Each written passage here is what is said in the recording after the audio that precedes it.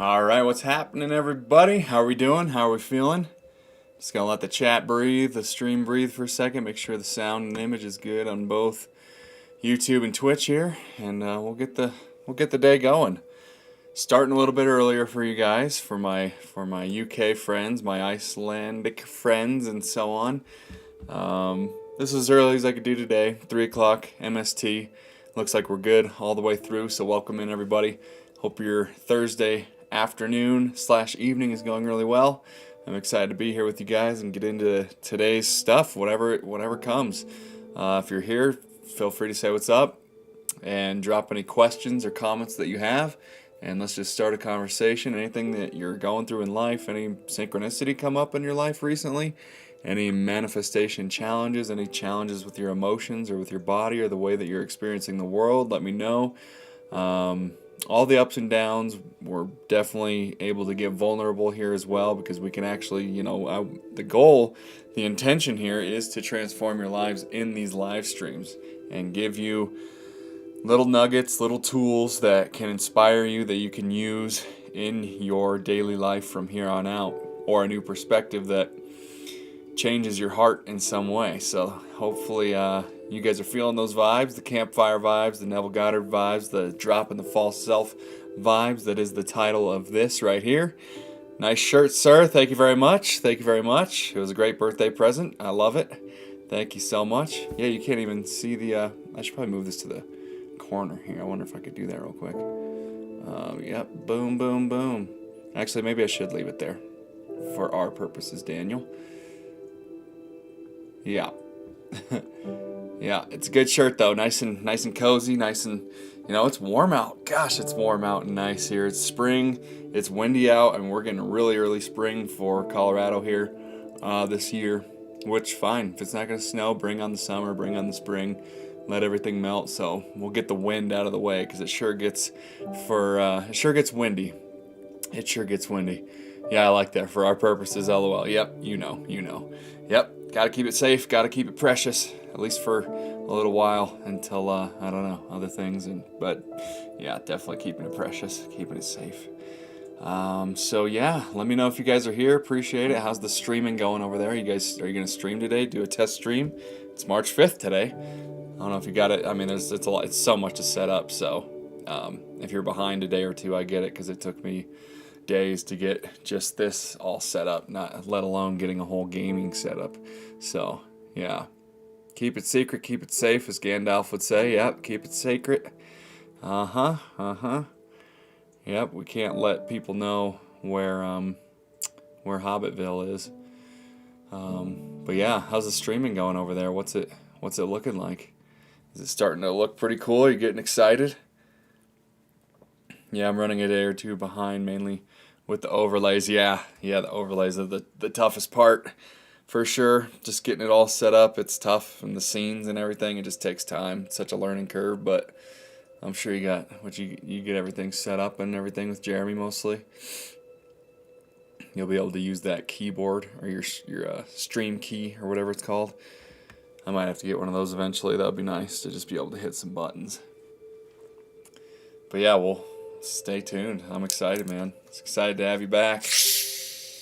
Oh, so there we go. Got a little ice drink here for the Celsius. And yeah. Be right back. Gotta drive. Oh, nice. Oh, I guess you're already back at work or something? Or you're making a run for something. Yeah, no problem. We'll see you soon.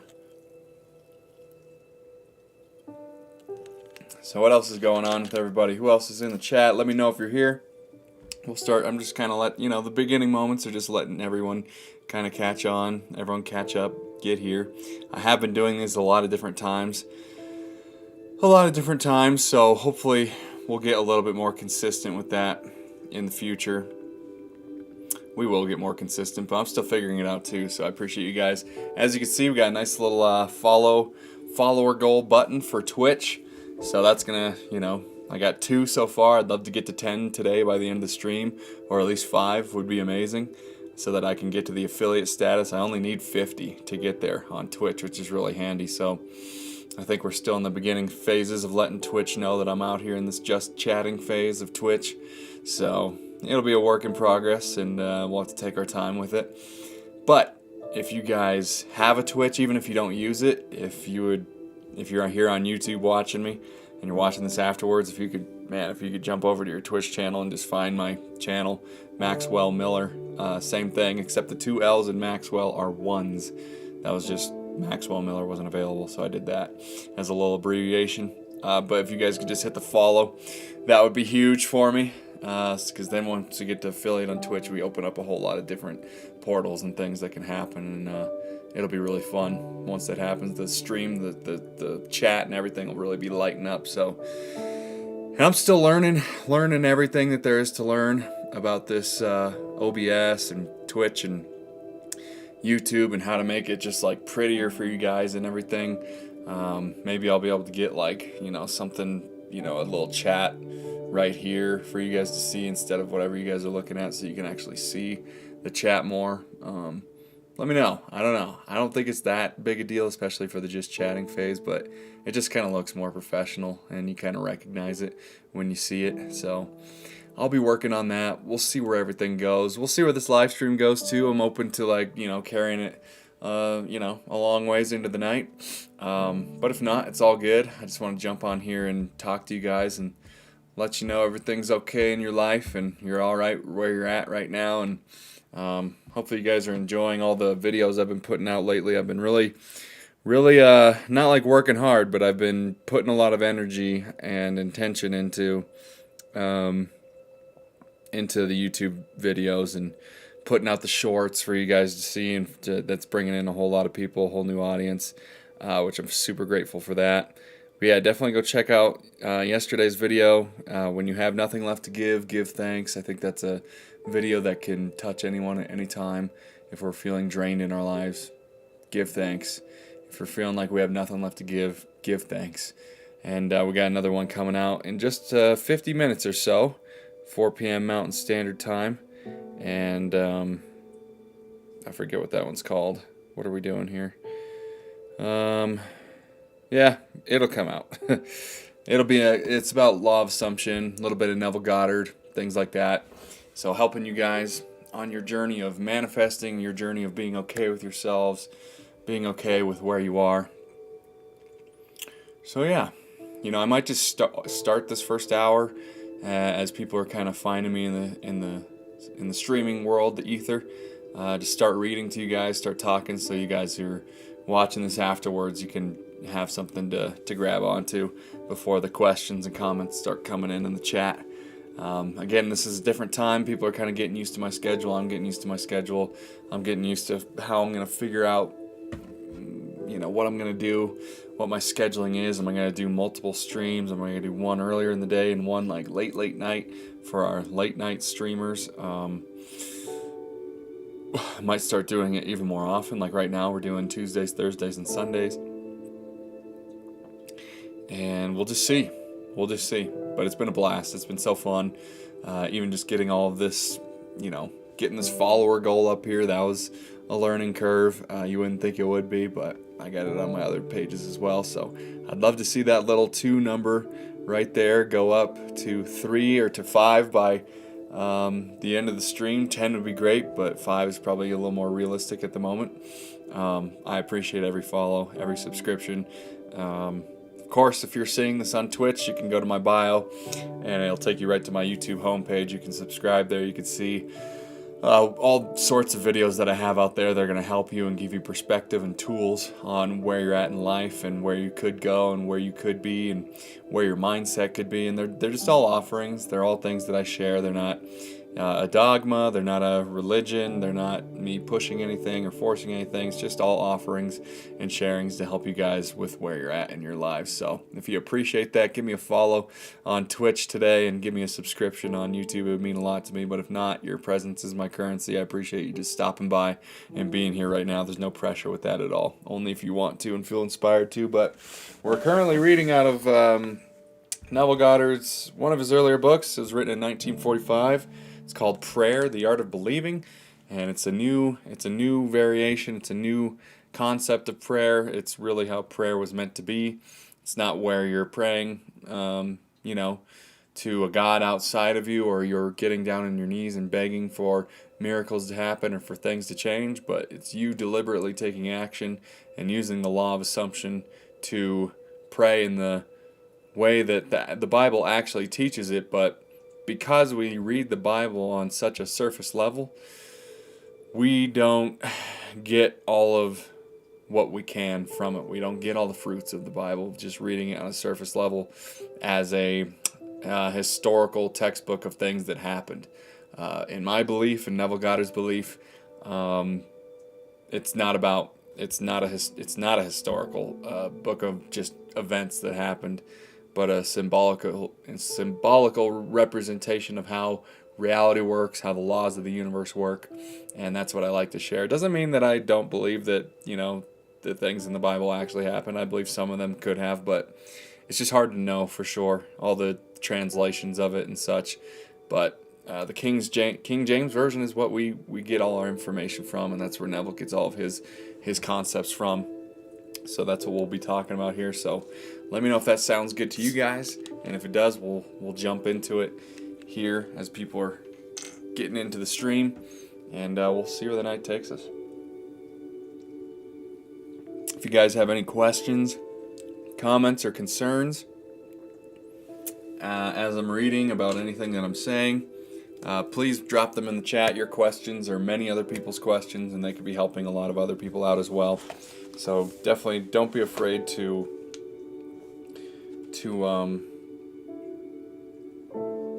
do that. Alright, I'm finding the page that we're on. I could probably just start reading this again. I don't know. Let's see.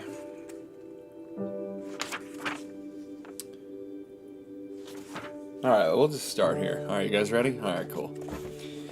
So your beliefs, your fixed attitudes of mind constantly modify your consciousness as it is reflected on the mirror of your mind.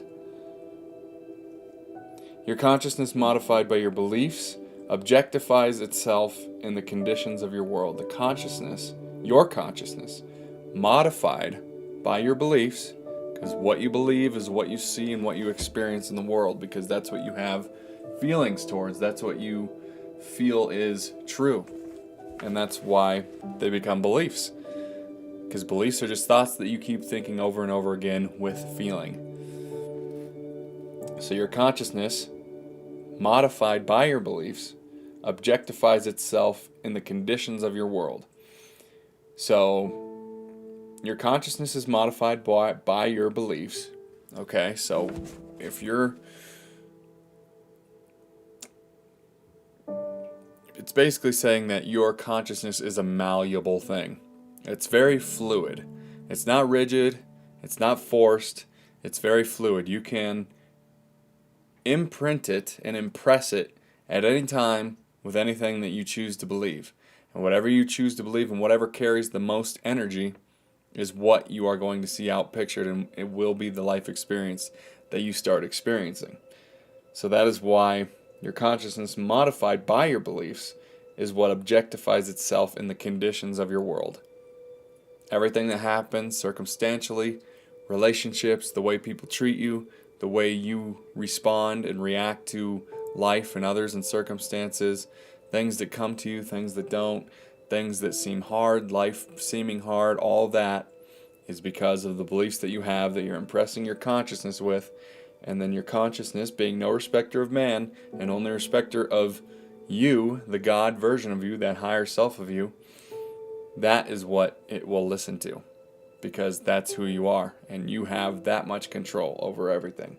So to change your world, you must first change your conception of it. If you want to see the outside world change in the way that you want it to change, peace on earth, different systems in place, people being more accepting of each other, not putting each other down, not trying to convince one another that one is better and the other isn't. If you want to see that change outpictured in your reality, then you have to change your conception of that reality. You have to change your conception of yourself, of others, of relationships, of the things that you are experiencing in your life. You have to change the entire conception of all of it. You have to convince yourself of what you prefer to believe, of the life that you prefer to see outpictured in your reflected reality. You have to decide. No one else can decide for you. Others can convince you or persuade you or influence you into certain beliefs that would, if you buy into them, change the reflection that you're seeing in your life. And part of that is what I'm here to do. Not so much influence in the kind of negative connotation of it, but to nudge you in the right direction, so that you start believing in things like believing in yourself, believing that things can change for you, believing that things can change for the ones that you care about in the ways that you prefer, in the ways that you want to see them to change. That's all I'm here to help you to do, is to help convince you and inspire you to change your concept of yourself and change your concept of your reality and of your world. Because when you do that, and only when you do that, will you see the outside picture changing. That's the only time. Because you can't wait for the outside to change. I love saying this. It's the most, I say it all the time, but it's the most true thing. You cannot wait for the outside to change in order for you to change. It's the opposite. You have to be the one that changes. Change yourself, and you'll see the outside world reflected based on the change that you've made within yourself. And that is just physics. That is just the law of assumption in practice and in work. That's it. That's all there is to it. So you don't have to oversimplify it. If you could just find a way to convince yourself of the things that you want to believe, and do that persistently and persist in it consistently until it really becomes who you are and you don't have any questions or doubts about it, that's when you're going to start really seeing change. But here's the kind of fun thing, is that you're not going to need to see the change in order for you to change. You're not going to need to see it on the outside. Because when you're truly living from a place of unconditionally expressing yourself and choosing what you want to believe, choosing what you want to express in the world, then you're not going to need the outside to change, because you're going to be feeling so good that you're just appreciating what is and what's happening in your currently manifested reality. And then that's when everything starts to change. That's the cool part about it. Olga, what's going on? How are you? Long time no see. How you been? Actually, I wasn't able to chat on it, but I jumped on your live stream for a little bit, about an hour or two ago. Loved it. You were on fire today. You were like a fire-breathing dragon of bliss and wisdom and all that. It was pretty cool to see. Appreciate it, guys. You gotta go check out Olga's channel here, Olga Kuzmin. She's got great content. She's a light worker. She's what she is. I don't want to put labels on her, but she's very wise and very, very kind. A wonderful soul to have around. So go check her stuff out. And yeah, good to see you, Olga. Hope everything's well with you. How you doing? What you been up to? How's life? How's your manifestations? How's your current manifested reality? How's everything with you? Are you finding like a new version of yourself? Are you expressing, a new side of yourself that's come out lately? Maybe because I hadn't seen that was coming out of you today. That was really cool. So, anyways, good to see you. We're just talking about Neville Goddard, starting while the chat kind of starts getting warmed up, while people find this, because I kind of been jumping around with the times that I'm doing this, consistent with the days, but the times have been a little different. Trying to go a little bit earlier for my overseas friends, so that they're not up so late, or so that they don't miss these. So yeah, that's why I'm here a little bit earlier than normal. Also been taking these on for the past two have been for 4 hours, and that's kind of always the goal, unless something happens, or unless it just completely dies out. Go with the flow for sure. But yeah, right now just reading Prayer, the Art of Believing, Neville Goddard. Describing it, and feel free to chime in with your thoughts, Olga, as you will. But yep, no other way. All starts with you. That's exactly right. No other way. It all starts with you. No one else. No one else can do it for you. People can convince you if you let them, and then by what they convince you of, then you will experience that, but only if you're convinced. But why don't you start deciding what you want to convince yourself of? If something resonates, like what I'm saying, or what anyone that you respect out there in the world, what they're saying and their beliefs and the way they see the world, or if you're just a respecter of their life, read their biography or their autobiography, learn more about them, take their courses, read their books, watch their interviews and their podcasts, and start to understand it so that you can impress those beliefs and those things that inspire you in them, and you can apply it to your own life so that you can live your expression of those things in action, and you're not waiting for everything. Hey Amanda, how you doing? My journey started with brainwashing myself. Yeah, for sure. Brainwash yourself to the things that work with you and resonate and feel good. Nothing wrong with that. Brainwash it in a good way. All of it. Convince yourself of whatever. I convinced myself I was full of light and positivity. Well, there you go. Congratulations on that. If we could all do that, we'd see a completely different reflection in the mirror of life and of reality. So congratulations. That's amazing. Thank you for sharing that. Hope you're doing well, Amanda. Hope all is well. And going a little bit earlier for you as well. So happy to be here doing this a little bit earlier today.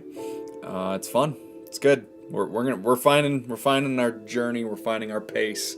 We're finding it all. But appreciate you guys kind of being flexible with me as I'm getting used to the whole streaming thing and how long I want to do it and how much energy I want to put into it and all of that. So yeah, all is as it should be. Right on. Yes, absolutely. I know. That's beautiful. Spring is springing right now over where I'm at and probably in a lot of other places, and it's amazing. It's beautiful. It's starting to get a little bit windy and breezy, so that convection's going on, especially here in the mountains. All the cold from the mountains, and it's heating down here, creates a lot of wind. So that's the only thing about the spring is the wind, but we're getting it over with a little bit earlier here, which is so nice. So nice. If you take our availability into consideration, don't worry about me. I'm here randomly all day. Oh, for sure.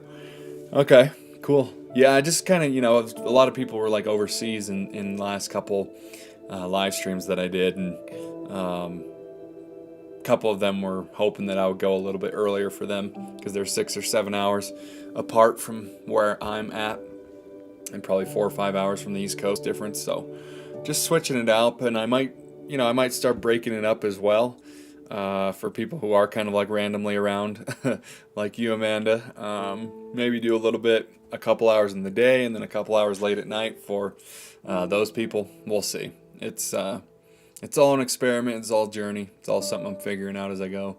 But it's nice to have all this stuff in place. I was going to say to all of you guys who are here watching this afterwards or who have watched this so far, I got a link at the top of the chat. Hopefully it's pinned, but it's to a Facebook page that I created.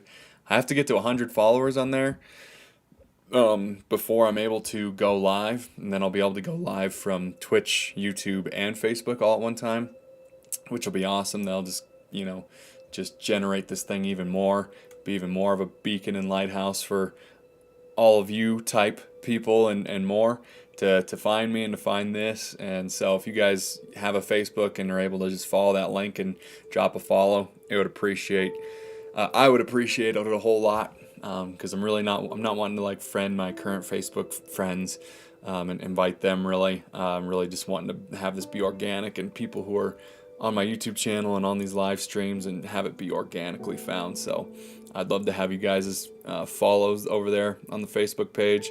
The link's at the top of the chat, or maybe you're seeing it, but if not, it's all good. No pressure.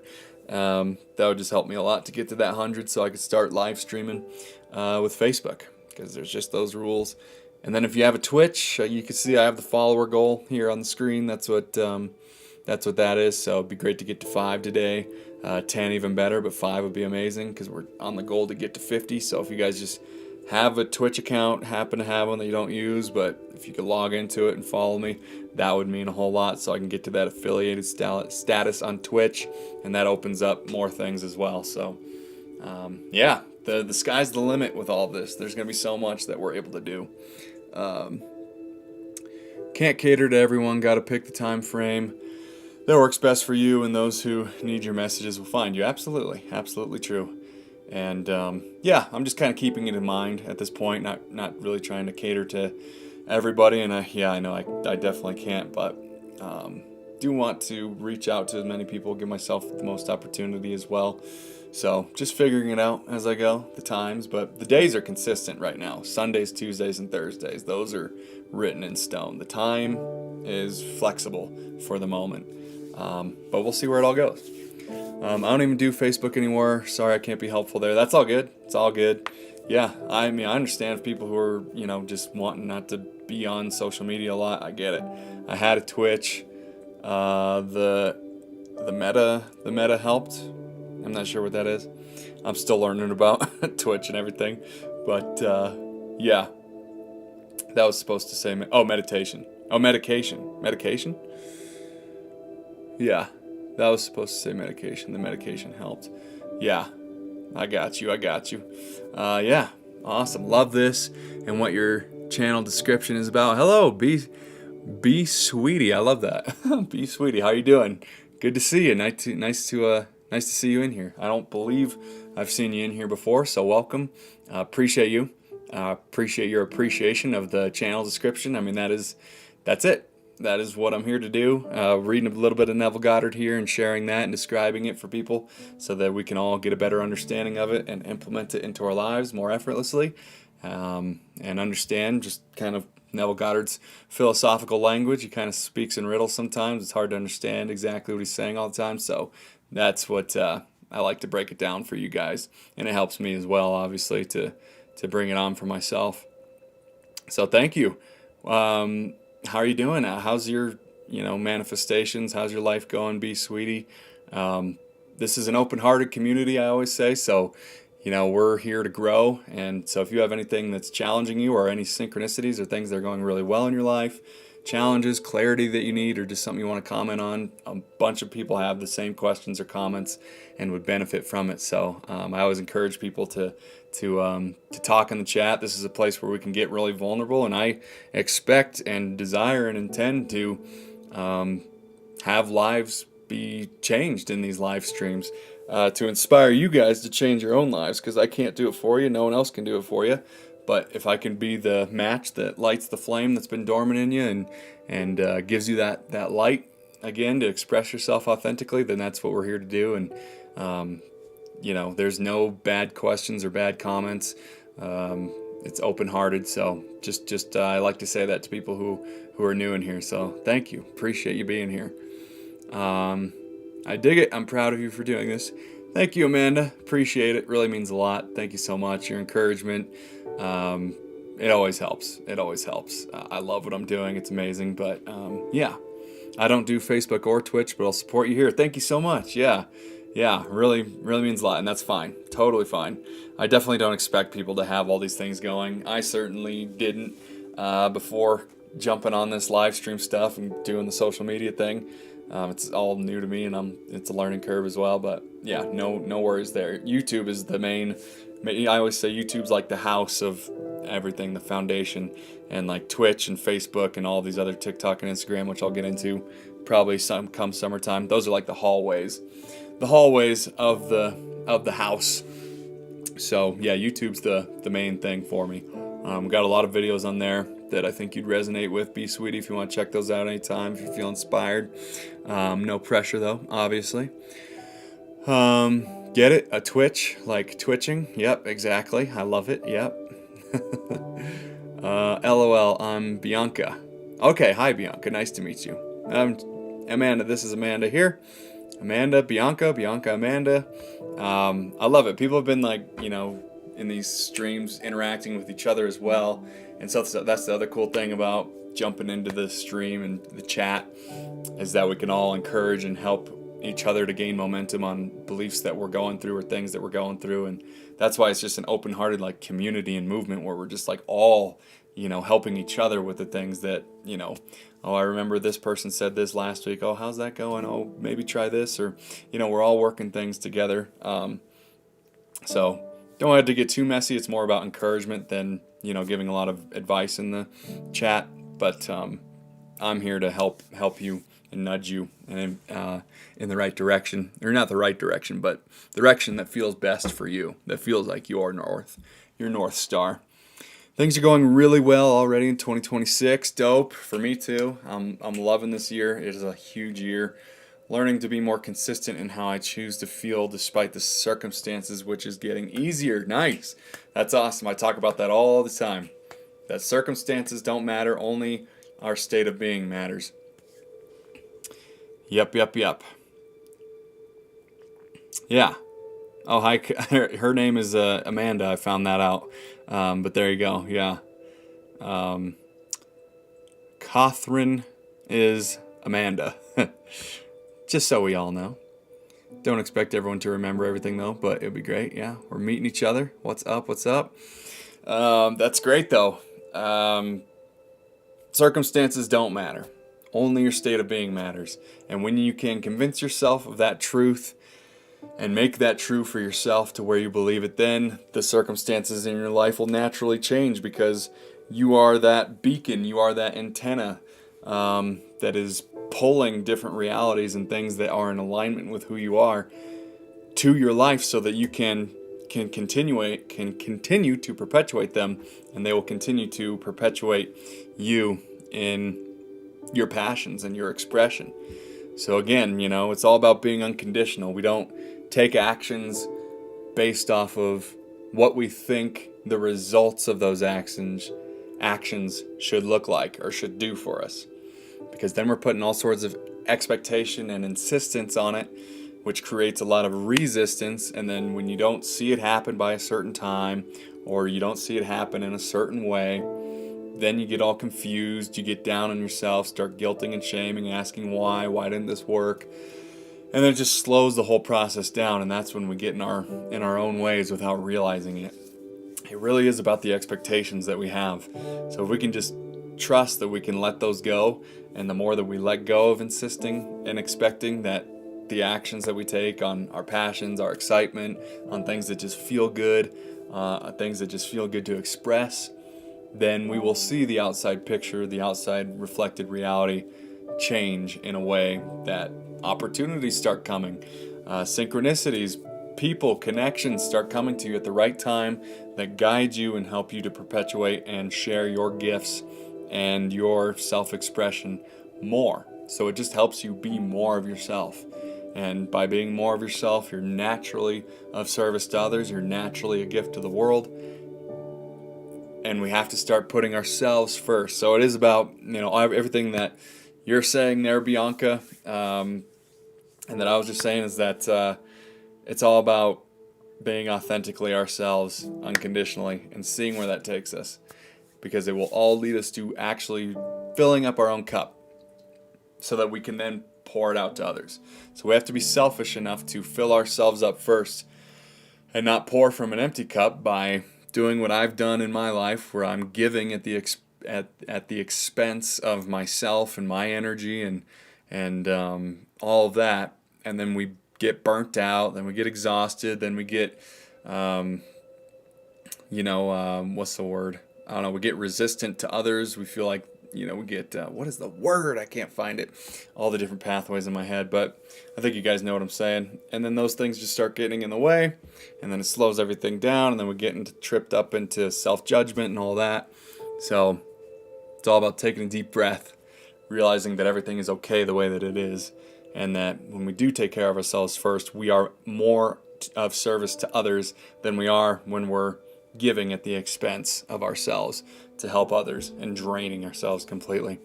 Hope that makes sense, but appreciate that. See that, that's why I appreciate people commenting, because that brings out just a whole lot of other things for me to say that others will grasp on, and it will be helpful and give perspective on. So really appreciate it.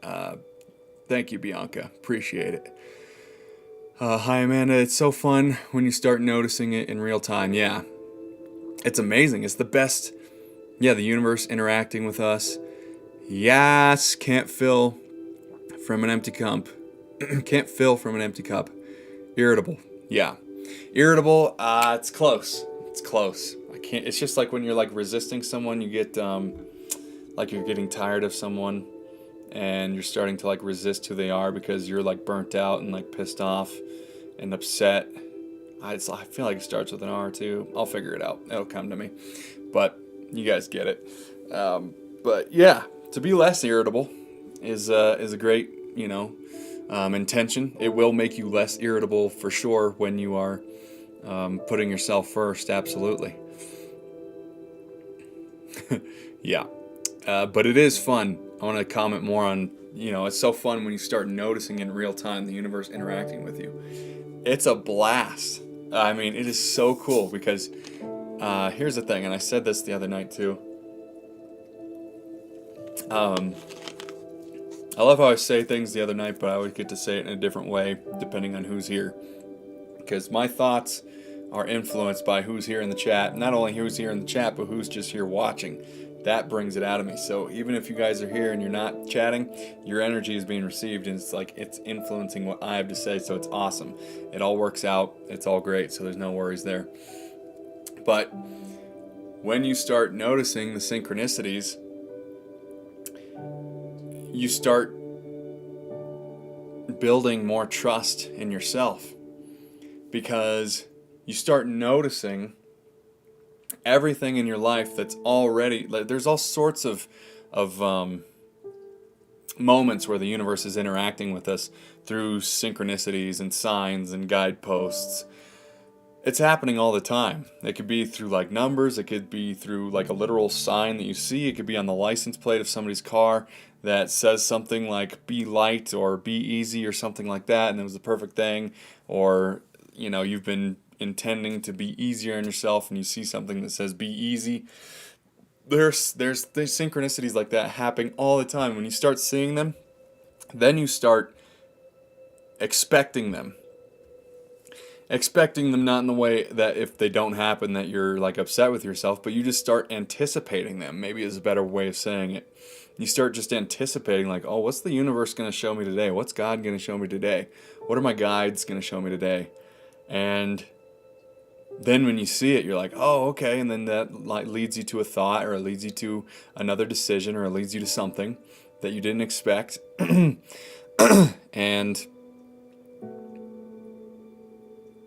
then that momentum starts building.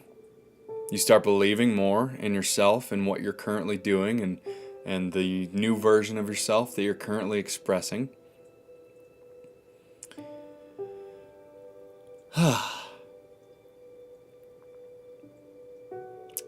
It's just great. It's an amazing, amazing journey. I'll give an example of a synchronicity that you noticed lately. Oh, for sure. Charisse, oh, hello. I'll be watching and listening, driving right now. I might die. Now just put the phone down, Charisse. Put the phone down and listen. Greetings, Charisse. Yep, what's up? What's up? I think you guys met each other last stream, I believe. But yeah, Charisse is always up here in the chat. Appreciate her all the time. So a synchronicity that I've noticed lately, I did see, okay, so I noticed when I was walking that there was a dead bird, and something just told me to like look up what a dead bird was, or like just kind of what the spiritual meaning is. And and I'm just like, whatever I look up and whatever I see first or whatever I gravitate to and click on is just going to be the message of what that needs to be. It doesn't mean that it's a universal sign or that's true for everybody, but whatever one I need to see is the one I need to see. And what it meant was new beginnings. And that's exactly what I've been going through in my life, and with all this is a new beginning for me, a new chapter.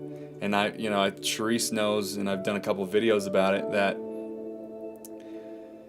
I've been going through, I had this like nervous system explosion, a few weeks ago, where I was just like even more sensitive than I normally was. Just, I felt like I was like electrified. I felt like I was anxious about something without anything actually being there to make me anxious. It was like a bodily sensation. Just something just felt very off.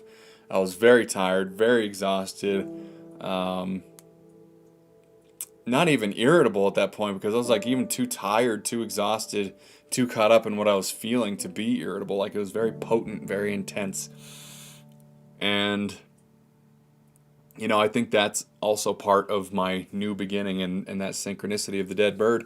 And what I looked up, meaning that, there's a lot coming to the surface for me that I need to look at in order to continue to be of service to all of you and be of service to myself, and share my gifts the most powerfully, the most confidently, the best way that I can.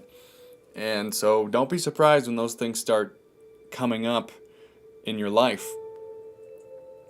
Things might seem to come out of nowhere, come out of the blue, like there was no real explanation to why I was feeling the way that I was feeling and what I was feeling. I was feeling it. And I knew that I needed to lean into it. I didn't resist it. I didn't beat myself up that I was having it. I didn't try to self-medicate in some way. Didn't do any of that. I actually leaned into it and found the message of it. I need to be in the present moment. That's what it was about. It was about me dedicating and devoting myself to being in the present moment. And since doing that, that anxiety it's left. I'm finding like new ways of expressing myself. I have like a new sense of energy as well. Things are coming back online in a new way, in a fun way. I'm learning more about myself, and it's just the great thing about being with all of you guys is that I'm gonna be evolving, my entire life of documenting myself on social media and giving you perspective and sharing it with you as I go through it. Not just sharing the things that have gone well, but the things that are very challenging, the things that are very uncomfortable. I'm going to be sharing those along the way in these live streams, in social media in general, and on YouTube especially in my videos, to give you perspective and to hopefully help you to get through it as well, because I know I'm not the only one feeling it. Because it can feel freaky, it can feel scary when you think you're alone in it and that there's nobody else, or there's no one else that understands you. And you know what? You don't need anyone else. You don't need anyone else to understand you in those moments either. Like, I didn't need anybody. All I needed to do was go out in the forest, pick up the camera, tell you guys about it, have time in the forest by myself to sort of integrate that energy and, let the earth have it, let God have it, let the universe have it, and diffuse it in myself. And it's happened, and there's still like little bits of residuals sometimes that come up, but I'm able to let them go much quicker.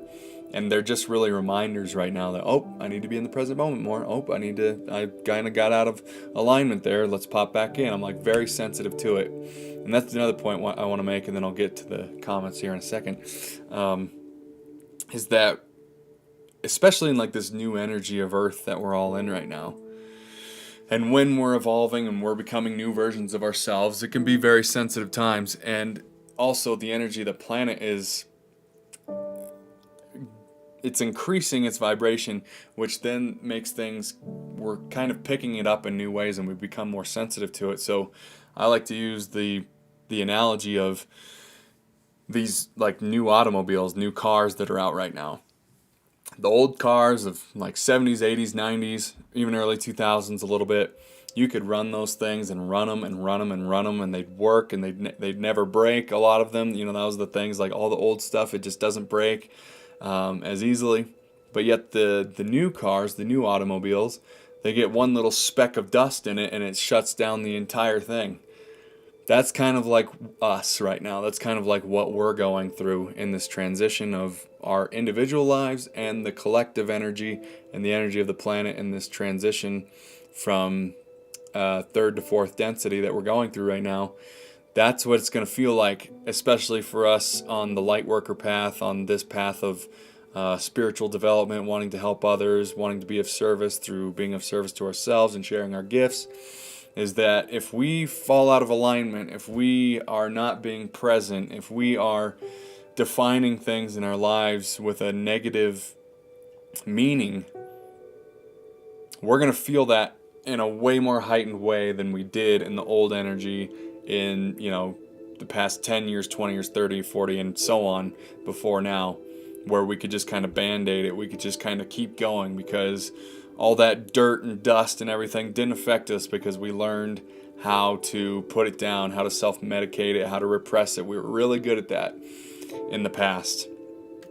But now, if we're wanting to go where we're wanting to go, we have to deal with everything as it comes and not let it linger, not repress it, and deal with it and transition it and transmute it into the light, into love, into God, into whatever you think wherever you think it needs to go, so that you can actually express yourself and be that new automobile that goes from 0 to 60 in 2 or 3 seconds now. So that's kind of the analogy I like to use. If you're feeling like you're ultra sensitive lately, if you feel like you just can't get it together, you don't know why you're feeling the way that you're feeling, well, you might just want to check in with those feelings and lean into them and ask what they have to tell you. What are they telling you? Because there's always a message behind every emotion, every circumstance that happens in your life. Whether you define it as positive or negative, you get a positive meaning out of it if you define it positively. And that's the message. And so lean into it. Don't self-medicate it. Don't repress it. Don't just shake it off. Don't just try and forget about it. Don't meditate your way out of it. Don't, use spiritual tools or practices to get your way out of it. Actually look at it and see what it has to tell you. Because there's a message that is going to be what is going to help you to express yourself and your gifts better into the world. So there you go. I don't even know where that all came from. Beautiful. Thanks for sharing that Kundalini energy. Yeah, I kind of felt like that for sure. Who knows? It was a lot of energy. Absolutely, for sure. From what I've heard about, who knows?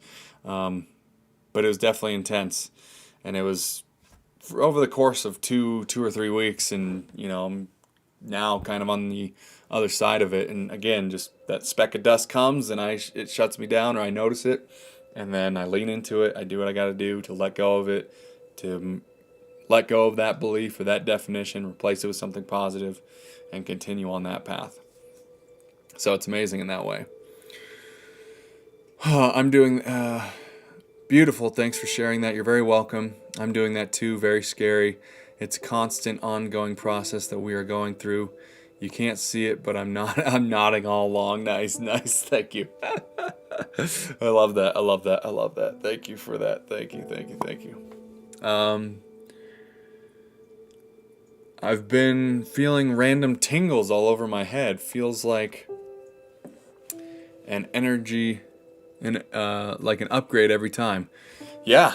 I mean, a lot of the time that is what it is. You can look at it as an upgrade. I mean, it is like the software on your computer, It needs to upgrade in order to function with what the current level of technology and the Wi-Fi and all of that is rendering. It's what the output of it is. It has to keep up. So in that way, we have to keep upgrading ourselves.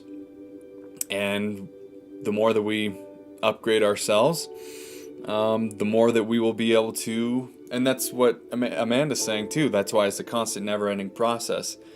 It's a constant, never-ending process that we're always learning from. I'm just going to get to this really quick. Hold on. Hello, Emily. How are you doing? Me too, Bianca. Sometimes only one side, sometimes all over. Yeah, love it. I'm going to get to that in a sec. Hey, Emily, how are you? How are you doing? I'm great. How are you? You just dropped a follow? Oh, check it out. Yes. It went up to 3. Thank you so much. That's awesome. Now I get to see it. Boom. I stream, right now I'm streaming Tuesdays, Thursdays, and Sundays, Emily. It may increase though. I'm really liking these things. I'm figuring it out. I'm figuring out the timing of it. Figuring out just how to, sustain it with my current scheduling and my energy and everything like that, and everything that I want to do and other content that I put out, like on my YouTube channel and such. So, if you don't mind, shall I tell you something about myself? Please, I always welcome people to share things that are about themselves. Share things that are working for you, challenging, some things that you need clarity on, that you have questions about. It's an open-hearted community, no bad questions or no wrong statements or comments. If you just want to make a comment about something or share something that's going on with you, please drop it in. I'm happy to help. I'm happy to expand on it And I love that. So thank you. Feel free to put that in, and I'll get to it in just a second. But really nice to meet you. Thank you again for the follow. Really means a lot to get towards that affiliated status. So thank you. I love seeing the bar move a little more to the right. 3 of 10. Let's go. If we can get to 10 by the end of the day, I would be stoked. But yes, like what Amanda was saying, never-ending process, because we're always upgrading. We're always downloading new software to keep up with the things that are going on in life. So that doesn't have to be a negative thing. It just means that we're always growing. We're always expanding. We're always learning. We never get it done. We'll never get it done. So we just need to get used to the fact that, yeah, there's always going to be a new upgrade, a new download, software update, and we just need to be easy on it, on ourselves about it.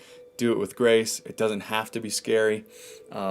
Leaning into it initially, into those feelings that are very uncomfortable, absolutely can be very scary and very intimidating, but usually when you lean into it, it's not nearly as scary as you think it is, as you thought it would be. So I encourage you, keep leaning into those things. They have something to tell you. Do not let your fear keep you from doing that, because you're missing out if you do. And it'll just keep coming back too, in a different way, something else that creates these feelings in you that you're just keep repressing or keep saying, I'll get to it later. It's going to keep coming back, and then it'll keep getting bigger and bigger, and then that's when something big, like very impactful, happens in your life in ways that are very uncomfortable to get your attention. And you don't have to wait until it gets to that point. You can deal with it now so that you don't have to have those lessons learned in a more intense and harsh way. So take those little signs that are starting to happen now. A little speck of dust throws you off, transmute it somehow, figure out what it has to say.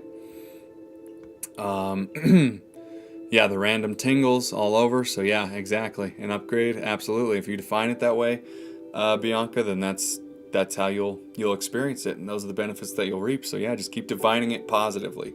When those tingles happen, thank yourself, thank God, thank the universe, your guides, your angels, whoever or whatever you want to thank, but get in that state of gratitude and appreciation when you notice it, because that's another synchronicity. That's another breadcrumb. That's another thing that you can notice in your life. Hey, this is happening.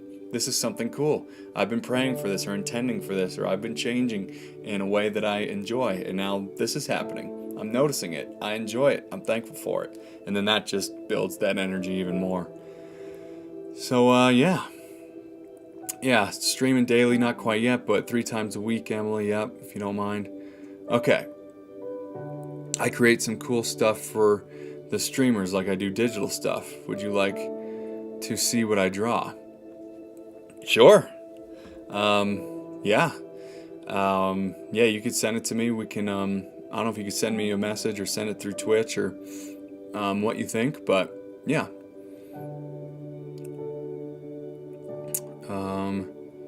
Emily Martin, this is my Discord ID. Add me on Discord so I can share my stuff with you there. Right on. Yeah, I look forward to seeing it. I'll check it out later on. Appreciate it. Maybe is that a glitch?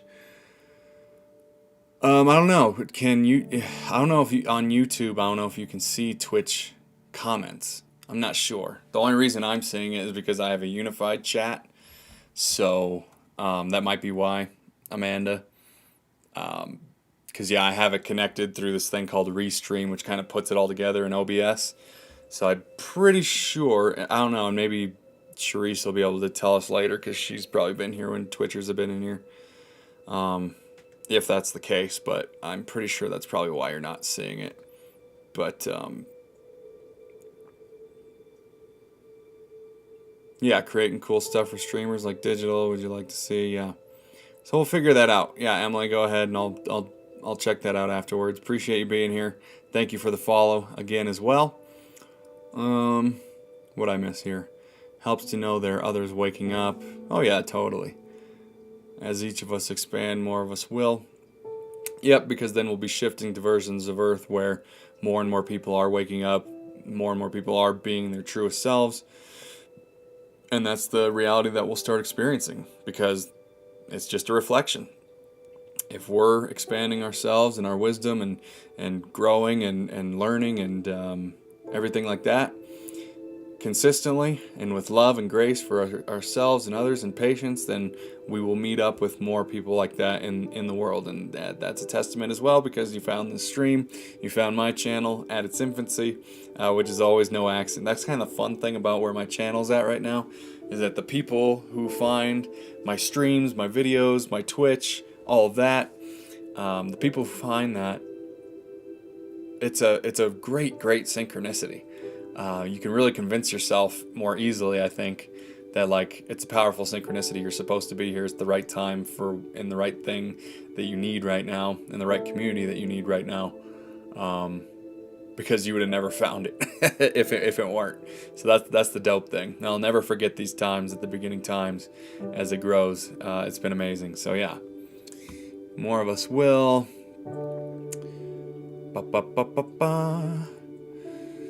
Can't see on this.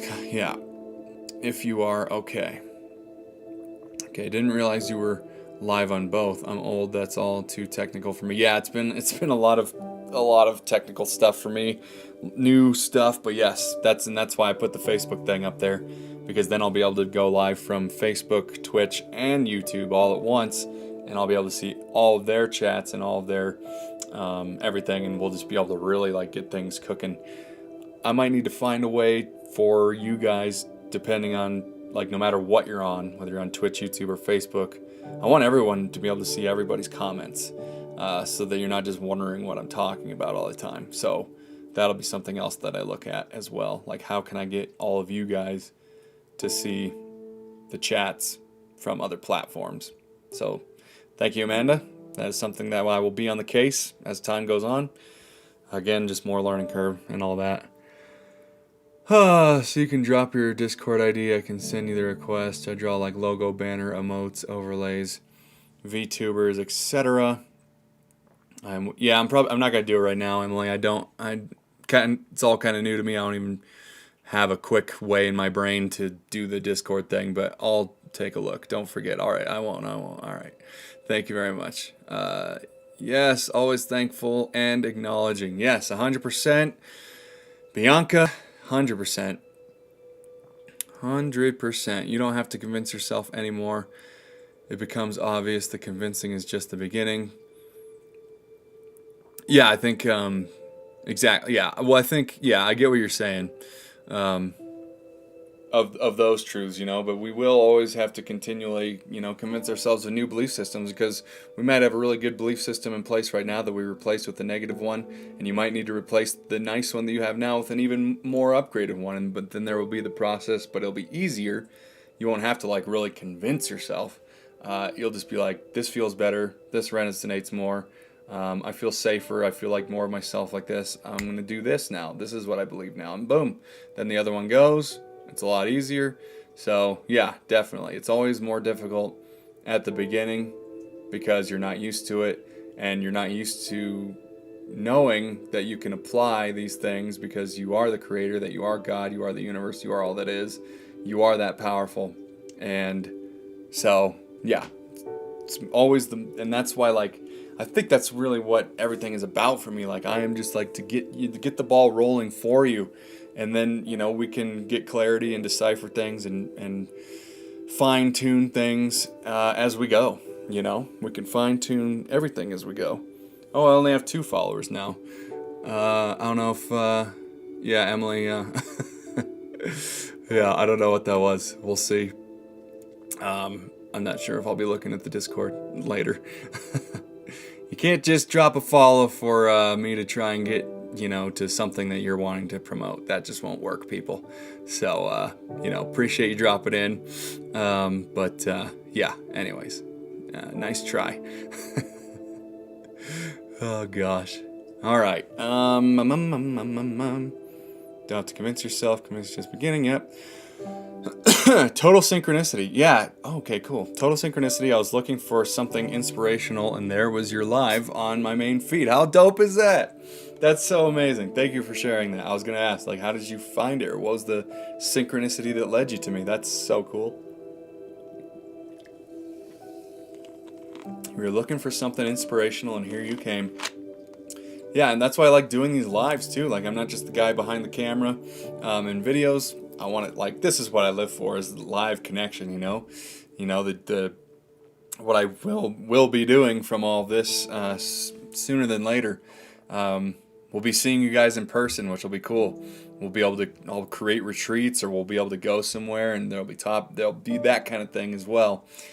So where we can all meet up, and like meetups as well, So yeah, total synchronicity. Thank you for sharing that, because that helps me as well, Bianca. So that's super dope. Again, it's so nice meeting you. I'm so glad you lined up with this chat. Yes, it only feels like effort at first. LOL. Yeah. Yeah, it'll only seem like effort at first.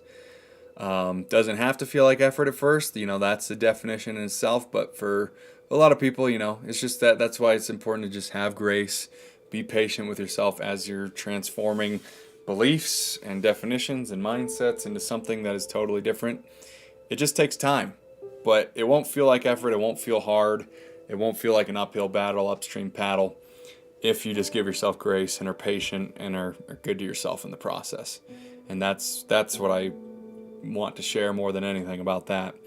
You don't have to stay there for long. You can actually move through it very, very quickly if you have the right perspective on it. So that's what I'm trying to give you. So you don't have to stay in it and be in it as long as I was, and as long as other people have been.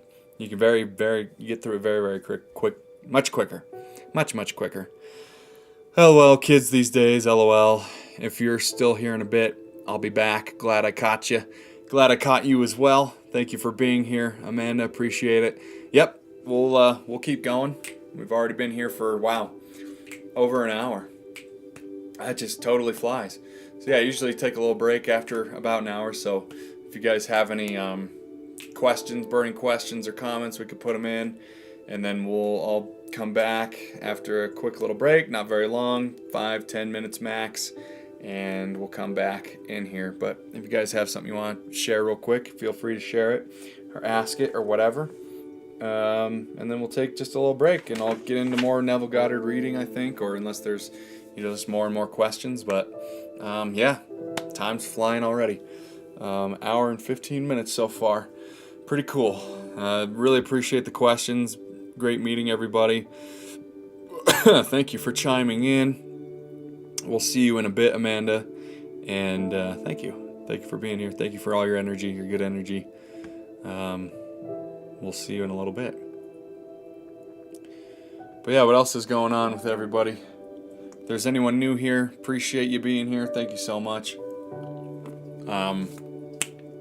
Yeah, we're trying to get this follower goal to at least 5, but 10 would be great. But I think 5 would be awesome to get affiliated and on Twitch. And then I'm not sure if my comment from earlier is pinned at the top or if you have to scroll, but just gonna keep mentioning I need some follows on my new Facebook page because I need 100 followers there in order to be allowed to go live from Facebook, so that we're streaming live from Facebook, Twitch, and YouTube all at once, simultaneously.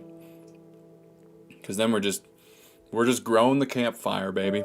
We're just growing the antenna, the frequency, and building the amount of people and the lives that we can change and get everyone expressing and self-expressing more. So if you guys have a Facebook and don't mind just jumping over, hitting that link, it'll take you right there. You can hit follow, be done with it.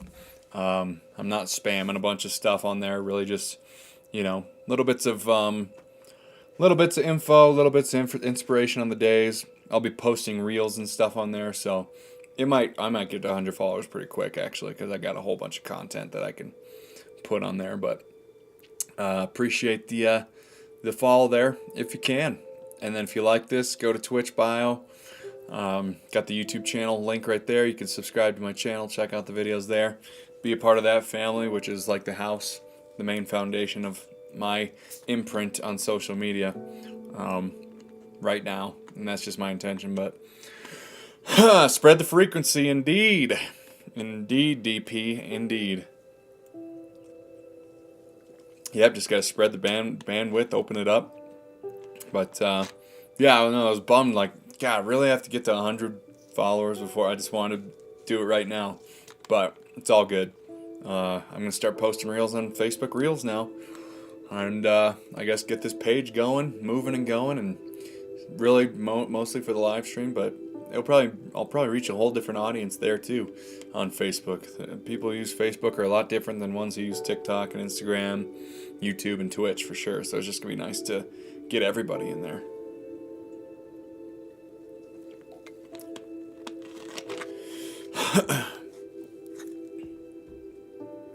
Okay. Well, without further ado, I think I'm going to take a tiny little break at this hour and 18, 19 minute mark that we're at right now.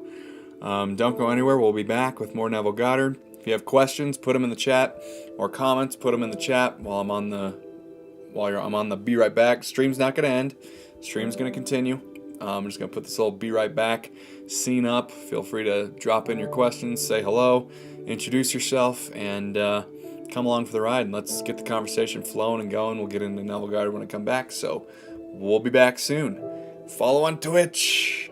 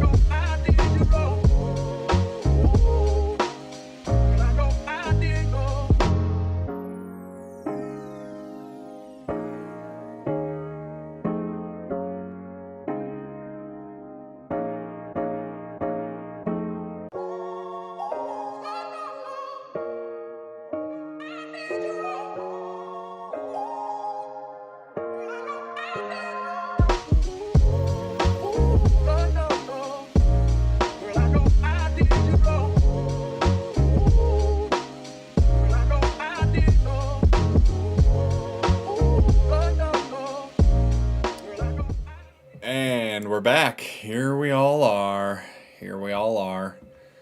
Nice and refreshed. Nice and refreshed. How's everyone else feeling on this Thursday evening coming up on... Hey, it's 420. 421. There it goes. Here in Colorado, 420. 420 means a lot. It means time for DP the Falcon to rip off into the stratosphere and do what he does best. Alright, so I think we're going to just keep jumping into the Neville Goddard stuff. Make sure you guys are talking. Let me know you're here. Drop in the chat any questions, comments, concerns as we go through. I'll just let things breathe here for a little bit. Yeah, we'll keep on keeping on with everything. I had to close the door out there. It was getting cold, but my cat has been going in and out onto the balcony. It is that nice out right now that I could just crack it. It doesn't get too cold in here, so it's just great. I'm just so excited. So excited for where we're at right now in life. March. Daylight savings is on Sunday, I think. Right? Sunday? Oh, which is like everything. Once daylight savings comes, boy does it get exciting. But yeah, we'll jump into some more Neville Goddard stuff. Let's do it.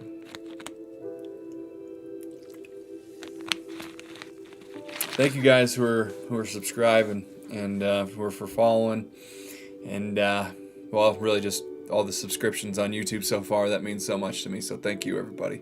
Really means a lot. We're hitting a good wave right now, especially from where I started. Things are moving much more consistently. It's nice seeing that number go up and meeting all you guys and new faces, and especially here on the stream. It's been awesome. So appreciate it. All right, let's continue on. Where was I? Oh, this is not right. That was right. Okay. All right, so a little more Neville Goddard. Feel free to chime in. Here we go. And I guess Olga just popped in for a second, and I forgot, Olga, that you were here earlier almost. It was just a quick pop in, and then you dipped. But it was good to see you. I appreciate you being here. And you don't have to talk all the time. I appreciate you just saying hello. We'll collaborate soon. All right, here we go. So yeah, we were saying to change your world, you must first change your conception of it, right? So to change a man, to change another person, you must change your conception of him. So this refers to if you are wanting to see health in another, if you're wanting to see a friend of yours, a colleague of yours, a relative of yours have success. Maybe they've been struggling, maybe they've been on the verge and on the cusp of something great, and they just haven't quite got there yet, but you want to see them with it. You got a parent or relative that is feeling ill, that hasn't been feeling well in a long time. If you're wanting to see their health, then you have to change your conception of them. You have to see the healthy version of your friend or of your parent. You have to see the success of your friend and the health of your parent or relative. You have to see that as a fact now. You have to create that and make that so real in your imagination that you are absolutely convinced that it's inevitable that you will see it outpictured in your reality. And you don't need to worry about the when or the how. As always, we don't need to worry about when or how, but you'll see it. You'll see it when you be it. So that's how we do that. And it's not... I'd like to get into this, into a deeper conversation about this one day and maybe do some videos about it too, but you're not controlling someone else by doing that.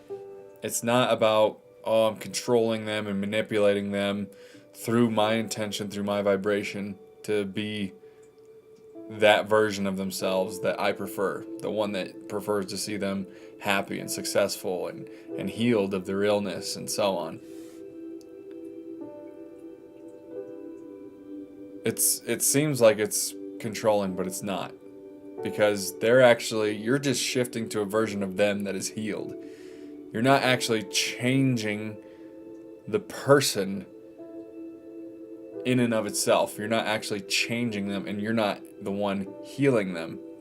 You're shifting to a version of them that's existing simultaneously with the ill version of them. You're shifting to the healthy version of them that's simultaneously happening. And so you're just meeting up with that because that's what you expect. That's what you believe and know. That's what you've convinced yourself is the truth. And that's actually something that Neville Goddard does not teach, does not say. That's just something that I have learned. And that physics backs up with what you put out is what you get back. And if that's a universal law, that means that what you put out about anything is what you get back, which implies that everything in the future is happening now, and everything in the past is happening now. It's all happening simultaneously. I really want to get into that later when there's more eyes on this, but I'm glad to say this now. I feel like I haven't been able to say it like that clearly before yet. So let me know if that resonates. Let me know if you have questions about that or concerns or just need clarity. But that's big. And I love that I can... It's just like a memo. I'm just glad that I can blend other things that I've learned with Neville Goddard. Things that even he missed or he didn't know or he wasn't aware of. Kind of cool. Get to really just skyrocket that material to a whole new level and bring it into layman's terms for you all to understand. I'll have to write a book about it. I'll have to write my own... Be my own Neville Goddard, channel everything I've learned, meld it into one, back it up with physics. Then it would be for everybody, not just the spiritual community who inherently knows it and believes it, but to our more realistic side friends, our more scientific friends. We can help them as well because we can show them, look, this is just physics. This isn't woo-woo. This isn't religion. This isn't a cult. This isn't any of those things. Straight up physics, straight up laws of the universe, straight up knowledge and wisdom from the Bible that nobody looks at deep enough to see what is actually there to be learned. So that was like 2 sentences. That took me like 10 minutes to take apart. So that's what I love about this, is that I'm taking apart it all with you guys. Very comfortable. Oh, this is good. Sitting back and sitting in. Let me just adjust my webcam real quick. Let's see if I could just push in a little bit. Push up and in. Or how do I get this down? Maybe I go back. No, let's go down. Oh, there we go. Okay. There we go. Hello. Nice and tight. Nice little close up now. Bada bing, bada boom. All right. Here we go. To change a man, you must change your conception of him. You must first believe him to be the man you want him to be, and mentally talk to him as though he were.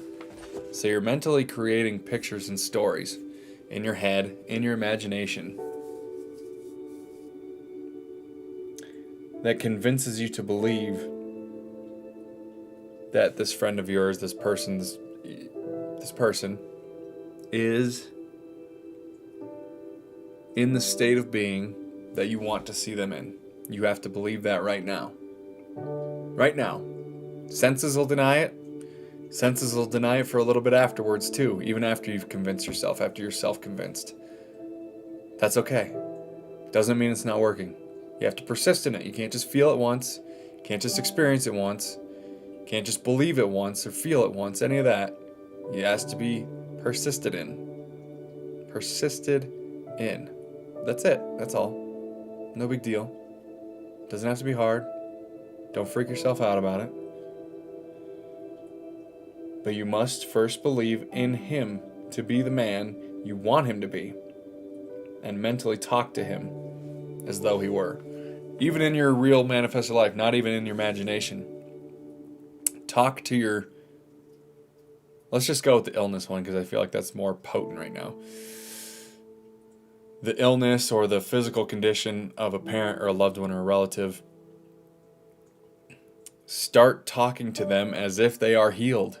Don't be like, don't carry this energy of like you're being careful. You're like talk to them like they're totally healed. That's what they're gonna want anyways. They don't want you talking to them like they're just some little like cripple or like some baby or some infant that you got to talk to in a certain way. Be very careful of what you say. No, like, josh around a little bit. Don't take it so seriously.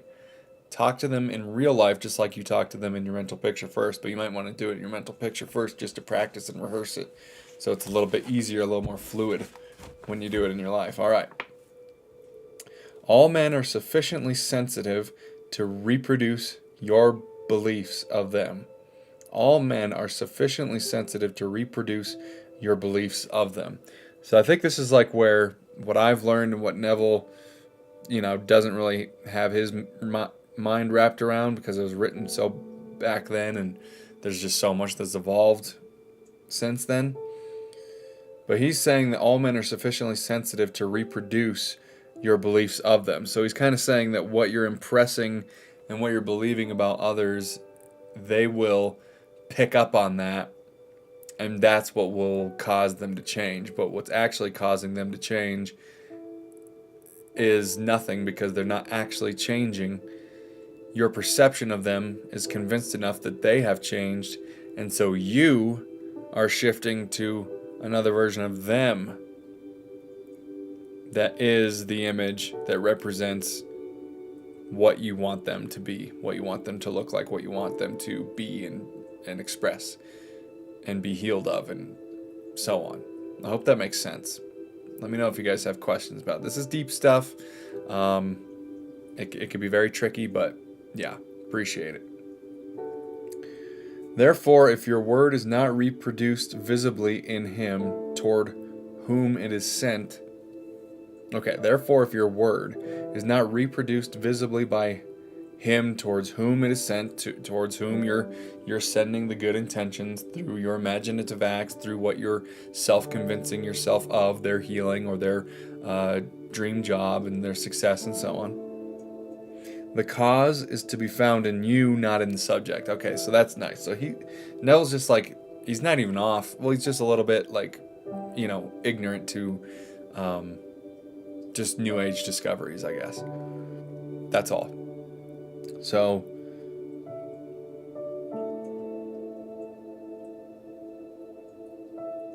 found in you and not the subject. So therefore, if your word is not reproduced visibly in him toward whom it is sent, the cause is found in you and not the subject. So it's not the issue of the person who you're sending it towards. It's not like they're not getting it, or they're doing something wrong, or they have an issue. They just can't listen, or they can't receive what you're putting out into the universe about them, about their healing, about their success, and so on. So it's all about you, because you're creating that version of them. As soon as you believe in the truth of the state affirmed, results follow. As soon as you believe in the truth of the state affirmed, that you're affirming through your imagination, through your intention, through the feelings that you're creating in your imaginative state that are self-convincing you of the version of them that you prefer to see and witness and have them express out into the world. As soon as you believe in the truth of that state affirmed, the results will follow after that. Again, you don't wait for the results. You produce the results in your imagination to the point where you feel them fully, and then you will see them outpictured. Everyone can be transformed. Every thought can be transmitted. Every thought can be visibly embodied. Subjective words, subconscious assumptions, awaken what they affirm. So subjective words, subconscious assumptions, the ones that you create in that drowsy, sleepy state before bed, when you wake up in the morning, during or after a meditative state. In that state, when you're impressing your subconscious mind, they awaken what they affirm. They are living and active, and shall not return unto me void, says the Bible, but shall accomplish that which I please, and shall prosper in the thing whereto I sent them. So you're sending out the frequency, you're sending out that radio frequency from the antenna that is you.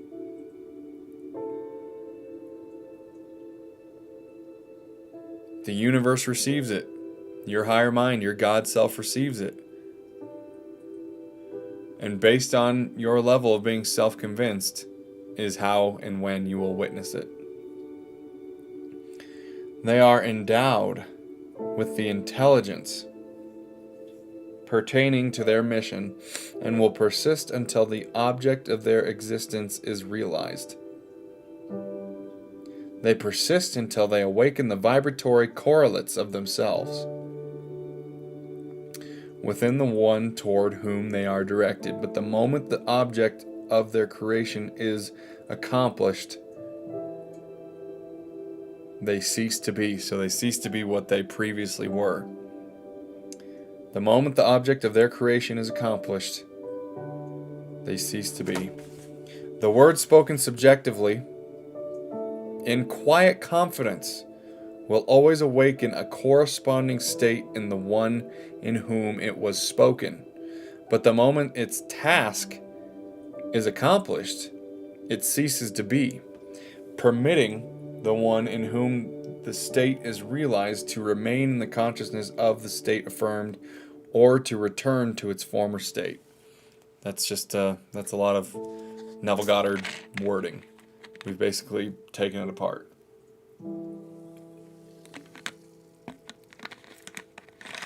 I'm just going to read that again. The word spoken subjectively in quiet confidence, in your imagination, and in your self-conviction, will always awaken a corresponding state in the one whom it was spoken. So yourself, the one who was spoken. It's going to awaken a corresponding state in you who is making the assumption of your friend's success or your relative's health. There's going to be a corresponding state in the one who spoke it, you. But the moment its task is accomplished, so the moment that the relative is healed or the friend has accomplished what it wants to accomplish, the moment that that task is accomplished by them and you witness that in your life, you see that, you see them healed, you see them successful. Once that task is accomplished, it ceases to be, permitting one in whom the state is realized, the one that you were intending it for, to remain. This permits, oh wow, I'm doing it. I'm figuring it out. It's so deep. Oh my gosh, stay with me. Permitting the one in whom the state is realized, the one who you're wanting to see healed, the one that you're wanting to see successful, to remain in the conscious. So that by you allowing it to know that, like, when you've witnessed it, you can let it go. You no longer have to continue because you're just going to start expecting it anyways. And when you let go of that,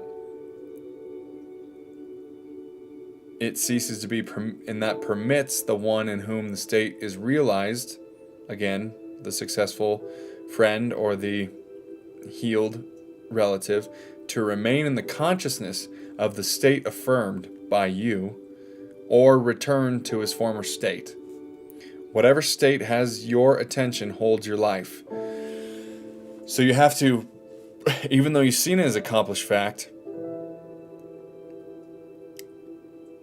it might cease to be. You have to continue to hold the attention of them being healed, of them being successful.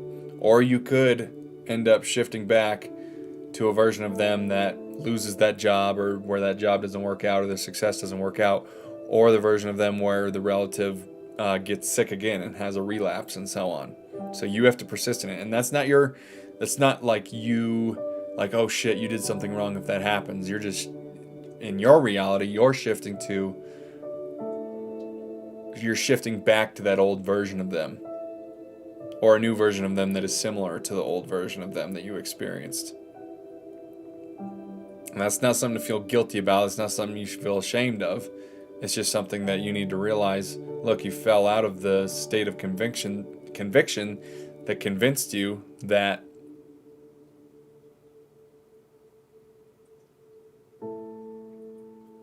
your friend is successful and your relative is healed. You have to continue to maintain that. So whatever state has your attention holds your life. It has to have your attention. Therefore, to become attentive to a former state is to return to that condition. Therefore, to become attentive, to a former state, the state of being that sees your friend as unsuccessful or is convinced that your relative will never be healed or might not be fully healed, the moment that happens, you're going to revert back to that old state of being. You're going to revert back to that version of reality and that version of them. So that's why you have to persist in it. Your attention, whatever your attention is, it holds your life. Therefore, to become attentive to a former state is to return to that condition. This is from the Bible here. Remember not the former things. Remember not the former things. So the previous states that you don't prefer. You don't prefer seeing your relative sick. You don't prefer your friends being unsuccessful. Remember not the former things, neither consider things of old. That's from the Bible, okay? This is reference. Nothing can be added to man, for the whole of creation is already perfected in him. Creation is finished. It's already perfected in him. And this is from the Bible. The kingdom of heaven is within you. Man can receive nothing except it be given him from heaven. Heaven is your subconscious. Heaven is your subconscious mind. It's that part of your consciousness, it's that female part of your consciousness that is the most powerful and the most important. Your subconscious, the female side of consciousness. The one that you impregnate with your conscious feelings. That's heaven. That's bliss. Just making love, baby, just making love. Man can receive nothing except it be given him from heaven, from the subconscious. Not even a sunburn is given from without, Neville says.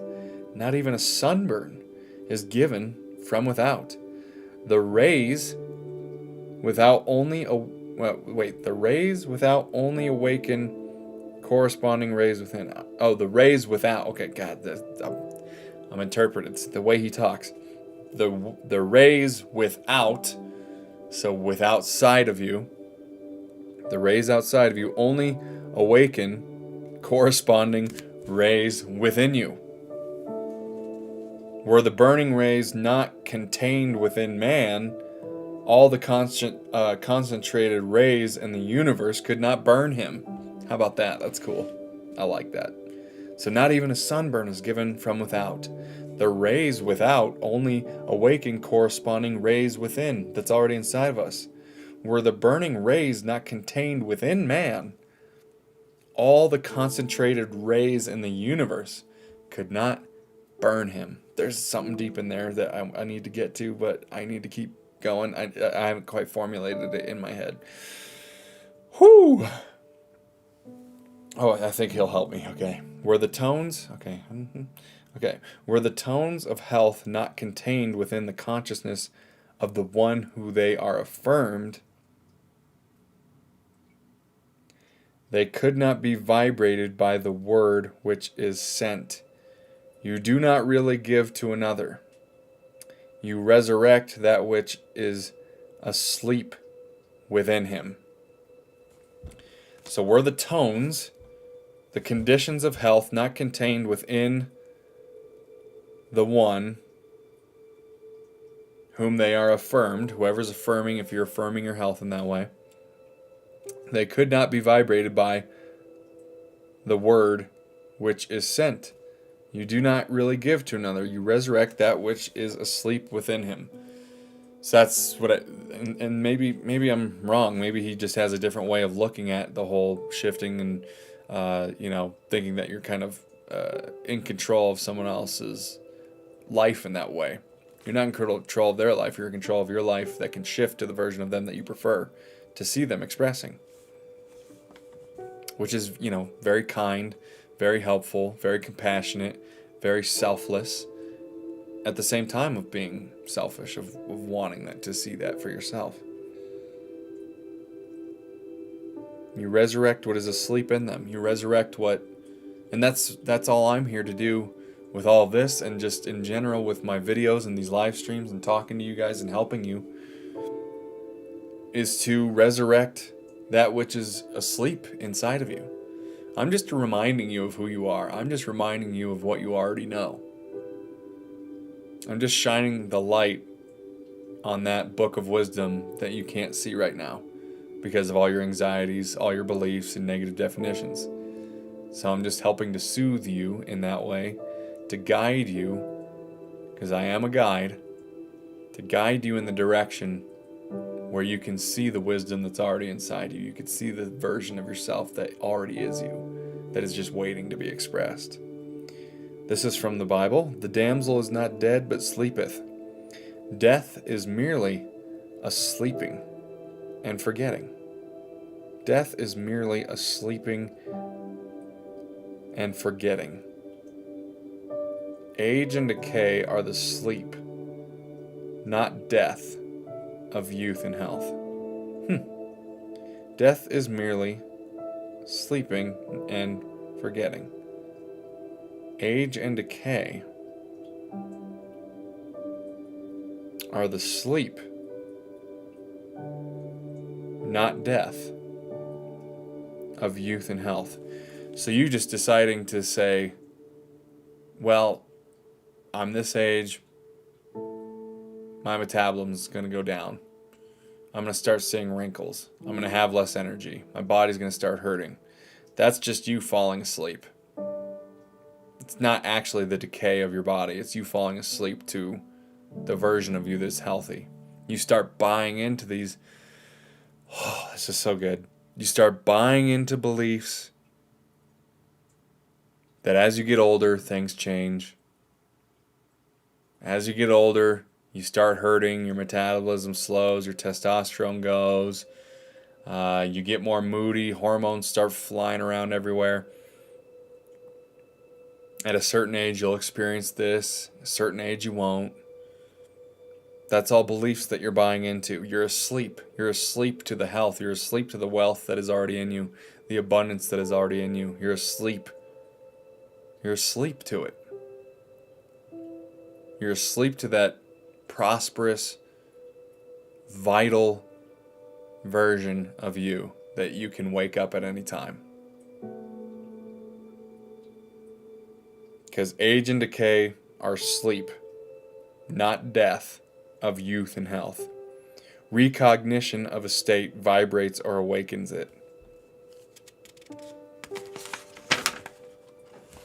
Distance, as it is cognized by your objective senses, does not exist for the subjective mind. This is from the Bible. If I take the wings of the morning and dwell in the uttermost parts of the sea, even there shall thy hand lead me. If I take the wings of the morning and dwell in the uttermost parts of the sea, even there shall thy hand lead me. Man, that is beautiful. Time and space are conditions of thought. The imagination can transcend them and move in a psychological time and space. Although physically separated from a place by thousands of miles, you can mentally live in the distant place as though it were here. I think that is pretty self-explanatory. Your imagination can easily transform winter into summer, New York into Florida, and so on. Whether the object of your desire be near or far, results will be the same. Subjectively, the object of your desire is never far off. It's never far away. To your subconscious mind that transcends time and space, it is never far. Your manifestations are never far off, far away somewhere at the end of the universe, somewhere very, very far away that you have to bring in and find them. They're right here, right now. Always. I love it. It's so good. Subjectively, the object of your desire is never far off. Its intense nearness makes it remote from observation of the senses. Its intense nearness makes it remote from observation of the senses. So he's saying that because it's actually so close to you, it's not somewhere far, it's right here, right now. That's what makes it seem so far away, because you actually think it's far away. And because it is so close, like when you put something right in front of your nose, like, like a criminal who is like hiding like a buried treasure or a key fact in an investigation. It sometimes the most obvious place is the most hidden place, because it's right under your nose the entire time, and you never knew it because you never thought to look there. You never think to look what's right in front of you. You never think to look at things nearsighted. You always look at them farsighted as a human, thinking that your success, your health, your relationship, your freedom, your abundance is out there somewhere and far away and on the other side of the universe, or on the other side of existence itself in some other plane. It's not. It's right under your nose. It's right here, right now. It's so close. Man, it is fucking flaming through my heart right now. I feel this like in a way that I've never felt it before. Whoo! It is right here, right now, under all of our noses. Everything we want to be, everything that we want to become, experience, is here right now. Right in front of our faces. We just think that it's so far away. Indeed, breathe. I'm breathing, trust me. I'm breathing deep. Breathing deep into this. I just think that's like so important for so many of us. Again, we think that we have to strive and struggle and self-sacrifice, and then we have to breach the castle when the castle's already inside of us. The dragon's already within. We don't have to slay it. It's all right here, right now. Everything that you want is so close, not far. If you can convince yourself that that is the truth, and gently, it doesn't even take a harsh convincing. Just take a deep breath and know that that's true. That it's right here, right under your nose. Just like the criminal who's trying to throw the detective off the trail, off the scent, it'll put it in somewhere the most obvious that he would never think to look. And has the detective, us, looking everywhere but right in front of us. When it's all just so close. It's all just right here. I mean, that's life-changing. That's life-changing knowledge. That's life-changing information.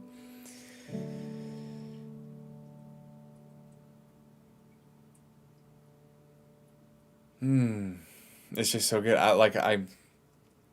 I've known all these things, but that, and then me just coming up with that detective thing as well, and referencing it to that is just hitting me like a ton of bricks. Like it's just a deeper realization, a deeper feeling of resonance than I've ever felt. And I hope you guys are feeling that too, and let me know if you are.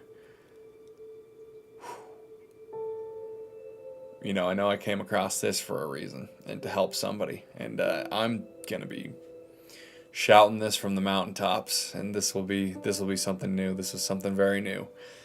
Woo! Wouldn't have happened without me doing these live streams and without you guys here to listen. Thank you. All I can do is give thanks right now. Wow. I love it. I love it. I love it. What are you currently manifesting? What's right in front of your nose, Max?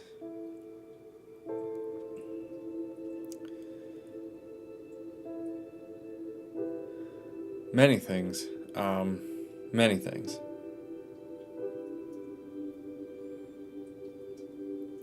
I won't share them all, but I could share a few. You know, the success, the involvement of, you know, my presence on social media that will lead me to being able to see all of you in person and be with you in person and have seminars and retreats for you to come to and to be able to help you live and in person and create this space where people can decompress and reassess their lives and reevaluate themselves and what they believe and transform their lives and let go of traumas and be their best, most expressive selves and all of those things. Like I'm creating that now and I'm doing that now. And I'm satisfied with who I'm doing it for now, with the ability that I have to do it with right now at these beginning portions of it all. Like I'm satisfied with that. I'm very pleased. And I don't need all of those other things that I know are true, that I know are me, to validate the fact that I already am that person, that version of me who's doing it right now. So I'll say that much anyways. I'll say that much. Yeah. Yes, you are. Yes, I am. Thank you. I'm honored to get to see it. Thank you. I'm honored that you get to see it as well. It's dope, right? You know, it's not like I think I'm doing something unique in that sense, Amanda, that, you know, a lot of people show you the end product and the end results because they're too afraid to show the journey and what it took to get there, or just the belief systems they had to shed, the versions of themselves, the layers of the onion that is them that they had to shed in order to get there. I'm really being vulnerable and open to sharing it all with you guys as I go, and really creating a journal through these live streams and through my videos and what I put out on the internet to show you guys the journey and the enjoyment of the journey and the perspective of the journey. I think that will help more than any thing I could have ever done if I were just to wait until I have more to show, more end results to show you guys. I think you'll get way more from this journey than me just getting to the end result that I want and going from there and only coming to you then. I'll be more of service to do it this way, I believe. And that's why I think I am doing something unique that I don't think a lot of people are doing out there on the internet. They're just not willing to, and I get it, you know. With social media, it's all about the end result these days, quick fixes, quick jumps to everything like that. Too afraid to show where they're at because they want to be here and they think that validates their existence. I'm giving it to you all raw. The raw experience of the journey. And I'm happy to do that. I'm blessed to do that, honestly. It is very scary to do in the public eye. Max, Deborah, what's happening? How are you tonight, my friend? I jumped on here earlier. We've been going for 2 hours. What's going on? You won't have to stay up so late. Yeah. I agree. Watching the process unfold is better. Yeah. Yeah, it's going to give so much... And when people do see the end result, it's not the end, but just that, you know, it's got more of a bow on it. When they see that, they're going to have this glossary of all my work, of everything that they can look back to and get perspective on. And that's going to help them and give them perspective. But man, what a time. Whew, what a time to be alive, to be doing this. But yeah, that is my I'm satisfied with what I'm doing now. I feel very good about it. It's all right in front of me. It's all under my nose. It's all right here. Not somewhere far away. It's all right here. And that just made it so clear to me for the first time. Even though that was like a clear belief in my head, like it just sank in, really sank in there. Yeah, it's great. Appreciate it. Glad you guys are here with me for it. I know I was at work. I'm on my way home. Oh, you're throwing me on the car on the way home? Thank you. I saw you started earlier, but I was working. It's all good. Perfect time, and you're here at the right time. Just really getting into some Neville Goddard stuff right now. Had a very big,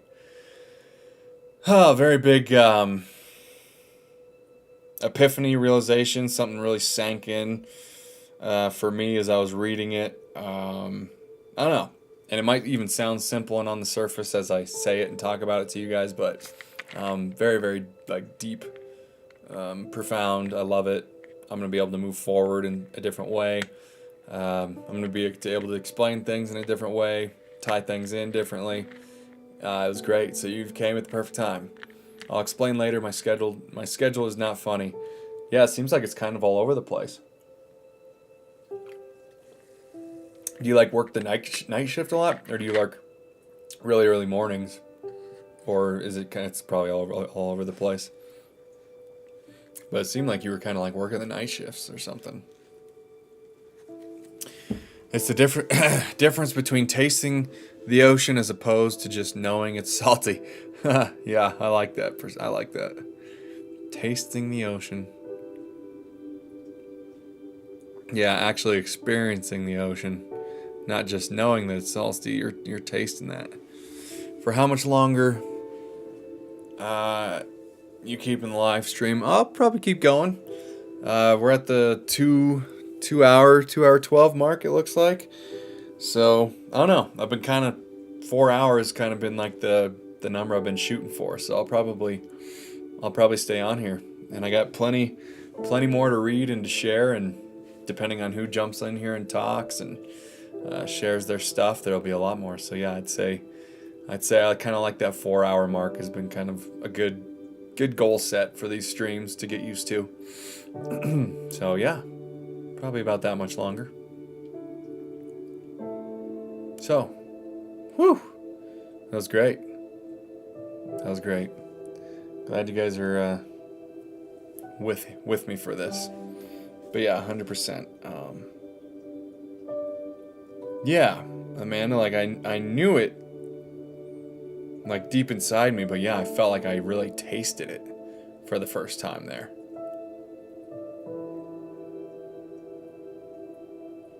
I think you can know something very, very deeply, but there's always that opportunity to know it on another level that you didn't even think you could know it, and I think that's what just happened to me. I really tasted the rainbow there, like the rabbit does in those Trix cereal commercials. Is that the right thing? Taste the oh no, it's Skittles. I'm thinking it's Trix the cereal. Skittles, taste the rainbow. I tasted the rainbow there, and it was nice. Yeah, it's all over the place. Weekly shifts every week, rotate morning, evening, and nights. Oosh, kill me, please. Oh gosh. Yeah, that's too. When you can't get like on a normal sleep cycle or schedule, it really messes with your circadian rhythm. Holy cow! Get out in nature to balance yourself, Deb, because I think that's the blessing that you have where you live to balance you. Because yeah, that's wild. I hope that can balance out for you a little bit, my friend, for sure. Whew. Okay. All right. We move on. We move forward. Holy cow. Where were we? Okay. Never far off. Its intense nearness makes it remote from observation of the senses. This is what blew my mind. I gotta do all this. Write this down. Circle this. I'm coming back. Good sir. I will be back there. Cool. What's next? Here we go. We're moving on. Okay, closing that. So it dwells in consciousness, and consciousness is closer than breathing and nearer than hands and feet. That's what I didn't even get to yet. Okay. So subjectively, that desire is never far off, like we talked about. Its intense nearness makes it more remote from observation of the senses, makes it seem like it's far away, isolated, hard to get to. It dwells in consciousness, and consciousness is closer than breathing. Consciousness is closer than breathing and nearer than hands and feet, he says. I love that. I love that. I love that. Consciousness is the one and only reality. All phenomena are formed of the same substance, vibrating at different rates. Out of consciousness, I as man came, and to consciousness, I as man return. Love it. Yeah, you've heard that before. It's like we're coming through God and we're returning to God, to creation, to heaven.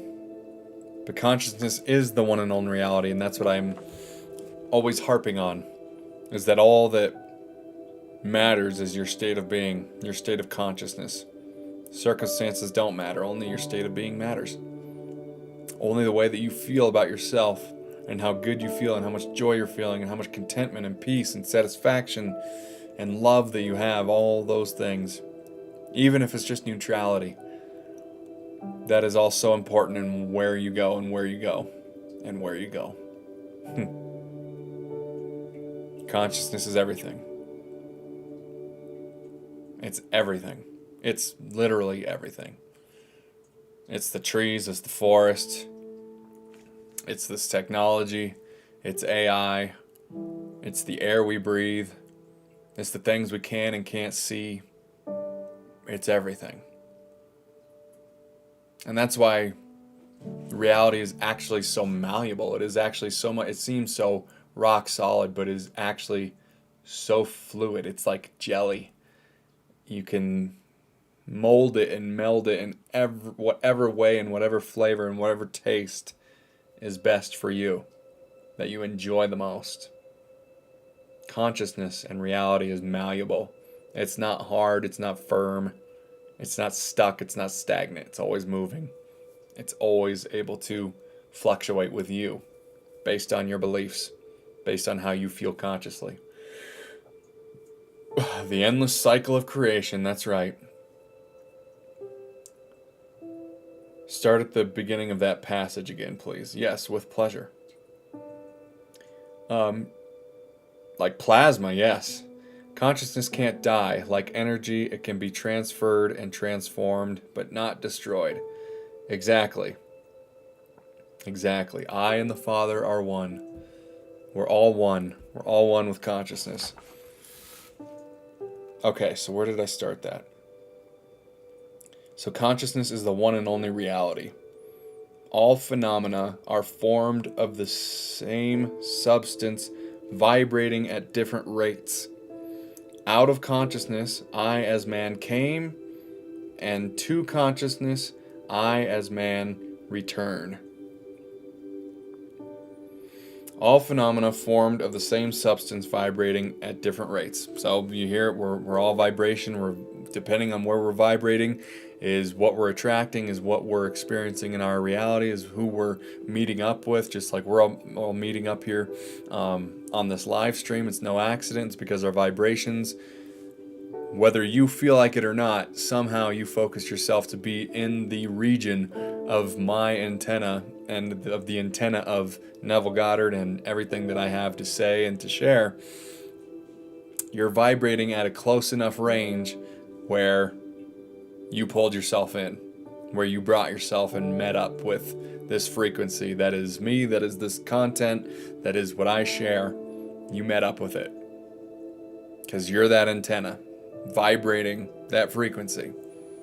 And depending on what frequency you're vibrating at, just like when you're tuning the radio or you're clicking to another channel on the television, you have to be on the right channel to see the channel you want to see.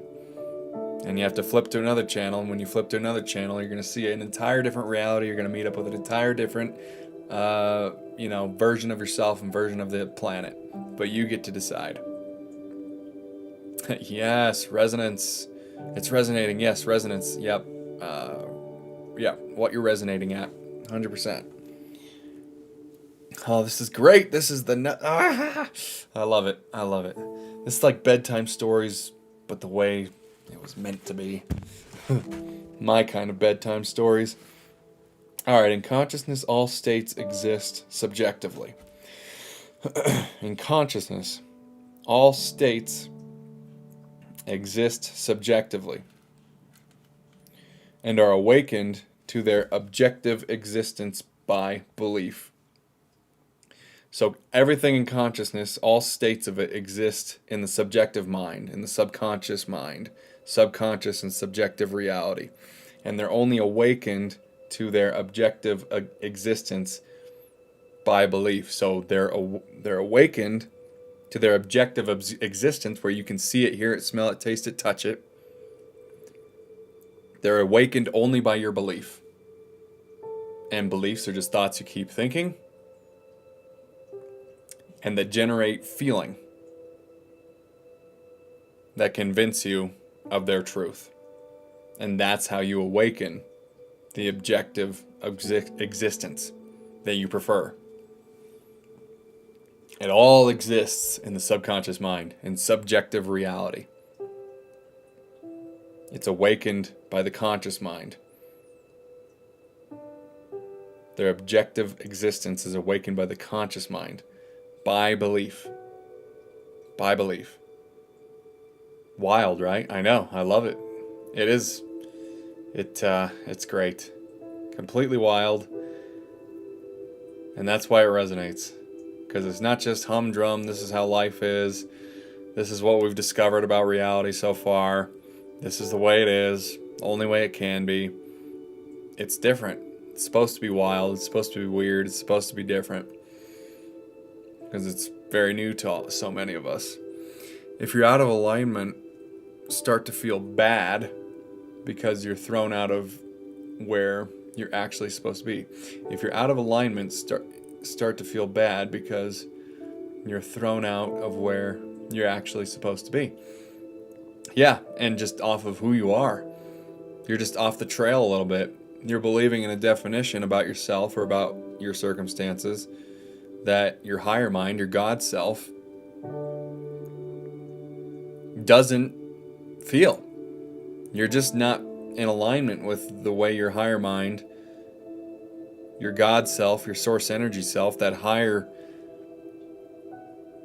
version self, you're out of alignment with how it feels about you and how it feels about that circumstance. And so that's just how you know, like, you're departing from the way that the God version of you, that is you, but this is just like easy to kind of like dissect it this way, that the God version of you is feeling. And so find a way to come into alignment with it. And you know you're in alignment with it based on how you feel. Does it feel good? Does it at least bring you to a state of like neutrality and ease and relief when you think about it? That's a good sign. Keep thinking it. Keep going. You start to feel bad. Yeah, if you're out of alignment, you start to feel bad.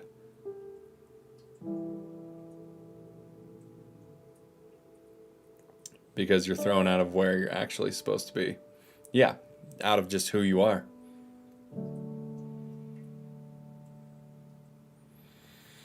Doesn't feel very good to not be who we are. Your emotional guidance system, exactly. Exactly. It is. It is the emotional guidance system. That's just how it works. Pretty cool. And it's really just physics.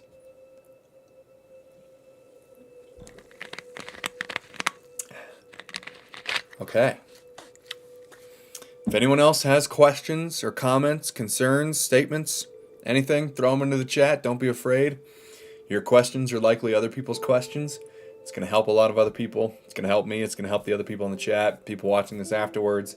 Helps a lot. So introduce yourself, say what's up, and contribute if you feel inspired. Don't be scared. It's a very open-hearted, non-judgmental, easygoing, easy-flowing thing we got going here. All right, so we'll keep on going.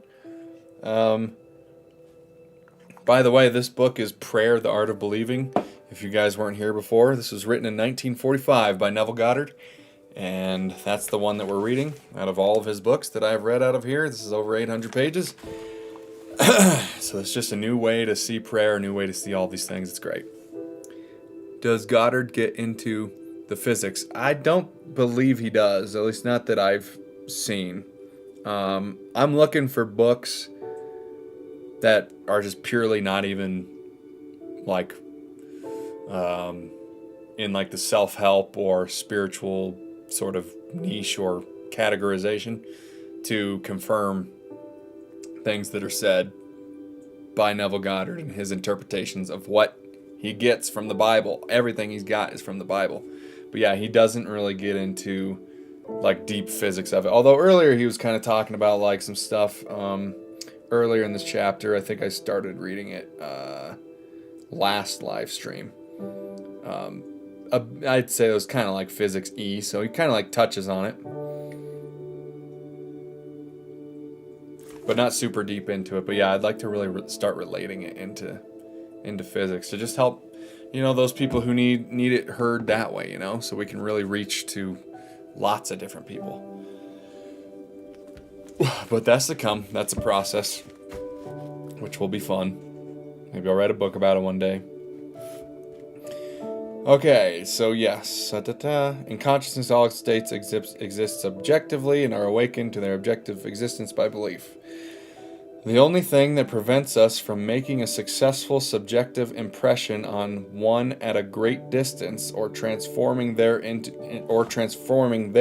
here is our habit of regarding space as an obstacle. Yeah, so when you're just seeing things as far away, you think that if you want something for your friend, like a healing or a success, and they live in Florida and you're over here in California, you think that distance is an obstacle between you and that manifestation, when it's not, because subconscious and the subjective state is everywhere all the time, all at once. So there's really no distance, and distance is an illusion anyways. Everything is here and now. So those aren't obstacles. I've connected the physics aspects, but haven't read his work, so wasn't sure. Yeah, cool. I mean, if you have any like physics books to recommend, I'd be down to take a look at them. But like to really like get into like the nitty gritty of the physics that confirms a lot of these things. But yeah, it is just physics. But yeah, a little bit, but he's mostly pulling things from the Bible, interpretations of the verses of the Bible that are not how religion sees them. Because he sees the Bible as a psychological drama, not as things that actually happened, not like as a list of events that took place, but as a psychological drama that has all these hidden meanings and symbolic meanings if you look into them deep enough. And so he takes it apart. It's great. And there's other books that he does that a little bit more. But that's why I mentioned when there's a Bible verse, they don't have the Bible verse in here, unfortunately. So I need to chat GPT them, but I'll let you know when I'm reading a verse from the Bible. Anyways, all right. So yeah, distance, not a big deal, not an obstacle. So a friend 1,000 miles away is rooted in your consciousness through your fixed ideas of him. To think of him and represent him to yourself inwardly in the state you desire him to be, confident that this subjective image of him is as true as it were already objectified, is as true as if it was already real right in front of you, confirmed by your senses. You have to make it as real in your imagination as it would be if it were right in front of you, manifested right then. That will then awaken in him a corresponding state which he must objectify, which essentially is just saying that you're going to meet up with a version of him that must confirm the state that you have convinced yourself of. So it's not like a controlling thing. You're not like controlling him in that way or manipulating. It has nothing to do with that. You're just meeting up with that version of him based on your conviction about who he is and who he's not, and so on. So the results will be as obvious as the cause was hidden. Ha, I like that. The results will be as obvious as the cause was hidden. The subject will express the awakened state within him and remain unaware of the true cause of his actions. So it's kind of fun. This is like a game we're playing. You might have a buddy that you want the success for, you want a healing for, if you want something for, if you just want to play around with how powerful you really are and how much control you actually have over your life in this way. It becomes kind of a game because your buddy's not going to realize why he's even, like, he might have had an epiphany. He might be acting in a certain way. Maybe he's acting like more in touch with his feminine side when he's been like super overmasculated or something like that, for example. That just came to my mind. And he's going to have no idea why he's behaving in this way, which is kind of like the fun play of it all. It's like life is a stage, right? It's just a play. And you're the director, you're the actor, you're the producer, you're everything. So that's kind of like the way you can kind of play around with it in a fun way. It'll seem to your buddy like, what is going on? I have no idea why I'm acting this way. Or he won't even know that he is acting that way. There'll just be like something that he doesn't even realize he's doing because that version of him has normalized it. And you're just meeting up with that version of him who has normalized that he's acting completely different. But he doesn't realize he's acting different. You're seeing him in real time acting different than you've ever seen him, meeting up with that manifestation of him that you've been looking for. He has no idea that he's doing it, most likely, because you've just shifted to a version of him that was already existing in that way in the first place. So you've just met up with that timeline. You've just met up with that version of Earth that is with him in that way, experiencing him in that way. And so, congratulations, you've accomplished what you set out to. You wanted to see the success of him, a change in behavior, something funny or silly, you were having fun with it. You wanted to see a healing in him or her. You met up with it. They were healed. Somehow, some way out of nowhere, the doctors can't explain it. You met up with it. It doesn't make logical sense to anybody, except for you who knows how you did it and how it works, which is really cool. Does that make sense? The science hasn't caught up yet. Most isn't measurable energy. I'm just now delving into the Bible. I dig it. Yeah. Yeah, exactly. I don't even know if there is much out there that, because they're not going to relate it to anything, but it would be fun to kind of explore and try to figure it out. So I might start doing that as a little side hustle, side hobby. LOL, smooth. Yeah, thank you. Smooth operator. All right.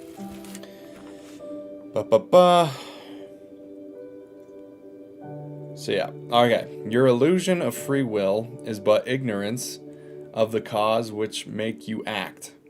Interesting. Prayers depend upon your attitude of mind for their success and not upon the attitude of the subject. So prayer depends upon your attitude of mind for their success and not upon the attitude of the subject.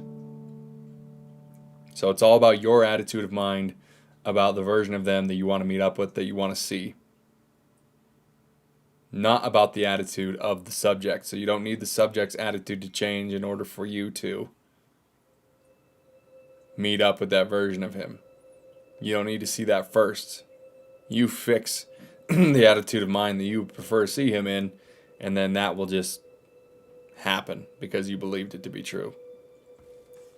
So the subject has no power. So the subject has no power to resist your controlled subjective ideas of him unless the state affirmed by you to be true of him is a state he is incapable of wishing as true for another. In that case, it returns to you, the sender, and will realize itself in you. So it'll just kind of bounce back off the mirror towards you, and you'll realize yourself in a healthier version of yourself, in a more successful, abundant, free version of yourself in that case. But that's only something completely, maybe that like physics would deny, or like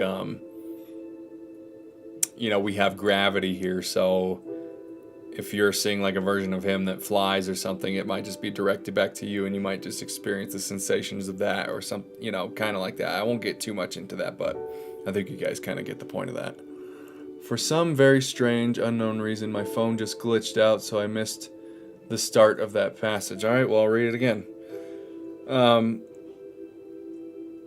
Where was I? Okay, yeah. Your illusion of free will is but ignorance of the causes which make you act. Prayer depends upon your attitude of mind for their success, and not upon the attitude of the subject. So it depends on how you're seeing them, not depending on how they're seeing themselves. So you don't need them to change in order to confirm what you know to be true. You don't worry about their attitude of mind, you only concern yourself with your attitude of mind. So if they're not behaving in the way that you want them to yet, then you just keep persisting in your imaginative act that confirms the conviction that you have about them, that you want to see, and in time it will happen. And then it goes on to say the subject has no power to resist your controlled subjective ideas of him, unless the state affirmed by you to be true of him is a state he is incapable of wishing as true of another. So if that person can't wish that thing that you're wishing on them to be true of another, it'll just basically reflect off the mirror back to you, and you'll be the one experiencing what you're wanting to see in them. If they're incapable of love and experiencing it, or they've just so cut off from that, then it might just come reflecting back to you, and that's an okay thing as well. He says, in that case, it returns to you, the sender, and will realize itself in you. So it's just kind of an interesting thing. I know what I know kind of thinking. Yeah, I would say so. I would definitely say so. Where are we? Okay, Okay, it's probably time for another break here. I'm gonna finish this page, which could take another half hour, but but we'll do that and then we'll take another break. It's something new. Okay, so provided the idea is acceptable, success depends entirely on the operator, not upon the subject, who, like compass needles on their pivots, are quite indifferent as to what direction you choose to give them. I like that. If your fixed idea is not subjectively accepted by the one toward whom it is directed, it rebounds to you from whom it came. Interesting.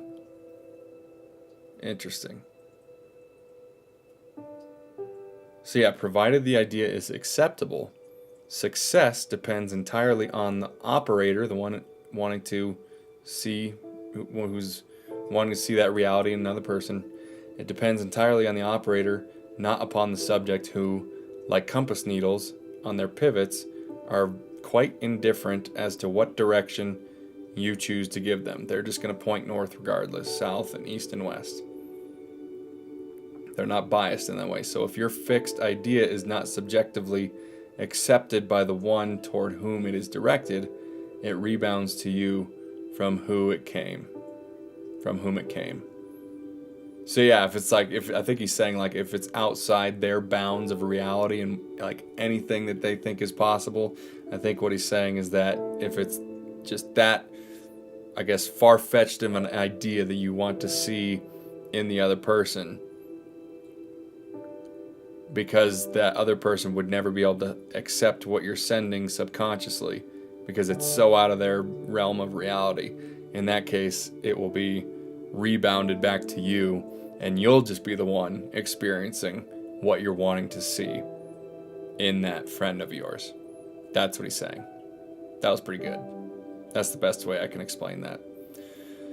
And I'm not even sure if I completely agree with that, honestly, because I think all creation is finished, all things are possible.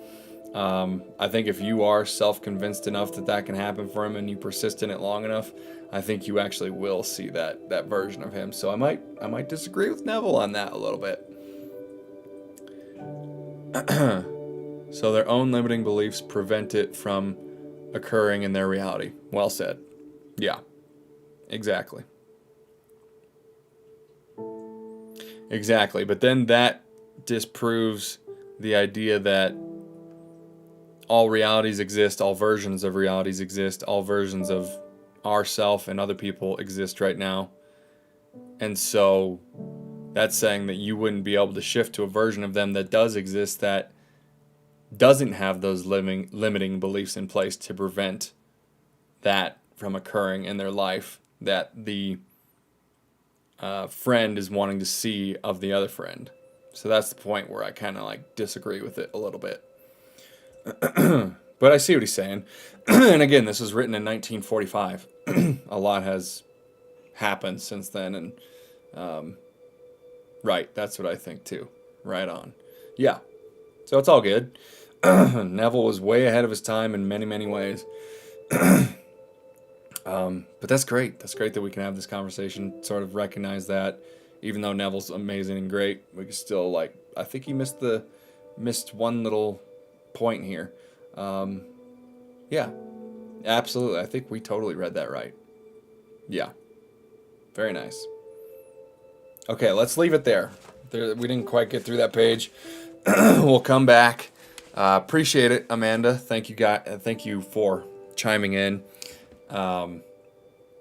Deb, thank you for chiming in on your way home as well. I know you'll be coming back around once you get home and settled in and start your scripting and such, I'm sure. Charisse, I know you're out there somewhere possibly. She dropped in earlier here too, but appreciate you guys listening. I know it's a lot to chew on. Just kind of let it sit. If you need to rewatch this live stream afterwards, feel free to always do so. It can take a while for these ideas to start seeping in. I mean, it's a lot. It's very deep, but it's very powerful, and it absolutely is life-changing. So thank you for, we're bouncing the ideas, confirming things. Thank you for, sharing your perspectives as well. Amanda, this is great. Super happy, super appreciative. This is so fun to me. Really appreciate it. If you guys are here and you're liking this information, please consider, if you're on Twitch, giving a follow, and if you're on YouTube, jumping over and subscribing to the channel. It's going to mean a lot to me. Hit the like button on the stream and all that. Share it with someone who you think needs it. Bring a friend along to these. It could be like a little date night of letting go of the false self, of talking about Neville Goddard, of talking about life, our little campfire conversations. So don't be afraid to share this with someone who you might think benefit from it. The more the merrier here. So we'll be right back. 2 hours and 43 minutes we're in, so I'll take a little break, probably about 10 minutes, and we'll continue on Neville Goddard and anything else you guys want to talk about until we get to that 4-hour mark. So it's been real. It's been awesome. Don't go anywhere. Stream's not ending. We'll be right back.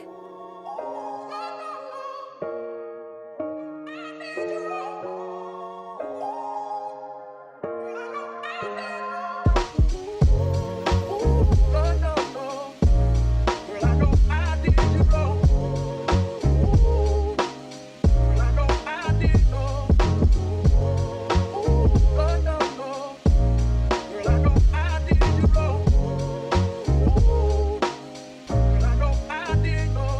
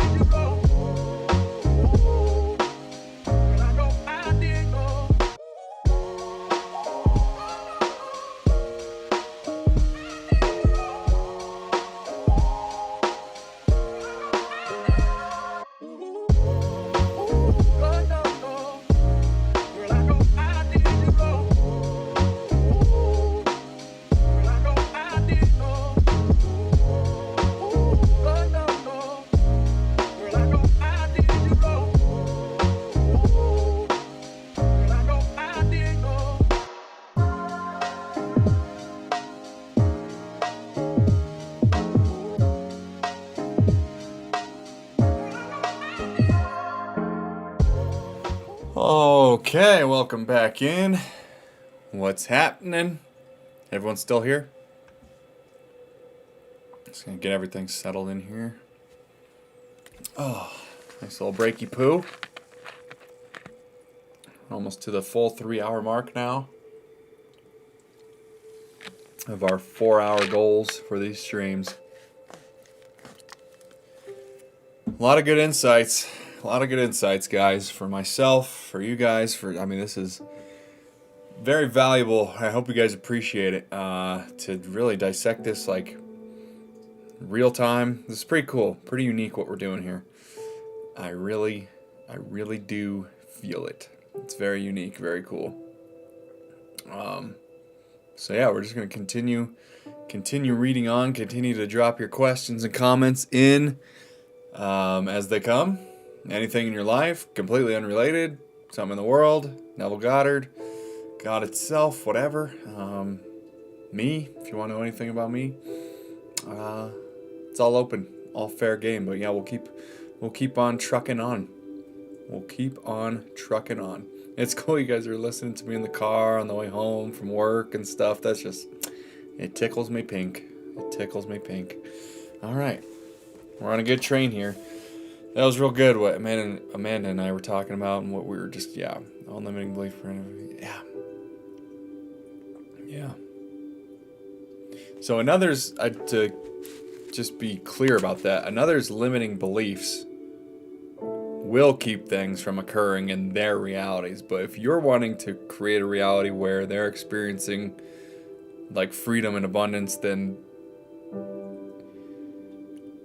the fact that it seems to be, from your perspective, out of their bandwidth of possibility to create for themselves based on their current limiting beliefs that version of them has, doesn't mean that you can't experience just because they have that version of them has a limiting belief of themselves.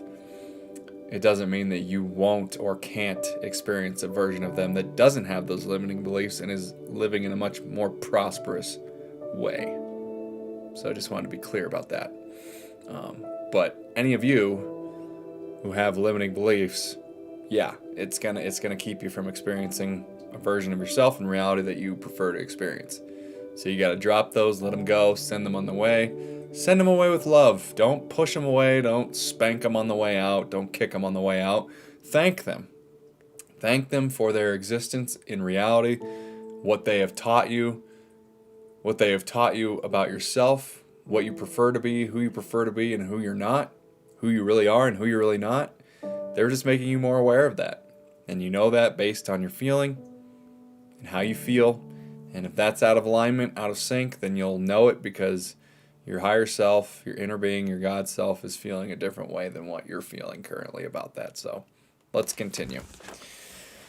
All right, and this is let's see, whom is directing a review? Yeah. Okay, so This is a quote from the Bible. Who is he that will harm you, if ye be followers of that which is good? I have been young, and now am old. Yet have I not seen the righteous forsaken, nor his seed begging bread. There shall no evil happen to the just. That was all from the Bible. Nothing befalls us that is not of the nature of ourselves. Nothing befalls us that is not of the nature of ourselves. I gotta remind myself of what befalls means. I think that just means like what happens, but I just want to be sure. Befall.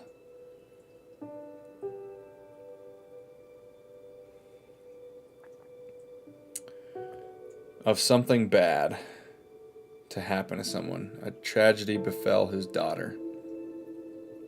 Okay, something bad happening to something. So nothing bad happens to us that is not of the nature of ourselves. Oh, now I see. Okay. So nothing befalls us that is not of the nature of ourselves. So nothing bad happens to us that is not of the nature of ourselves. So what that's saying is that nothing bad happens to you or from you. Nothing befalls you, us, that is not what you are carrying inside of yourself in some way, shape, or form. You have a belief about yourself, about another, about reality that is causing you to have an experience that is seemingly negative and something that you don't prefer because that is what is inside you. So nothing happens on the outside that isn't already happening on the inside. Because nature is what? It's a reflection. Reality is what? It's a reflection of what is already inside. It's a mirror to what you're feeling inside. If you smile in the mirror, you get a smile back. If you frown back in the mirror, you don't expect a smile back, do you? It's the same thing with reality. That's all that is saying. But very important. Yes, as within, so without. Exactly.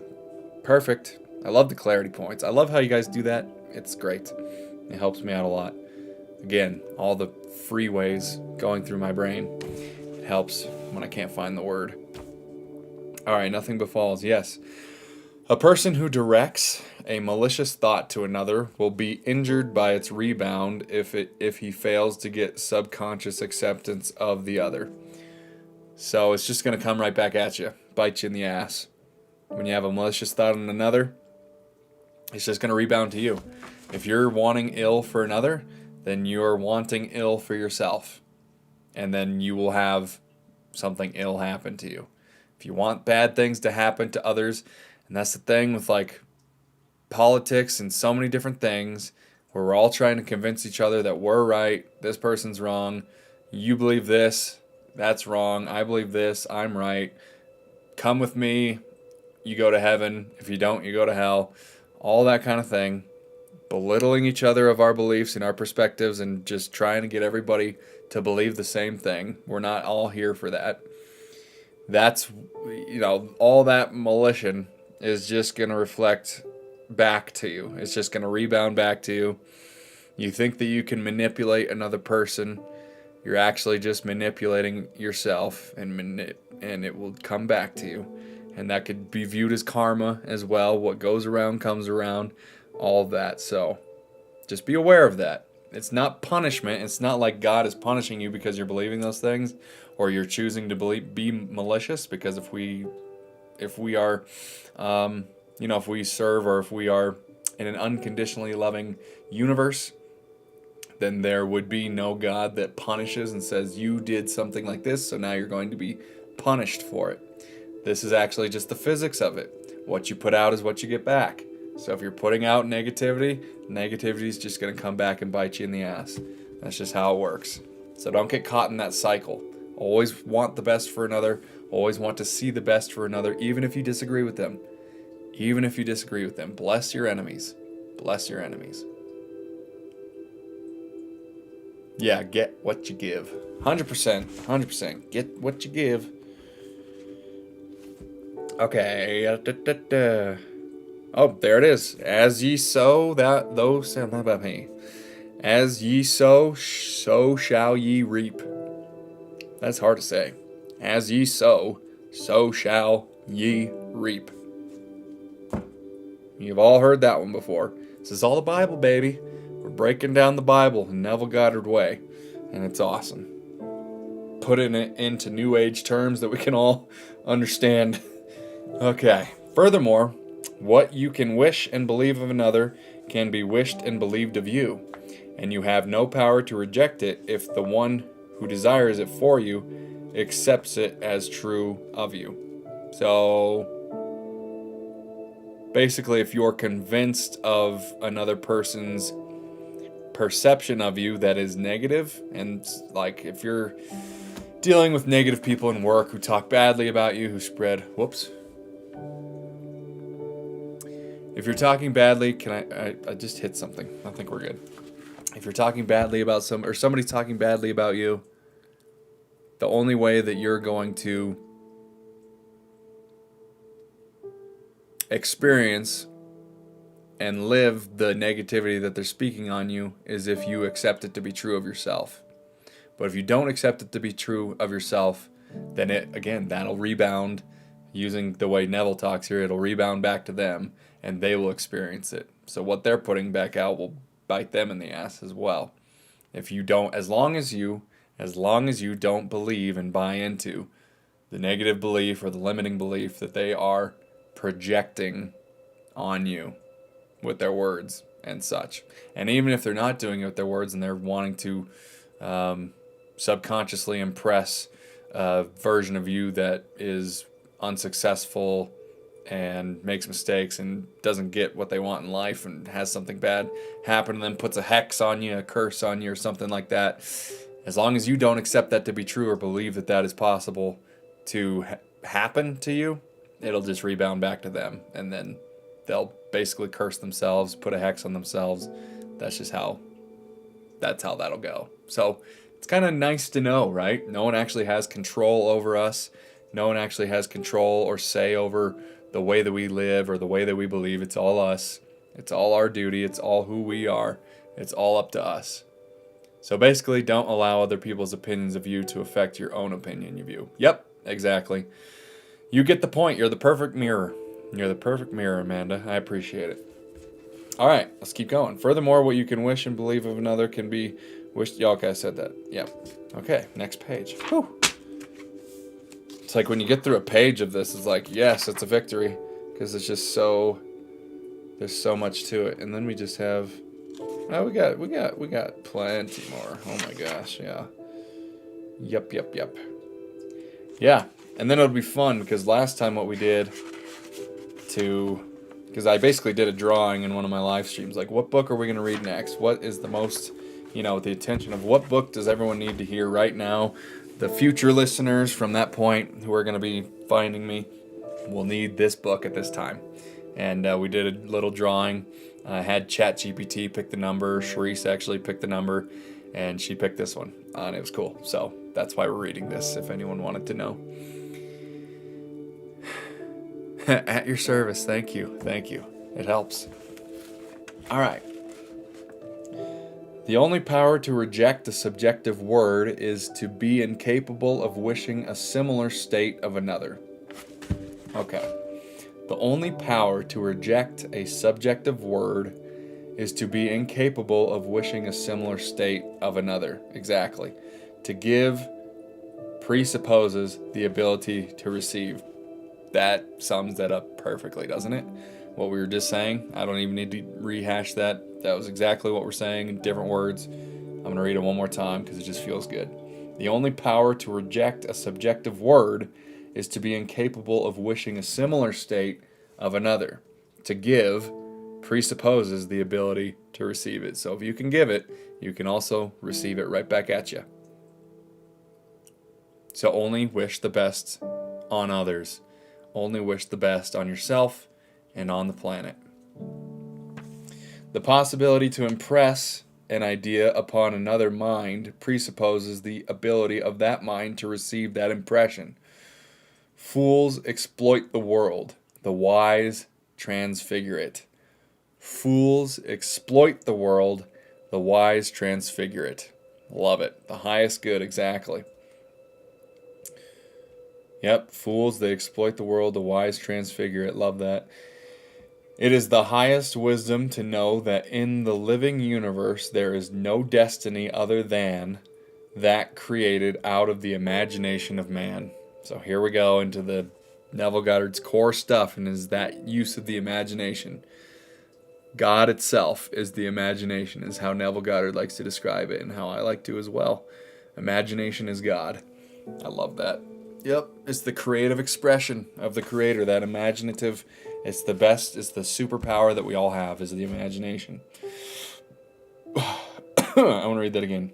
It is to the highest wisdom to know that in the living universe there is no destiny other than that created out of imagination of man. There is no influence outside of the mind of man. So he's basically saying, like, I think he comes around to the fact that, yeah, there's no influence outside of the mind of man. So that confirms a lot of what we were talking about earlier. So this is in the Bible. Whatsoever things are lovely, whatsoever are of good rapport, if there be any virtue, and if there be any praise, think on these things. That's from the Bible. Think on those things. Think on only the things that are good to think on, that feel good to think about. Another, or yourself, or the world. Why not have a positive definition? Why not have a positive perspective? Why not?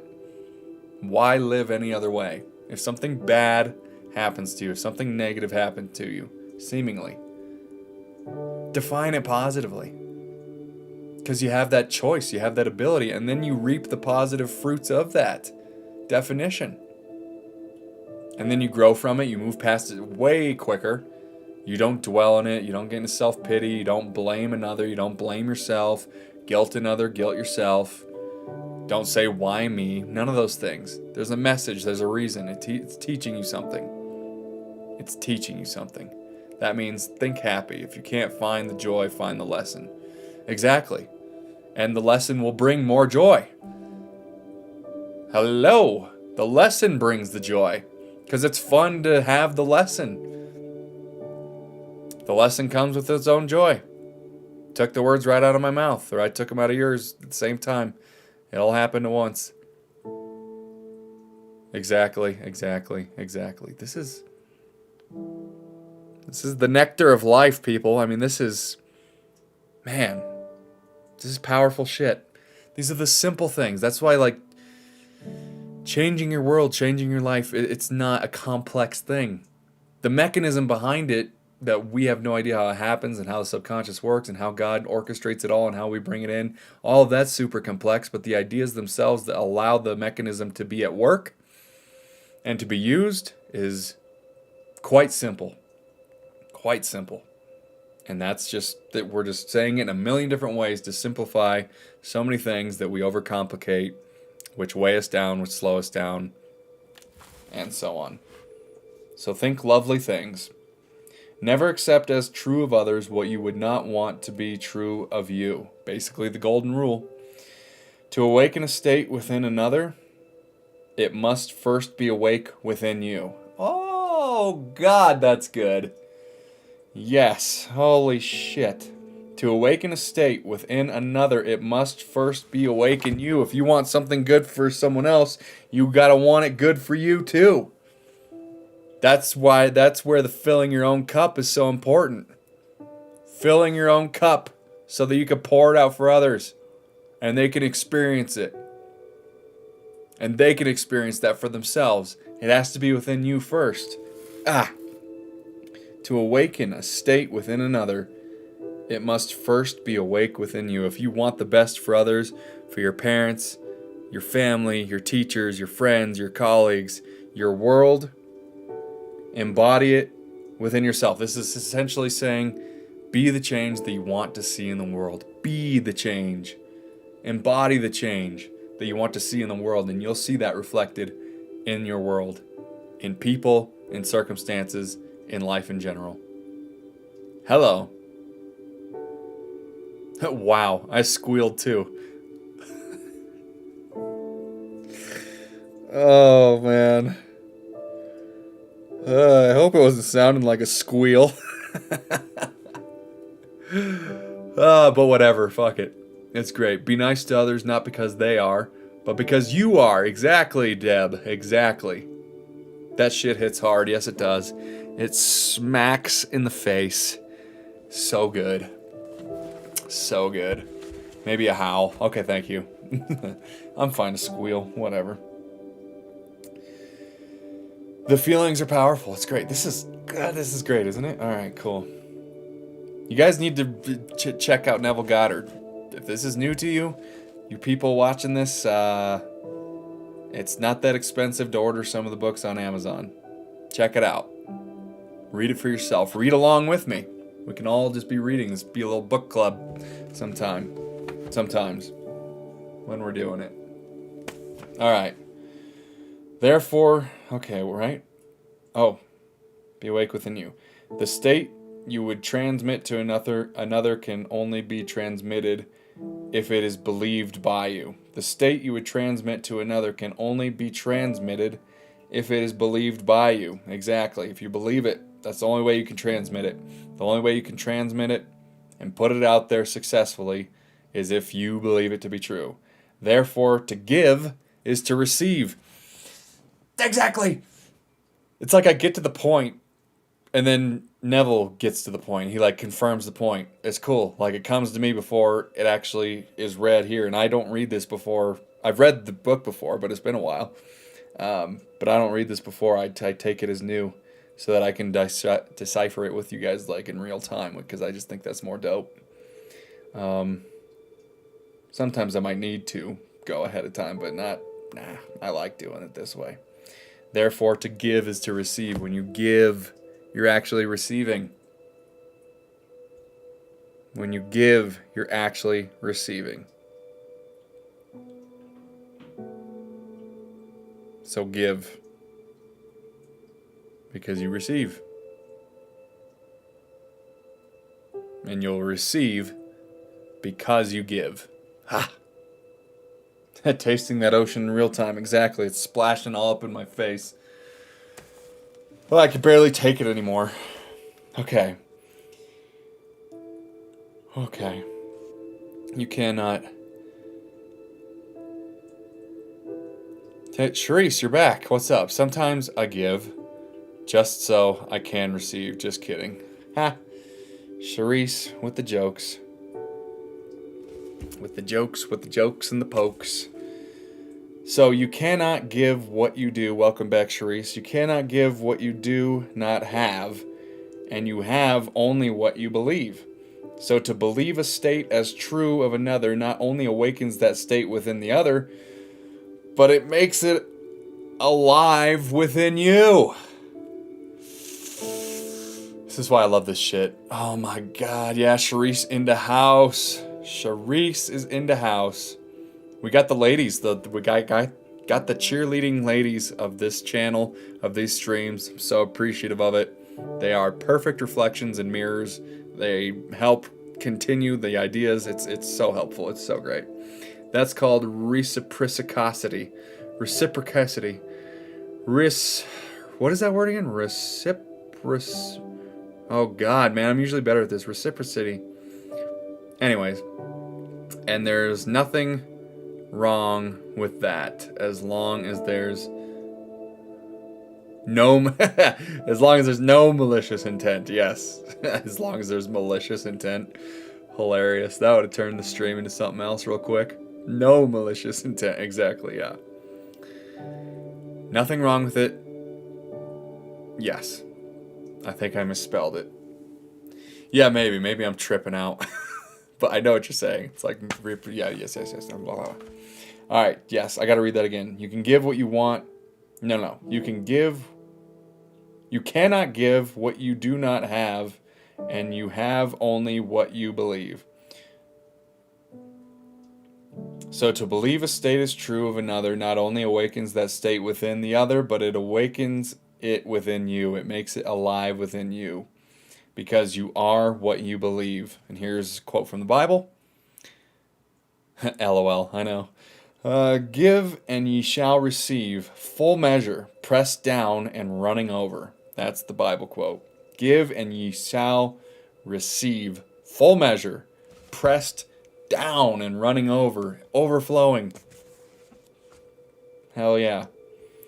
Giving is simply believing. For what you truly believe of others, you will awaken within them. Giving is simply believing. For what you truly believe of others,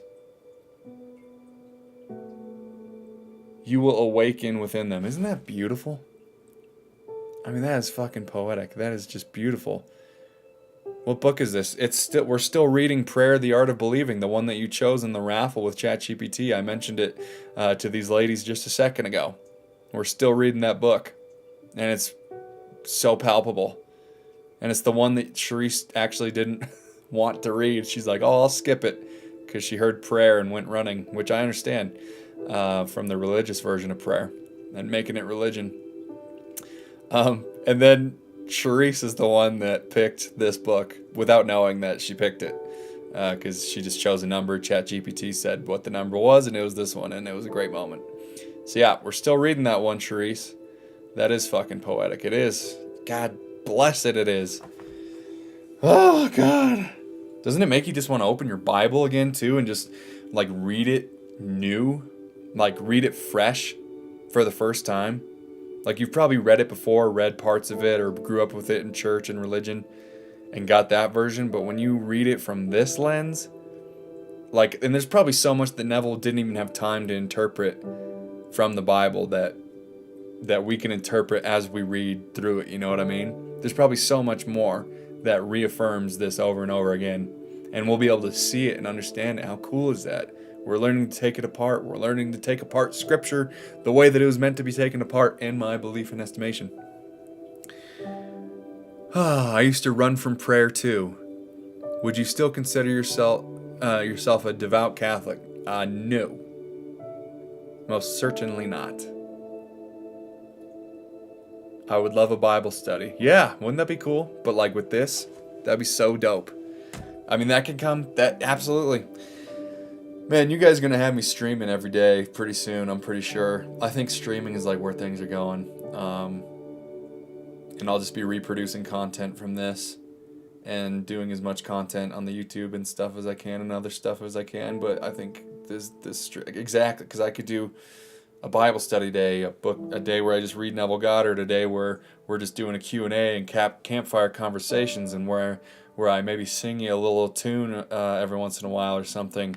So many different things. Like each day is a different episode. Holy shite. It could be awesome.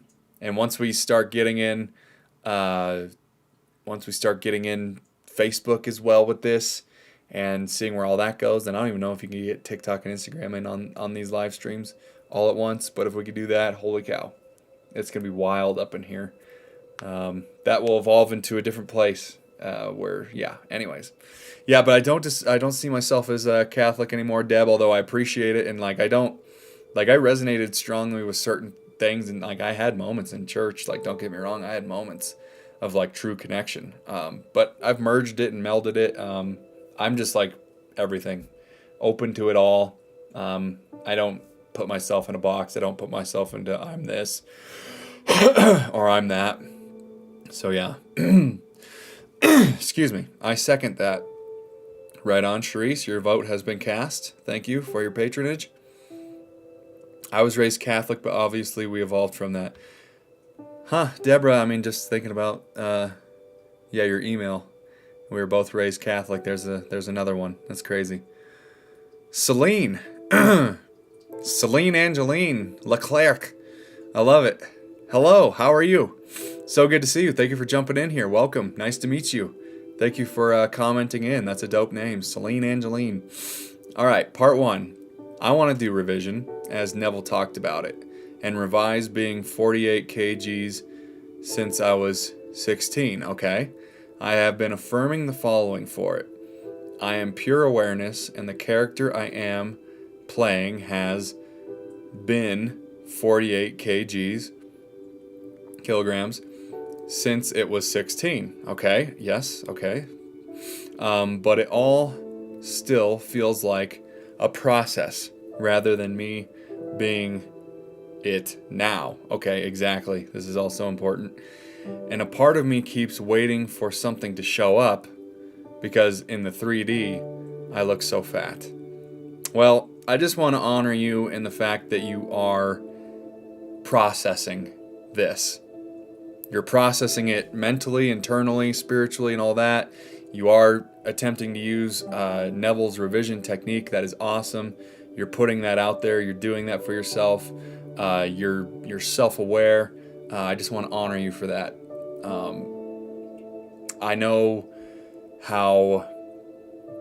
I'll be right back shortly if you're still here. Yeah, I'll still be here. We'll see you in a minute, Amanda. Yeah, I just want to honor that. I know how tricky, especially our bodily image and weight and everything like that. It is such a sensitive thing, especially in our culture and especially with our media and everything. So I know how hard it can be.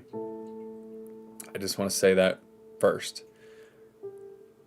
But let's take this apart a little bit for you, Celine, and we'll get you where you feel like you can move forward a little bit. Thank you. This is great, and this is going to help a lot of other people who have a similar issue to you. So thank you for being brave and saying this and stating it. I love it. I love it. I love it. I love it. So let's take it apart. Oh, let's see what Deb says. I was 48 kilograms 9 years ago, which is perfect weight since I'm 1.53 centimeters, LOL. I am now 30 kilograms. Congratulations, that's great. Heavier, but never been so confident. That's so amazing. Congrats. Build your confidence from within. Okay. Yeah, I think what Deb is saying is important because if you build that confidence from within, you will see the pounds start to shed naturally. So if you are just self-confident and okay and accepting of where you're at right now, Celine, I think that's really what was depicted in what you said. And that's what you're working with, and that's what you're working on, is really getting into more of the acceptance. I think sometimes with the revising, it can be and feel a bit of an upstream battle, an uphill battle. It can be tricky. So I wouldn't say that you need to be tied to that all the time. If that's not working for you, there's other ways that we could take this on. All right. So first of all, yeah, being aware that you have that desire, being aware that you have those things going on. Great. Perfect. Then, being okay and accepting of the fact that you are where you are. And not saying to yourself, I'll be confident when I lose however much you're wanting to lose, or until you get to that dream weight that you're wanting to get to. Not waiting until then. If you wait until then it's going to be a grind to get the weight off of you like you want. There's going to be a lot of confusion. You're going to be probably doing too much research into so many different diets and weight loss techniques and what workout routine you should do and what you should eat and what you shouldn't. Not saying that you shouldn't do those things and do the research that you feel inspired to do, but you might get caught up in the head game of it, right? If you can find a way, Celine, to be confident in who you are right now, accepting of where you are, but that you have a great goal in mind. You have a great aspiration to lose weight, to be a healthier version of yourself. That's awesome. And I think many people need to have that awareness that it's time to do that for their own health, for their own sake. So I would say start there first of all. And then I want to get back to what you say. You said you've been affirming that I am pure awareness, and the character that I have been playing since you were 16 is 48 kilograms. I would say completely let go of that statement, Celine, because when you say that and you're and that you've been a character. You're remembering a version of you that is not the version of you that you will remember when you're at a lighter weight. Does that make sense? Because creation is finished. All versions of you exist right now. All versions of creation and earth exist right now. So that means the version of you being the dream weight that you want to be, whatever kilograms that is, exists right now simultaneously with you living right now, because there's no past, there's no future, there's only right now, which implies and which means that that version of you is currently physically living, not some idea, not out in the ether, is actually physically living in the body that you desire to be. So all you have to do is find ways to think in the way that that version of you is thinking. Try on that mask, try on those thoughts and see how they feel. And when I say try on the mask, I don't mean be something that you're not, but try on something that you haven't tried on yet, a new version of yourself, a different confidence, a different mentality, different thoughts. Try it on and see how it feels and see how it resonates when you think different thoughts than you've always thought. When you think different thoughts than that version of you that played the character of the 48 kgs, I would let that go completely, because that means you're still in the vicinity of the reality version of you that remembers a past where you were that weight. Because the version of you that is your dream weight never had the past of being that weight. It never had it. So you're actually changing the past when you let go of that statement and say, I am this person now. I am this weight now. This is who I choose to be. This is who I choose to embody myself as. This is who I choose to express. Express yourself authentically. Act on your excitement and on your joys.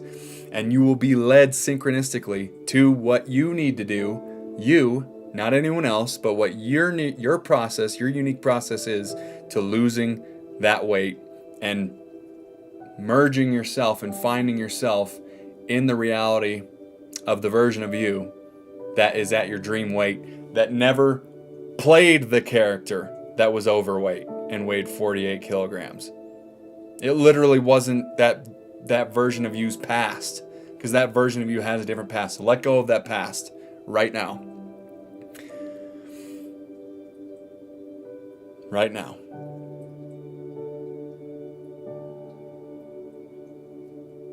You can do it. You can do it. It just takes faith, trust in yourself, persistence. You can't just feel it and experience it once, the feelings that come with meeting up with that version of yourself that is at your dream weight, living your dream life. You have to persist in those feelings and feel them as true now, before anything of the senses confirms it. You have to deny the senses right now. You have to deny the weight on the scale, deny the reflection in the mirror right now, and live from within on your joy. And because your higher self, your God self, the universe, God knows that you have this desire, if you just continue to follow the breadcrumbs, if you just continue to do things that are joyful and feel good to you and express yourself authentically regardless of what you look like in the mirror right now, you'll be led to the path and to the information and to your unique path of how you can most easily, effortlessly, most funnily lose that weight. Okay? So I hope that helps. If you have a follow-up question, feel free to drop it in. I don't want to give you too much. I suggest looking at the timestamp of this live stream and going back on it on YouTube. It'll be there. It'll be a VOD on my Twitch as well, but I think you're on YouTube. So just check it out again and listen to what I said again. But drop that is my suggestion. You can do what you want, but you asked the question and this is my suggestion. Completely drop that past version of yourself. There was never a version of you that was that weight from the age of 16. All right? Does that make sense? Okay, I got new messages. That took me on that was great. I loved it. Thank you. That's going to help so many people. So, Celine. That's going to help so many people. Amanda's back. What's up? Welcome back. Oh, this is great. Exactly, Max, on point. I'll feel complete and loved when I'll have a boyfriend. No, you are complete and loved now. You don't need external sources. Give yourself what you'd wish to receive. Exactly. Thank you, Deb. Thank you. Be the version of yourself you want to be. Confidence is the sexiest look, not any size or weight. If you're a good person, then you're beautiful naturally as you are. Charisse on point. I'll definitely be watching it again. I know, there's been so much in this, Amanda, that's been great. Absolutely. I mean, the way that you feel is going to be what makes you have a long and healthy and prosperous life. But in my opinion,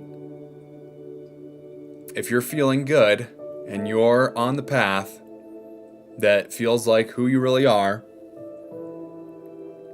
it will just naturally lead you to a healthier body which will likely be less weight on your frame. But it doesn't mean you have to judge yourself for where you're at.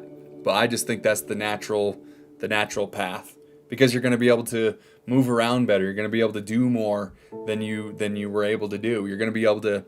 Okay, here's the point that I'm wanting to get with that, is that you have passions and your joys, right? So whatever it takes for you to express your passion and your joy, your body will adapt to what it needs to be to express that joy and that passion, which in my opinion will most likely be much less weight on the scale.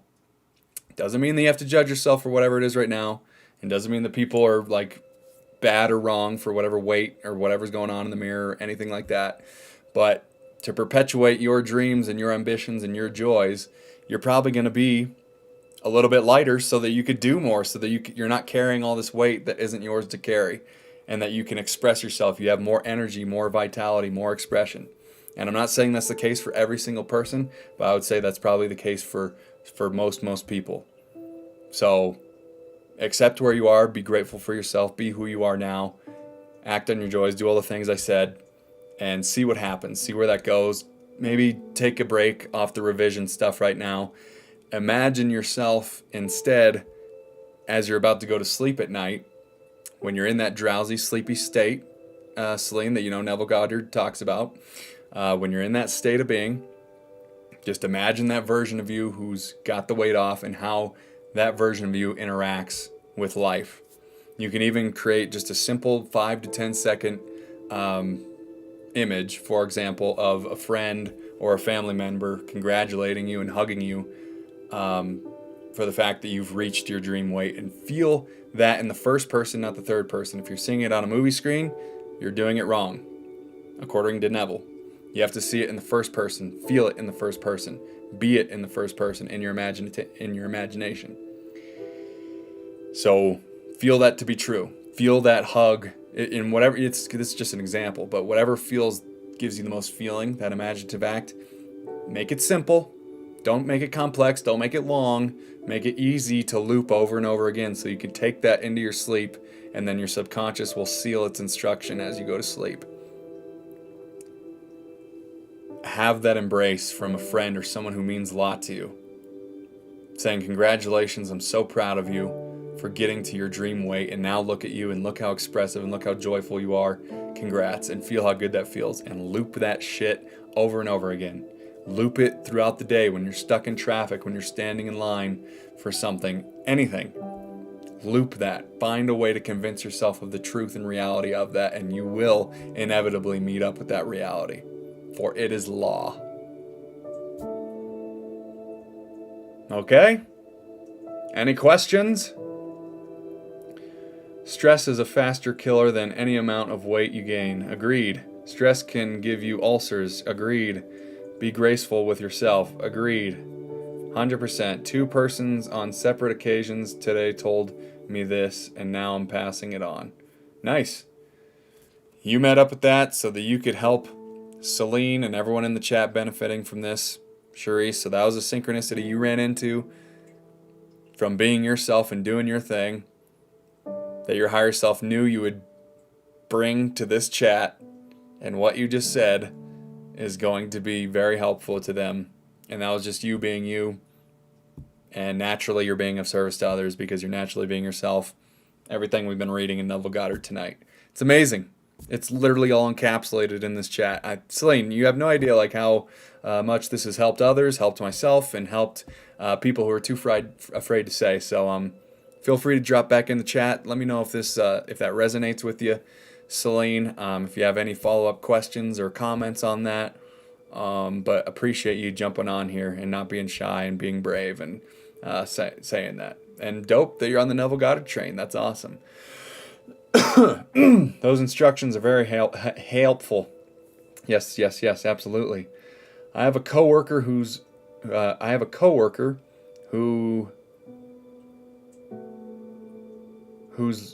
look is definitely questionable, and he feels he's the sexiest man on earth. And guess what? Girls actually hit on him. Confidence is the key. It is, 100%. You reminded us to be graceful with ourselves, Celine. Thank you. Yes, Cherise. Now take that advice. Yes, thank you. Sorry, I was being shallow. LOL. Whose? I have a coworker whose look is definitely questionable. Okay, yeah. So he's not the best looking dude. But he feels he's the sexiest man on earth, and guess what? Girls hit on him. Confidence is key. Yeah, and just being yourself authentically is key, because if you're being yourself authentically, then again, you're radiating that antenna, and women will find you, men will find you, no matter what you look like. So no excuses. Just be yourself, and you'll naturally be looking to others the best that your physical body could possibly look. That's what I was getting at with Celine as well. You will look the best your physical, unique body can look if you would just act on your joy, if you would follow those principles, if you would let go of expectations and insistences. You would naturally look the best that your physical body can look and feel and express, because just that will just be what happens. That's the reflection. That's how it all works. It all coincides. Questionable, Debs. What the hell? Yeah, Debs. Holy cow. No, we're just giving you hell. I agree with that authenticity comment. Thank you. Sorry, it's 1:30 a.m. here. It's been a long day. Haha. Damn, dude, you really commit and stay up late for this, and I love it. Thank you. That's dope. 1:30 is late there. Holy cow. I know, it's wild. Time change is a real deal. Yeah, long day. Man, we're getting into some great stuff, ladies. Some great stuff.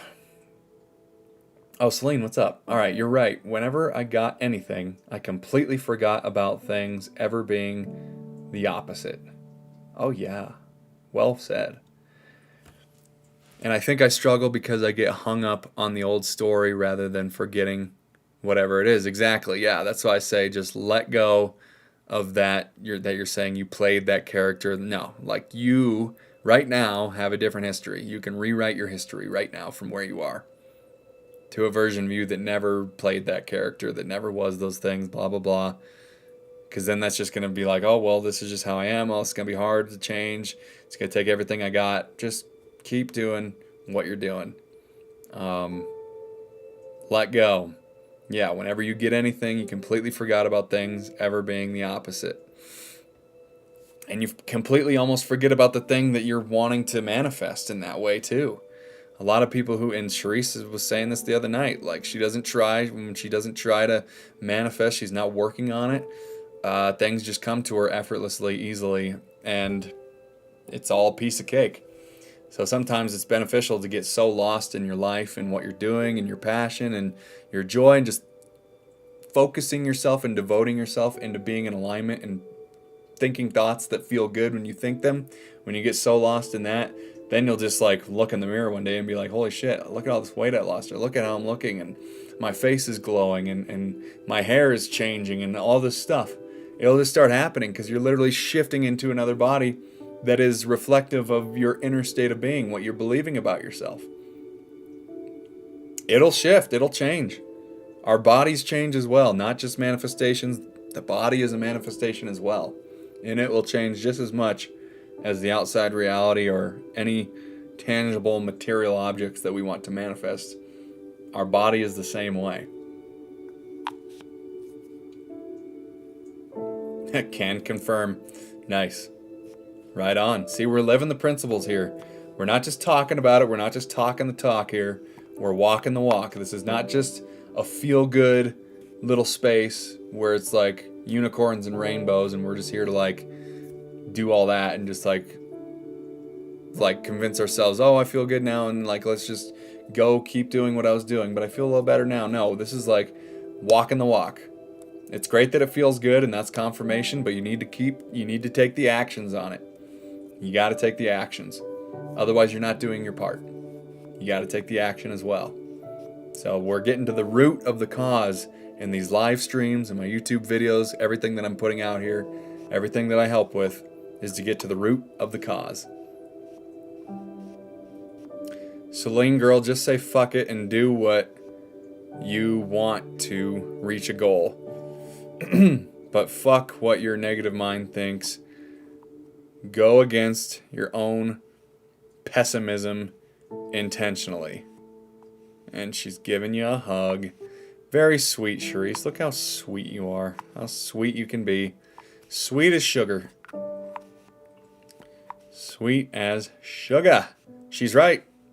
Listen to Charisse. Very good. Very well said. The root of the cause of what? I don't know. What was I saying?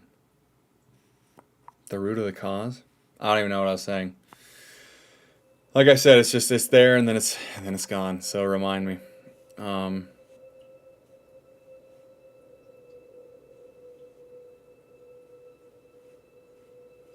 Can confirm Celine. Just go against your own. Yeah, but definitely go against that own pessimism intentionally. I don't know, LOL. I'll go back and watch later. Yeah. You gotta fight your own mind sometimes. Yeah, I would say even not fight it, it's because that just can sometimes it just adds more resistance if you get in the mindset of fighting it, although I know what you're saying. Because if you're fighting it aggressively, it's going to aggressively punch you back. If you're trying to fight it, you could just pet your mind. Just pet it. Be gentle with it. It'll be much easier and more gentle to you, and you'll more gently do it. But if you're the person who has to throw it off or, scream into the heavens or work out really hard or fight it in that way, then that's fine too.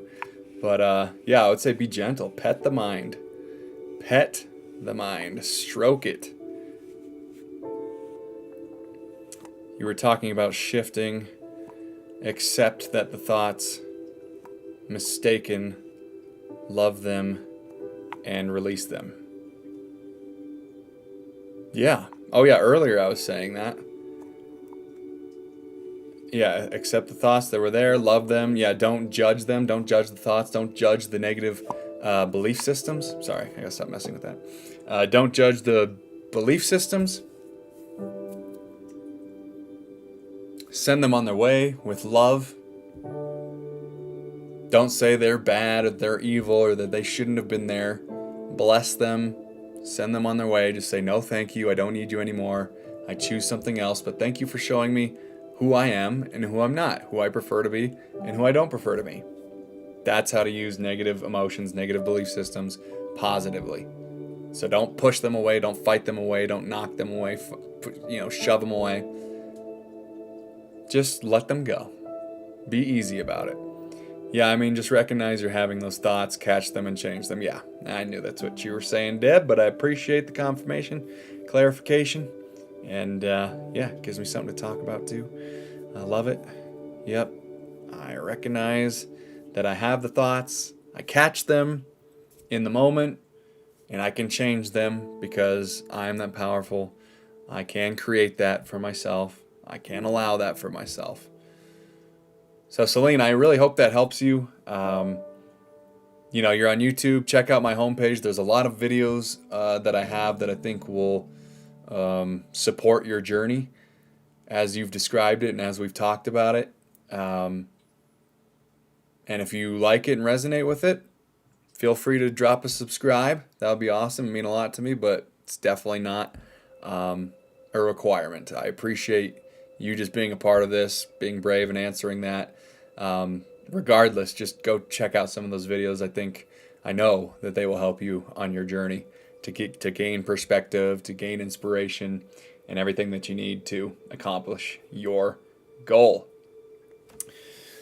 Right, because you're a powerful co-creator. Yeah. And we're like always co-creating with ourselves too, you know? Because we got to be our own best friends. And so in that sense, we're always kind of co-creating. Well, we're always co-creating with ourselves as well.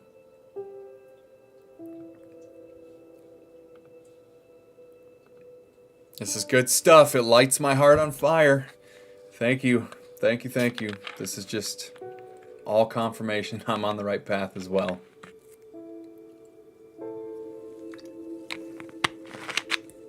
I'm going to need to, I think the next step is to, and this is just me kind of talking, chopping it up with you ladies and everyone else who's here.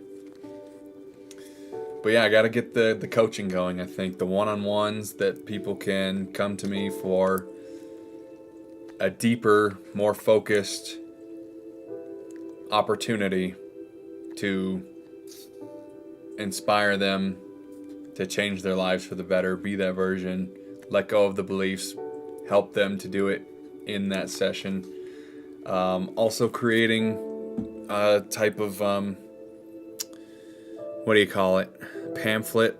Not an ebook. Well, I could do an ebook too, but like I guess like a course or something like that.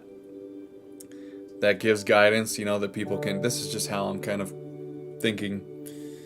Because this is so much fun and so gratifying for me, and to go even deeper and be able to coach people and help people and then have them come back and we decipher even more. Okay, we did this. We're still struggling with this, but this happened and that's great. Okay, now let's continue on. Let's move to the next step. Come back, let me know. That's going to be so gratifying and helpful for people and for myself. And I think that is going to be the next step for me to create more offerings, I guess is what I'm trying to say. That is my path as well, but I want/need to establish a targeted channel. I'm working on that now. Nice. Right on. Yeah, find your targeted niche, what you like, and you'll be able to do it as well in your own way, in your own techniques and from your own perspectives. You'll be able to do it.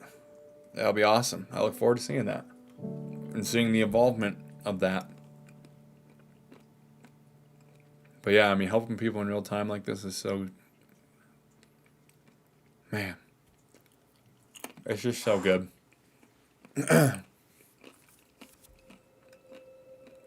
Thank you all for confirming everything that I decided to open this channel and do these live streams and YouTube channel and social media, why I did it. This is all so fulfilling. Yes, fulfilling. There you go. Gaining energy and momentum. Thank you. It's not a live stream if Max is not eating his peanuts.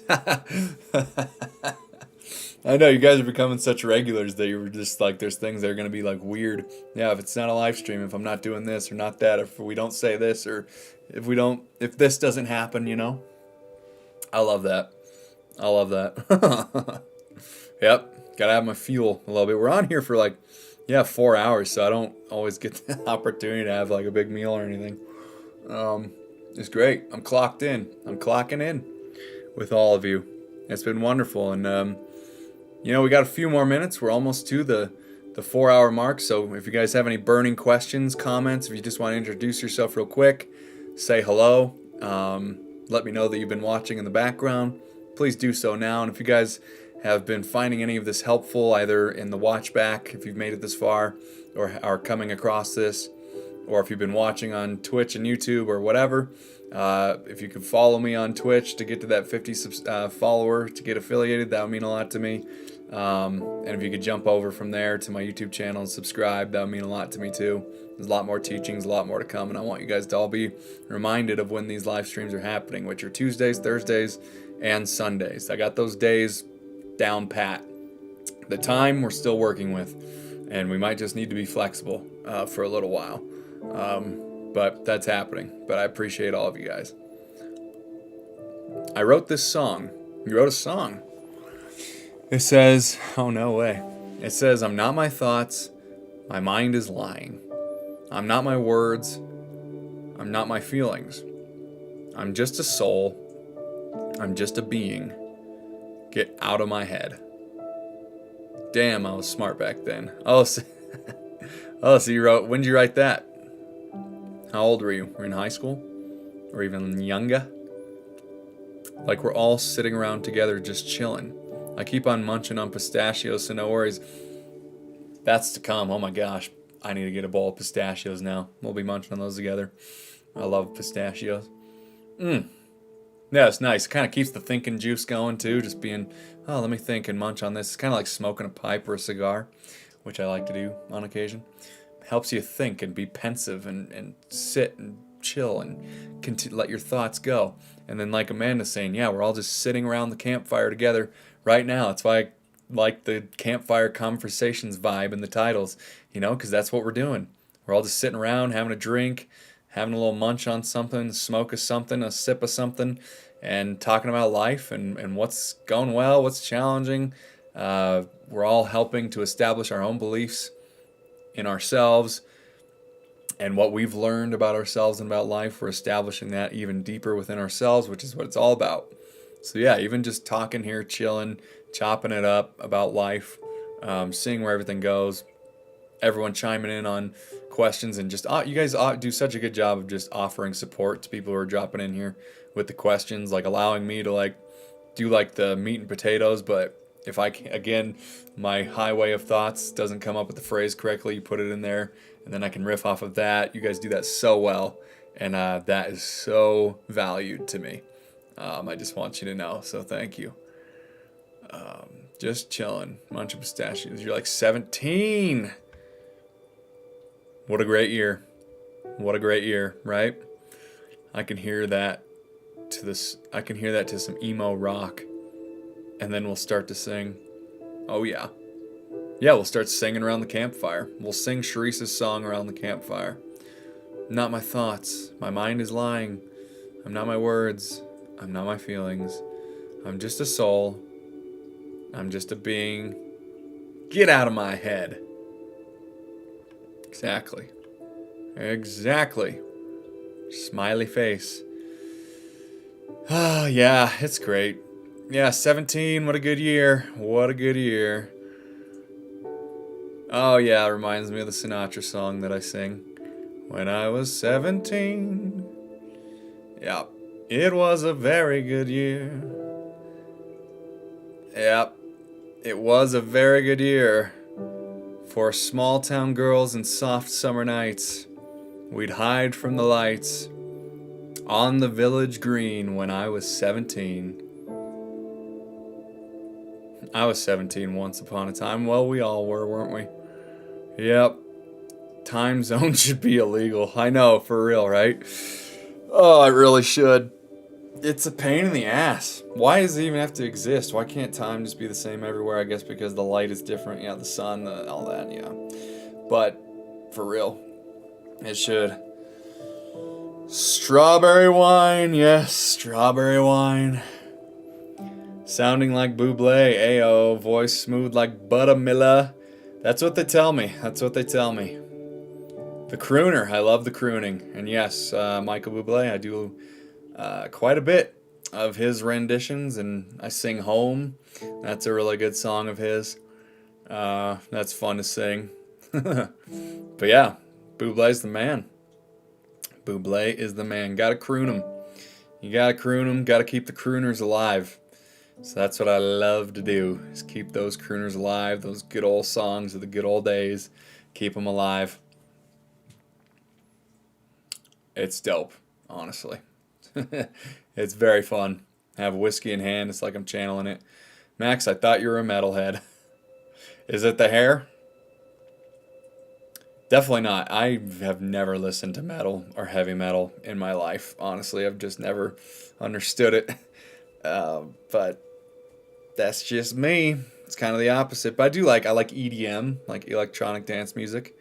I like that. 70s rock and roll, 70s and 80s rock, classic rock. I love that shit. And then, yeah, Rat Pack, jazz, standards of the good old days. Love that stuff. So, yeah, I mix it up a little bit. Country and heavy metal were never things that I ever got into. Rap, never got into it. Hip hop, here and there. Like I like Post Malone. I like a little bit of Miley Cyrus, a little bit of Lady Gaga. Bruno Mars is good. I like him, but so all just little tastes and flavors, you know. Long hair tricked me. You thought I was singing heavy metal for real? I guess I didn't mention what I sang to you. I think I mentioned it to these ladies. Charisse knew. But yeah.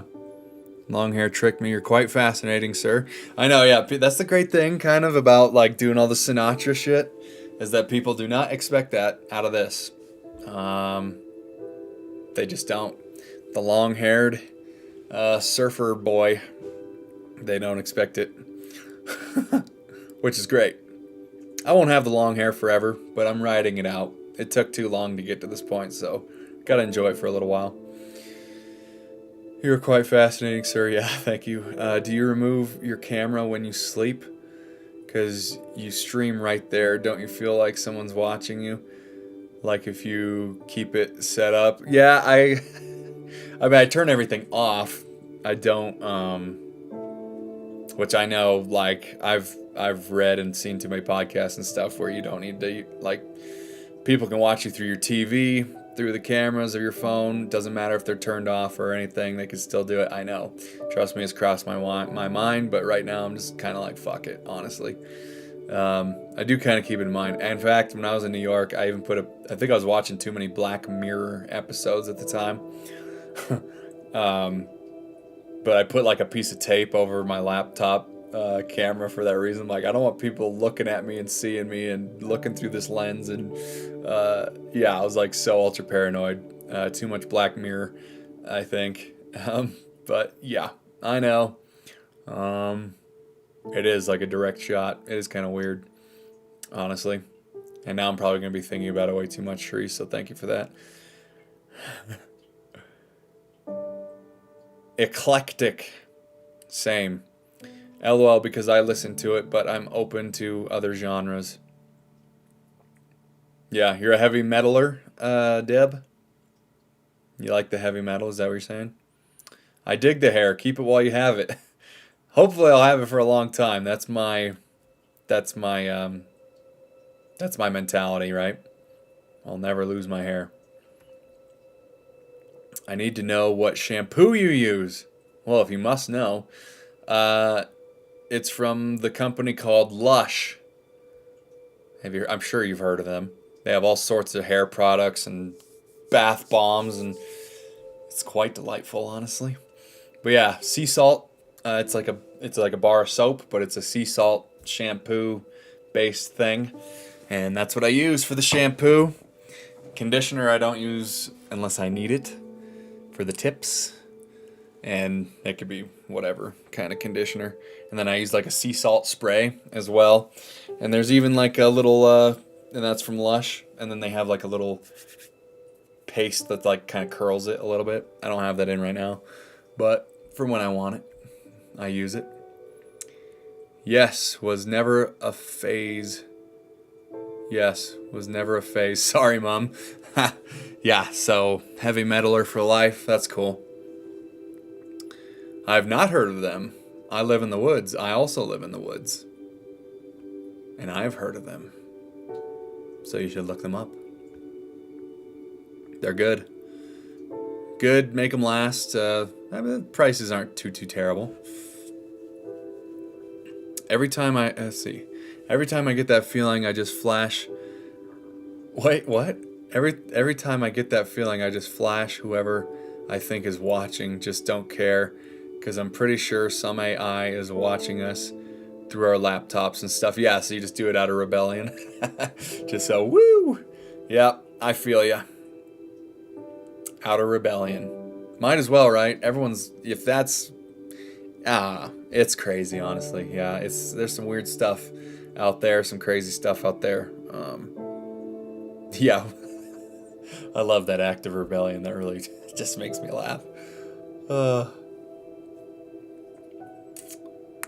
Yes, sir. Yeah, we're both out here living in the woods. It's nice. Amanda, you live in the woods, so lucky. Yeah, she's really caught up in the mountain vibes that I share, and the mountain man lifestyle I live. It's dope. Then that I can do all of this from living in the woods, essentially. It's so dope. It's so great that I don't have to go out and live in a city anymore. That technology can allow me to build everything from scratch from where I'm at, and then I can just go travel and do the things that I want to do and do it the way I want to do it. That's freedom. That's freedom. You don't have to be forced to live anywhere anymore, depending on what career you're wanting to chase. But I'm glad I did. I'm glad I did the New York City thing for 7 years, because that gave me a hell of perspective, and it was awesome. Great fun. Great perspective. I'd love to live in the woods with a passive income. Yeah. Yeah. Well, it'll happen. It'll happen. The crazy stuff out there is why I live in the woods.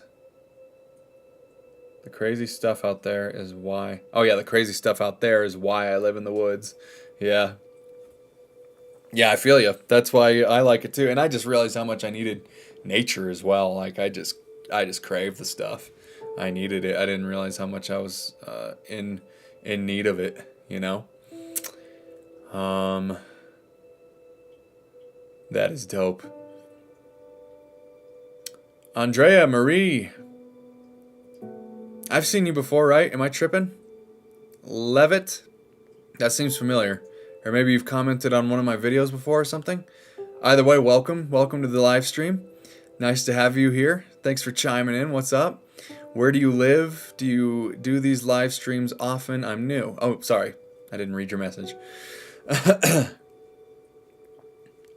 Nope. Yep. Gotcha. Okay. I live in Colorado. Colorado, born and raised. I do these live streams every Tuesday, Thursday, and Sunday right now, and I have the days down pat. The time is usually somewhere between 3 and 6 Mountain Standard Time.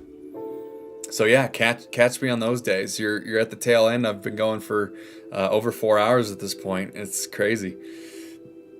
But yeah, welcome. Yeah, this is just a creative open space. I say it to every new streamer that, you know, this is open-hearted. We talk about things that are on our minds. Any questions and challenges that you have in life, synchronistically, manifestations.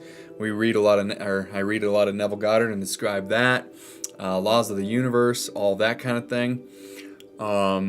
So welcome. Yeah, please always feel free to drop in the chat any questions or comments that you have.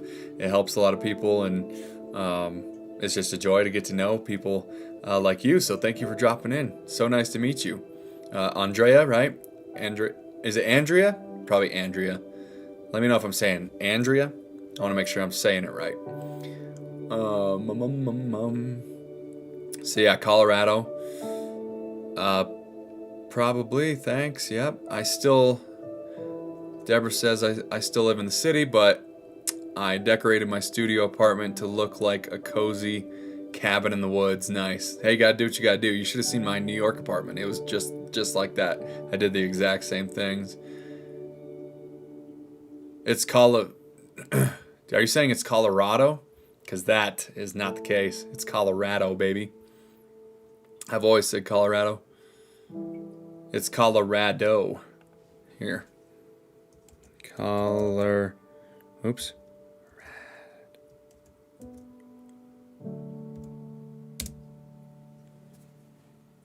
That's it right there.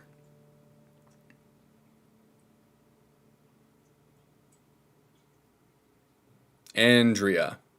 So I'm saying it correctly. That's how I read that. Andrea. Yeah, Andrea. Okay, cool. Thank you for the clarification. Hold on, I'm losing. What's going on here? Are you 420 friendly or don't know much about that? Like Colorado is a 420 friendly state. Yeah, completely legal recreationally to buy here. Buy at will. We were, I believe, the first state to have legal recreation marijuana. Fact check on me that. If not, we were definitely the second. We were very, very early in the game there. Deb's your self-sufficient queen. Okay, yes she is. Yes she is. That's what you need to do, Charisse, is decorate your place and just immerse it in the forest somehow. Colorado seems to be flooded with that. Yeah, I would say that it is. Yeah, people love it here. For that reason. They like that opportunity to do that. Yes. Yes, it's true. I spoil myself. Ma'am.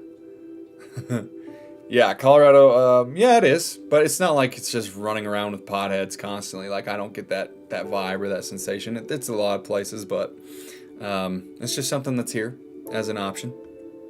For sure. But yeah, definitely 420 friendly. And some counties actually don't allow it.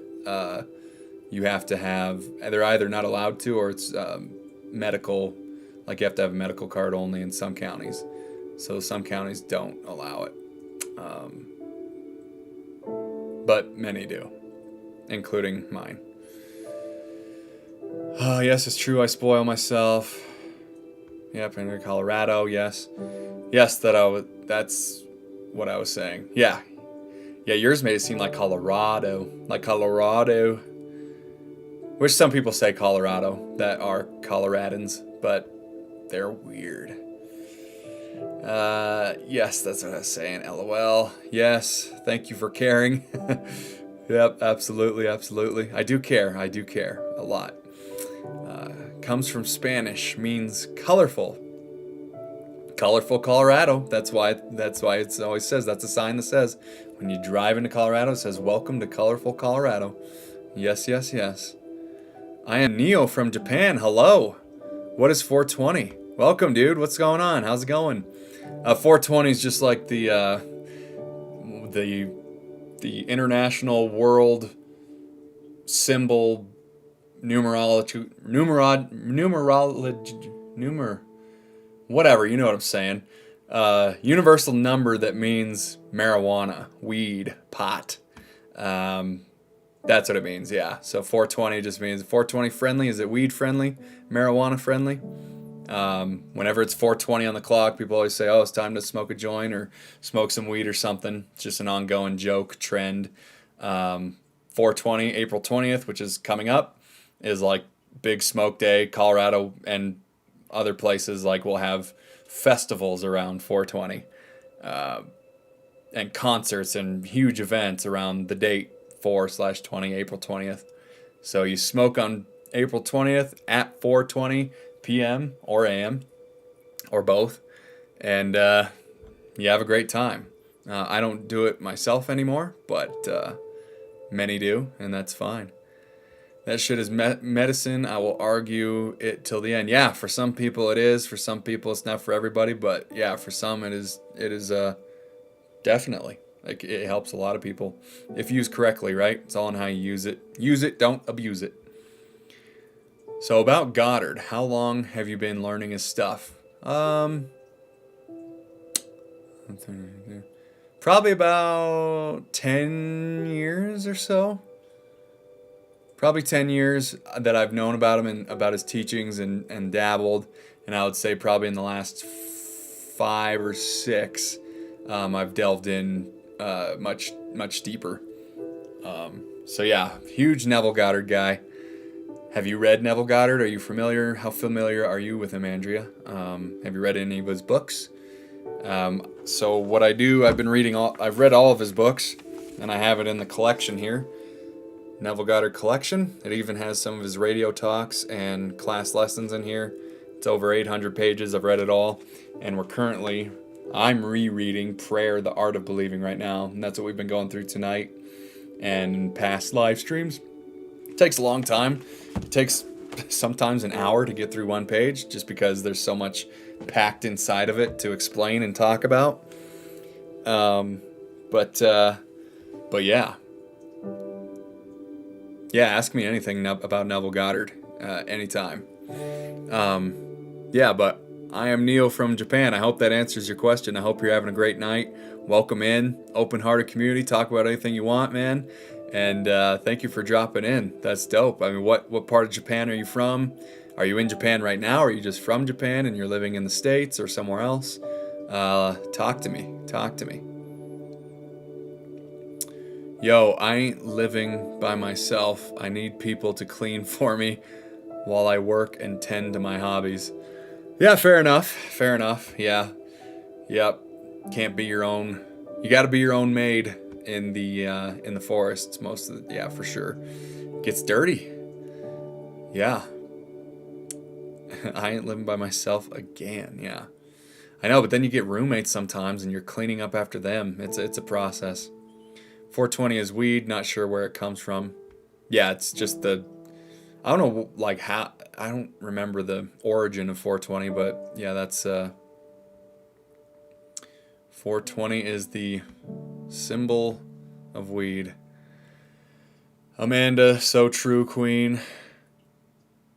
I got your weird, sir. You got my weird, yeah. Yeah, I mean, yeah, living in a place that's beautiful and immersed in nature, if that's weird, then yeah, I'm weird as shit. Oh, I'm sorry. Oh, I'm a girl. I know, sometimes I just say dude. My bad. And some people are fine. Yeah, but anyway, sorry about that. Neo is your nickname. That's a pretty name. I really like that name. Wasn't there a movie with the main character Neo recently? I can't remember. But that's a dope name. And thank you for clarifying. And nice to meet you, Neo. Okay. Gotcha. Yeah, so talk to me. What's up? Andrea. And what would you find the most compelling about his teaching? The most compelling about his teachings.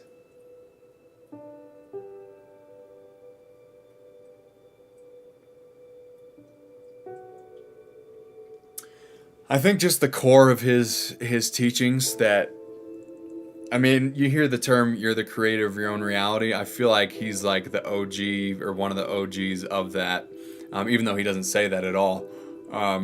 But him sharing with us his perspectives and his interpretations of the Bible that are deeper than just surface level, what people think were just things that happened. It's a symbolical representation of actually how reality works and how the laws of the universe work and how to apply them. And so he teaches to embody what you want to be in life before you're actually seeing that version of you in reality. So if you want something in life, you have to know that you already have it, and then you'll have it. You don't wait to have it until you celebrate the fact that you have it. You celebrate the fact that you have it and that you are it before you have it. And I think that's the most compelling, and that's the meat and potatoes, and that's the thing that's the most exciting. And he has some great techniques that we talk about, and we'll get into it a whole lot more. And I got a lot of videos out there on YouTube. Not particularly, I have some like Neville Goddard based. It's all kind of intertwined in there. I don't always directly reference him, but in these live streams, I tend to really like dive deeper into his stuff. So yeah, I hope that answers your question. And wow, people have such names for weed. Yes, they do. Yeah, so weed is marijuana. That's how we say it here. Weed and marijuana. The ganja. There's probably so many different words for weed. But yeah, 420 is like just that. If you say 420, people know what you're talking about, or people know what time it is. You know what I'm saying?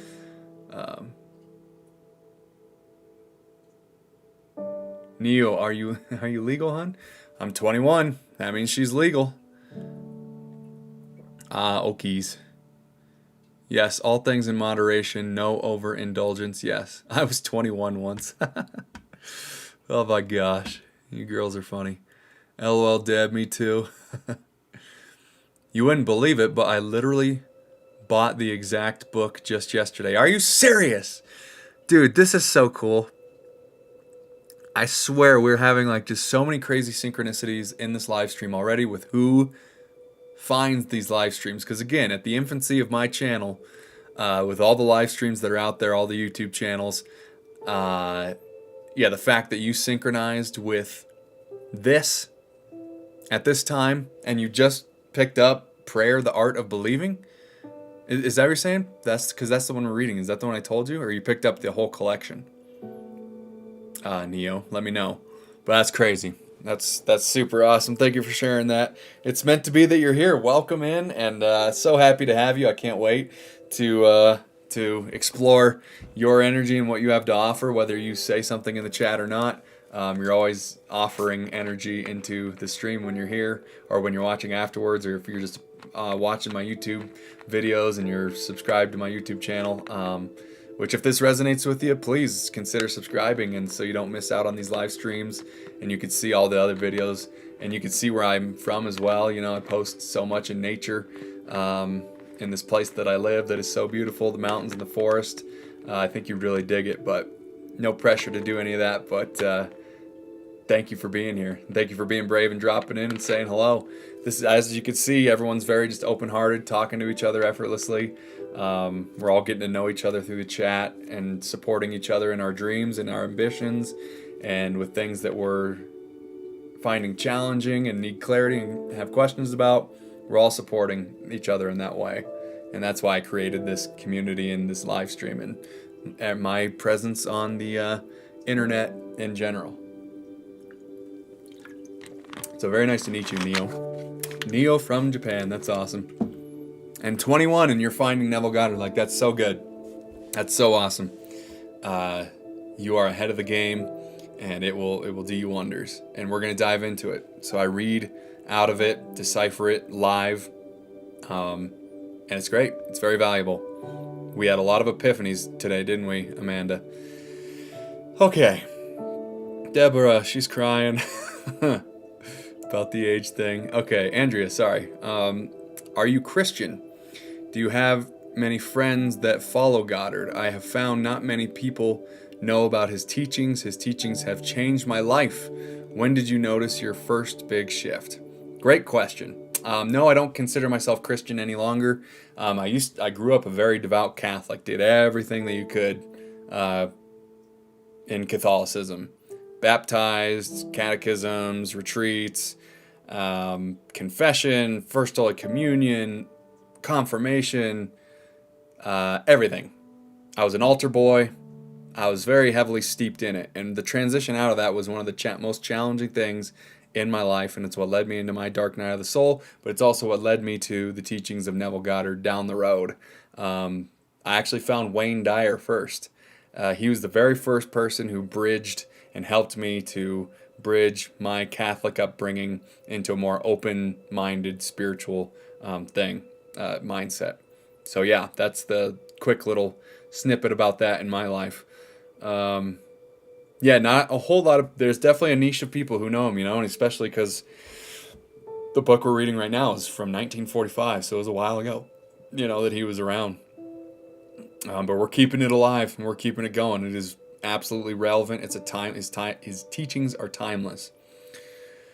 When did you notice your first big shift? Well, I would say it was like during that dark night of the soul, during that transition of being, I don't consider myself Christian anymore. I'm just open to everything and anything, and there's truth in all sorts of it, and I take what I like and I take out, spit out what I don't, and that's all good. It's great. So yeah, I would say in that dark night of the soul, I went through, it was the biggest shift ever. And now I'm just fully immersed in all this, and it's my passion to teach it, and not only Neville Goddard, but other principles that I've learned in my journey and continue to learn. It's my passion to teach it and to share it. and to offer it as offerings, as sharings, not as things that you should or need to or anything like that, or you're bad if you don't, or unwise or unspiritual if you don't, none of that bullshit. Take it or leave it, but it's my passion to share it, so that's what I'm doing. So thanks for the question, appreciate it. As a result of his teachings. Yeah, exactly. Okay, I'm in Osaka, and I live there. Nowhere near the USA. In fact, one of the farthest places from it, right? That's pretty far. So cool that you're tuning in from Japan. That is so dope. Welcome. Thank you. Thank you. It's a pleasure to meet you, and it's a pleasure to meet people around the world. We got Iceland in here. We got the Caribbean in here. We got America in here. We've had the UK in here. It's just, it's awesome. It's awesome. It's awesome. I've had people from Switzerland. It's just great. I love it. So very nice to meet you. So cool. I'm going to have a lot more questions, but I'm going to keep getting through these things. You guys are going. I'm sorry. I'm catching up. The Matrix. Yes, I have considered doing a live stream. Andrea says, just like you, how long have you been doing these live streams? Since January, or maybe a little bit in December. So I just started my YouTube channel basically beginning of December. So like I said, I'm at the infancy here. But I've been doing it around then, and this is only my third live stream with Twitch and YouTube simultaneously together in here, which is awesome. So just building it up here. And I've been saying, like, yeah, if you guys don't mind, if you have a Facebook, there's a link at the top of the chat here. If you click it and follow just my Facebook page that I did there, if you feel inspired to, I don't like spam a bunch of stuff. I actually just created it today, but I need 100 followers on there in order to be able to go live from Facebook as well. And then I'll be able to have Facebook, Twitch, and YouTube simultaneously streaming here. And then we'll just keep growing this community together. But I need to find a way for YouTubers to see what Twitch comments and Facebook and have it all. Because I have a unified chat that I'm looking at right now. So there might be some questions that I read that you don't see because they're on another platform. Hopefully I'll get it to where I can merge them all for you guys to see too. But anyways, that's what we're doing.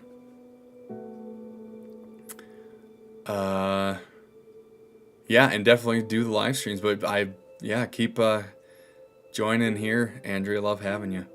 This is great. It is okay. You can call me dude. I'm trying to improve my English, so sometimes it's a little confusing when people use such words. So I assume that you thought I was a guy. Oh, no. Yeah. Appreciate it. Yeah. I know. It's just one of those things. We're kind of like loose-lipped with those kinds of things here. But no, I won't keep calling you that. But if it slips, thank you for understanding. Appreciate it.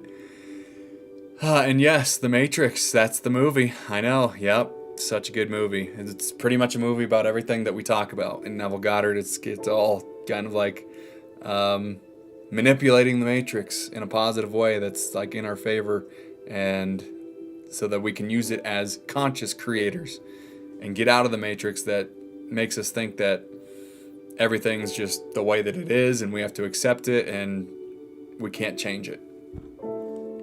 Charisse, you were aligned to be here, Neo. That's so cool about the book. I know, isn't that so cool? She was definitely aligned to be here. Anyone else lose video? Oh no. The whole collection of it. Okay, are you guys still with me? I'm just now getting to this point where you're asking that. Hopefully we're back here. Anyone else lose video? Oh, you have the whole collection of it. Cool. Sick. Is it this exact one? Because that's what we're reading out of. That's what I'm reading out of. That's cool.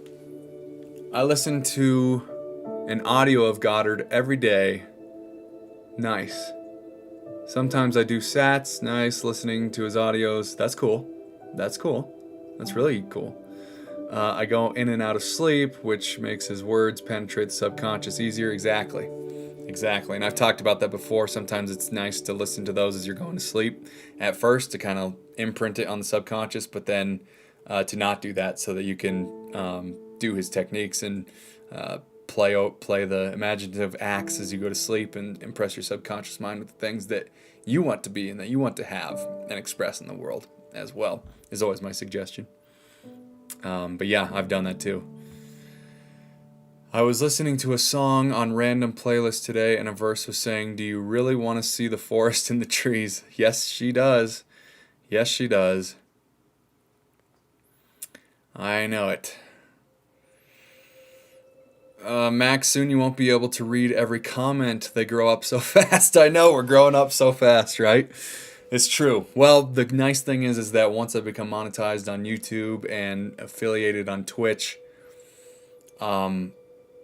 people will be able to super chat and donate to be able to have their comments seen. I'm gonna try and find, because I think there's a way that I can make sure that the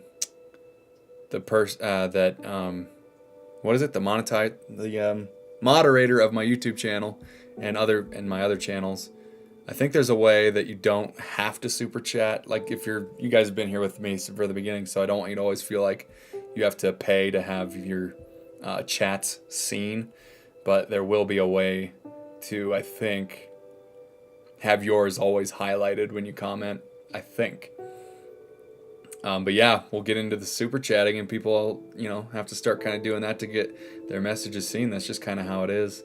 And, that's the exchange of energy for me as well, which is kind of cool opportunity as well. But I'll do my best for you guys, obviously, to make sure that you're not obligated to do that every time. I found him when I was 15 and 16. Wow, it was amazing. It was always easy for me to truly understand it all, since my mother had always been so open about such things. That's great. I mean, to have a family member and just being a family that's open like that, Neo, is such a blessing. So to find him in 15 to 16, wow, so cool. That's awesome. Well, you're gonna love what I say. You're gonna love the stuff in these live streams and on my YouTube channel and the videos. So welcome. It's no accident that you're here, and that's awesome. Thanks for sharing that. I'm a recovering Catholic too. Okay, I see. Yep. And I still I don't poo-poo Catholicism or people in religion, but there is, that recovery phase when you're deciding to leave it behind and do something else. There's just a lot of energy that you have to transition and transmute, and belief systems and all that jazz. So I'm gonna stand up.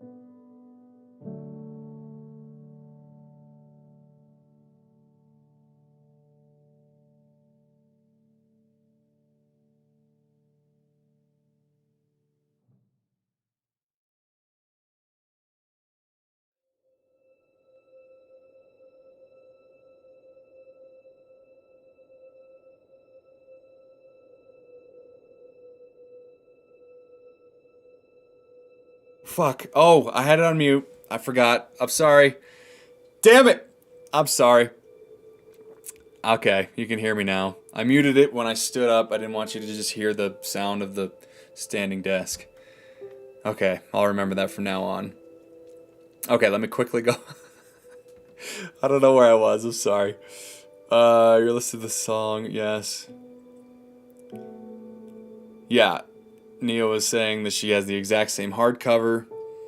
Restarted the phone. Hope you didn't miss anything. Good. This recorded. Wow, Sharice. Max VIPs. Yes, you'll be the VIPs. I'm so sorry. My bad.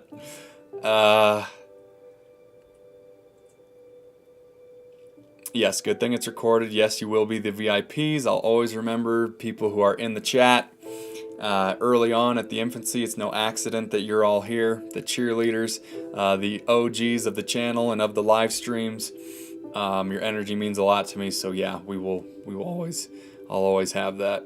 Lost audio, no sound. I thought it was just me. When you stood up, you lost sound, Max. I know I didn't get to the thing. YouTube cannot hear you. Max, there's no sound. I hear you now. I'm sorry. He's not getting these technical difficulties. No, I'm just a dum-dum sometimes. Well, I'll stop by again later. It was a pleasure to meet and get to know you. See you again soon. Bye all. God bless. God bless. God bless. I'm sorry. Thanks for joining us. You have been on mute since before you read my mom's comment. No problem. I was just reading your lips. LOL. I know. Dang it. I was saying some stuff. I was appreciating you guys. I was just giving you appreciation. I was saying that I'm sure Neville Goddard blends into Japanese culture interestingly and maybe a little more effortlessly than over here in the West, I would assume. So that's probably why your mom, that's so cool that she has the natural intuition about Neville Goddard's principles, about you have it here first and believe you have it, and then you'll see it in the outside picture. And then I was saying that, we're going to read through it together. I don't know where I stopped, but yeah, we'll read through it together. Sorry, Andrea. Sorry that you're I'm out now. My bad. Nice meeting you, Andrea. Stop by again. Absolutely. Pleasure to meet you as well. Glad you get to meet everybody else too. There's a lot of Neville Goddard energy being generated here, which I'm so excited about. It's gonna be so fun. Max, we can't hear you. I know the damn chat. I need to make it taller or something so that I could have. Oh yeah, there it is. Yeah, I could have seen it way beforehand. I gotta stretch it out like this. Okay, so where were we? You guys want to? I don't know. We're like I said. I am over time here. 4 hours, 38 minutes. What a day. What a night. Completely worth it. It has given me energy, not taken the energy. I was saying too that the super chats when they come, when people have to, pay to have their comments read, that'll just help with the exchange of energy, It'll be interesting. But for you guys, I will do everything that I can to make sure that you're positioned where you're not obligated to do that every time you have something to say. But I know that's an issue. I don't want to lose this communication. I want to be able to talk to you guys, you ladies and gents, as much as I can and read all your questions. So bear with me as we go through that transition together. But yeah, growing up so fast, like Charisse said. Do you know that in Iceland, to ask for someone's age, we ask what model are you? Like a car, which year you were born? That's really funny. That's a way to make a good joke out of it. I love that, actually. What model are you? That's genius. I'm taking that. That's so cool. Oh, definitely in Japan, we aren't really religious. We follow a lot of things and the ways of living, but religion is inherently a bit no because of the previous conflicts. No one is stopping. Yeah. Yes, it is. and I think that's one of my main purposes and journeys and passions, and will be something that develops as this channel evolves, helping those who were in a religious background and grew up with that, but feel like they're transitioning out of it, but they don't know where to go. They don't know what to believe, because there's all sorts of guilt and shame that comes with that, because you feel like you're letting God down, or you're letting your family down, or that God betrayed you, or everything you knew or learned or thought was true was a lie. It's a very, I don't want to over dramatize it, but it's a traumatic experience, really, to make that transition. It is tough for people who created that relationship with God. Like I, being the sensitive guy I was, and I was an altar boy, and God has always been a huge part of my life since I was a child. Oh, and to feel like he betrayed me and I betrayed myself, and there was so much. I was empty. I was alone. I was distraught. I was in a very bad way in that dark night of the soul. But I came out. I didn't give up, and have reestablished that relationship. And I'm always finding that relationship and growing that relationship with the God that I know is now me. Like God and I are one. We're not separate. And that takes time. That takes time for that transition. So I'll be helping people with that as well. Absolutely. Just dropping a funny fact. Yeah, thank you for that. I really enjoy that. What model are you? Yeah. Anyone, but we don't really talk about it or follow it like US does, like America does. No one is stopping anyone from it, but we don't really talk about it or follow it like America does. Yeah, I know, it's so fascinating to me. I think it's mostly a good thing. I do. Although it's a lesson that us Americans and people of the like chose, and it's a powerful lesson, and we'll be better from it and stronger from it. But yeah.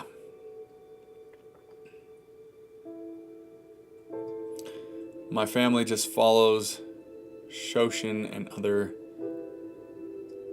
Zen teachings. That's awesome. Guilt and shame are hard and deep. I see you, Max. Been there, done that. Feel you. Thank you. Thank you. Us Japanese believe essentially what Neville teaches, just in different words. Yeah, that's what I was saying. I bet it just integrates into your society and culture much more effortlessly. Do you find that a lot of people in Japan know of Neville Goddard and study him? Or is he, is it not so much? Because in the U.S. it's not so much. There's definitely people who do, but it's not a ton of people. Different words, we don't see it. We don't see anything as good or bad. Everything just is. And good or bad comes from the meaning we give it. Yep, this is what we were talking about. This is what I talk about all the time. I love it. You're speaking my language, Neo. I love it so much. Be back in a few if you're still here.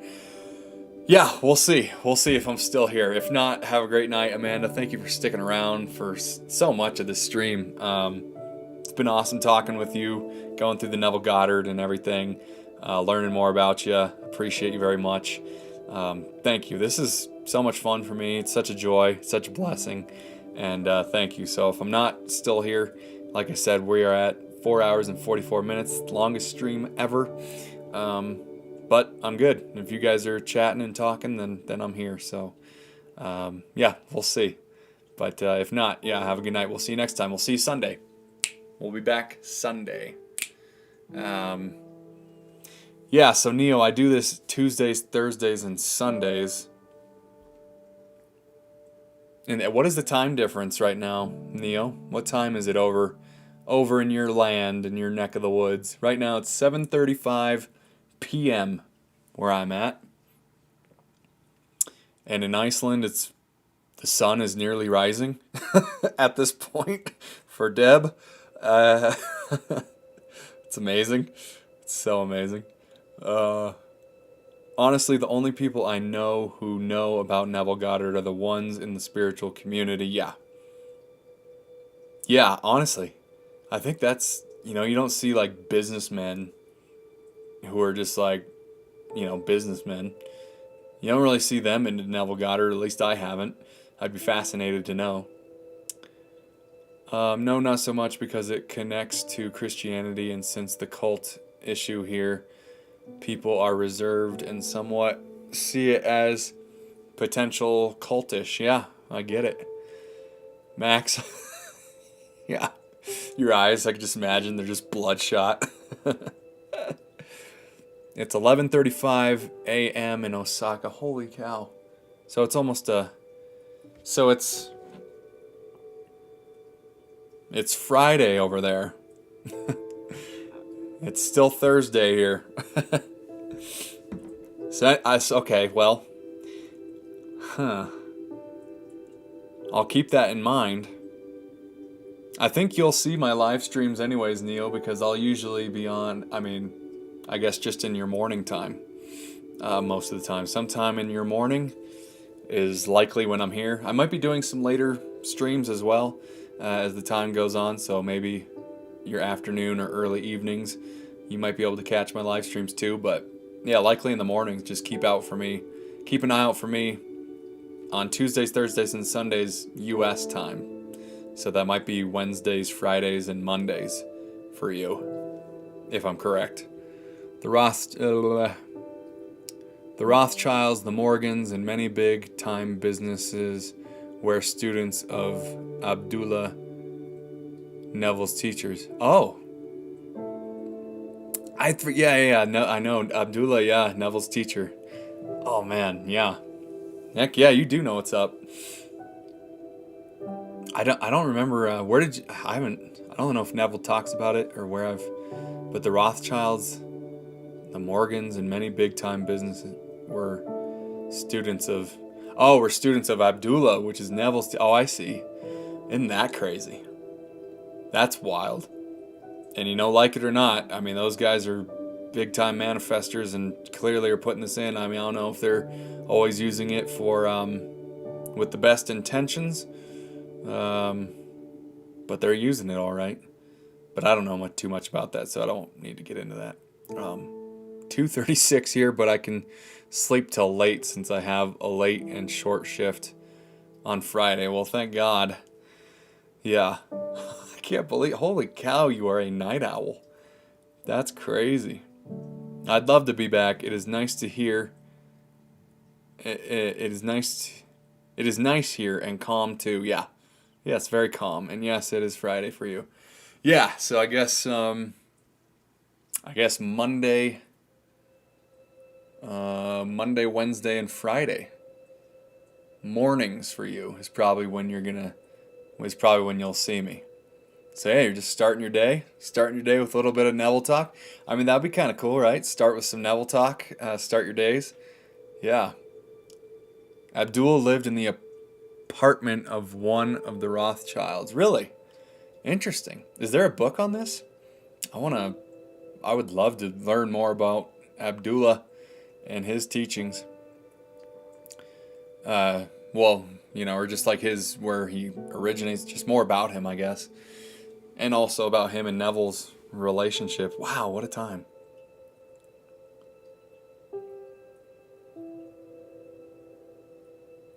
So you're saying not many Japanese people follow Neville because it connects to Christianity. Okay. Well, it actually, from my perspective as an American who was a Christian, I don't think it connects to Christianity at all, only in the sense that he's getting everything that he gets from the Bible, but he does not connect it to a religious doctrine at all, which is kind of the great part about it. So in that sense, I don't know, maybe Japanese culture will be enlightened to the fact that it's not related to Christianity really at all. It's just related to the Bible. But it doesn't, as you know, Neo, it doesn't depict the Bible literally. It depicts it as Psychological drama, as Neville likes to put it. So it's cool, yeah. This is a calm space. When is bedtime for Max? It just depends. Usually, I'll usually be laying down for bed, probably between 10 and 11. When I get to sleep is sort of a different story, but yeah. I need you to wrap this up so I can go back and watch what I missed.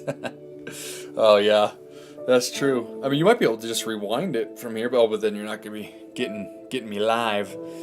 But I know, right? I'm thinking about, yeah, you could play it because that makes me think about, well, you could watch, just fall asleep to this. But I might do some like Neville Goddard-ish YouTube videos where I have like music and maybe like, because I have a drone, so drone footage of Colorado and the mountains and the forest, so you guys can listen to that and meditate to it like during the day or at some point, and I can kind of loop it and make it like a 12-hour loop. That would be kind of cool, right? I think that would be fun. Just with the drone footage that I get from my drone, I think that could be kind of cool. Also, shout out to DJI. DJI is amazing.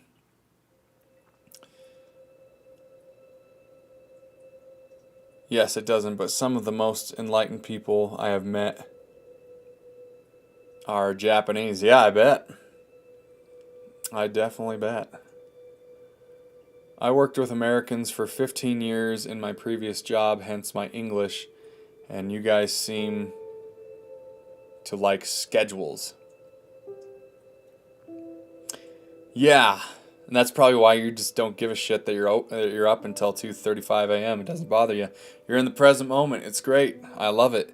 I feel like I have been getting less and less like scheduling. Actually, I have gotten less and less into the schedule. But yeah, because it's so much about hard work and being on schedule and making your meetings and being rigorous and timely and all that, which aren't all bad qualities, but you just get so tight and tied up to it that it gets it can get in the way. All the scheduling, all the excessive planning can definitely get in the way of the present moment. So I've definitely let a lot of that go. And I feel like that's why kind of my sleep schedule is kind of weird too. Like I try to get into bed at certain times, but it doesn't always work, and the sleep. So I'm still kind of figuring that out, figuring out my new internal clock and what I need and how much rest I need and when the best time for bed is and best time to wake up is. You should watch. I'm not even going to try to pronounce that. He is an American living in Japan, and he makes great videos on manifestation, Neville Goddard, and anything related. Yeah, I'd love to. Zakari Hikari. I'll say Zakari Hikari. Yeah, is it on Netflix or where do you watch it, or just YouTube probably? You can't beat mine. No, I don't want to. That's intense. I don't know what I would do with myself. I'd be sleeping until noon, but I guess that's probably what you're gonna do too. I could use more structure personally, since softening into my femininity, I struggle to be disciplined. Yeah, I gotcha. YouTube, okay.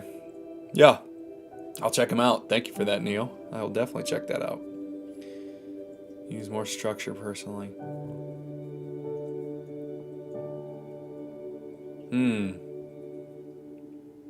Yeah, maybe the feminine side is just more loose and flowy and more like air. You might need a little more earth, a little more grounding. Yeah, well, you'll find that. You'll find that for sure.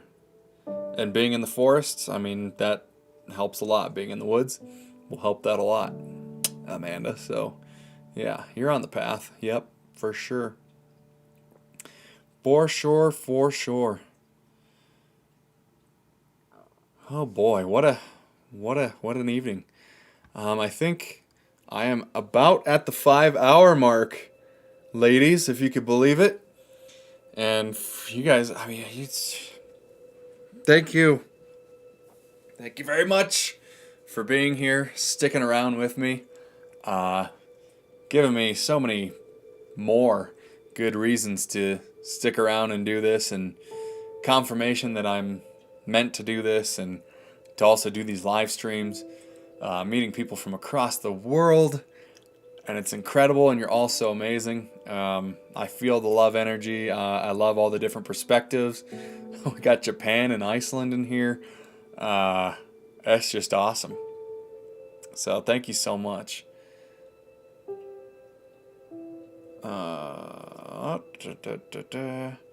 Yeah, Amanda, I have masculine energy, and then I want a masculine man, but I keep on attracting feminine energy. Yeah, ain't that just how it goes? Opposites attract. I like to believe that America is an experiment gone wrong. I mean, it wasn't even founded on religion, and yet here we are. And with how many Americans try to dictate the whole world and whatnot. Yep, Deb, gotta learn to allow him to be a man. Yeah, exactly. Yeah, I'm sure I can't even, yeah, I don't really, I'm not even going to comment on that, Neo, because I have no perspective on what your perspective could be.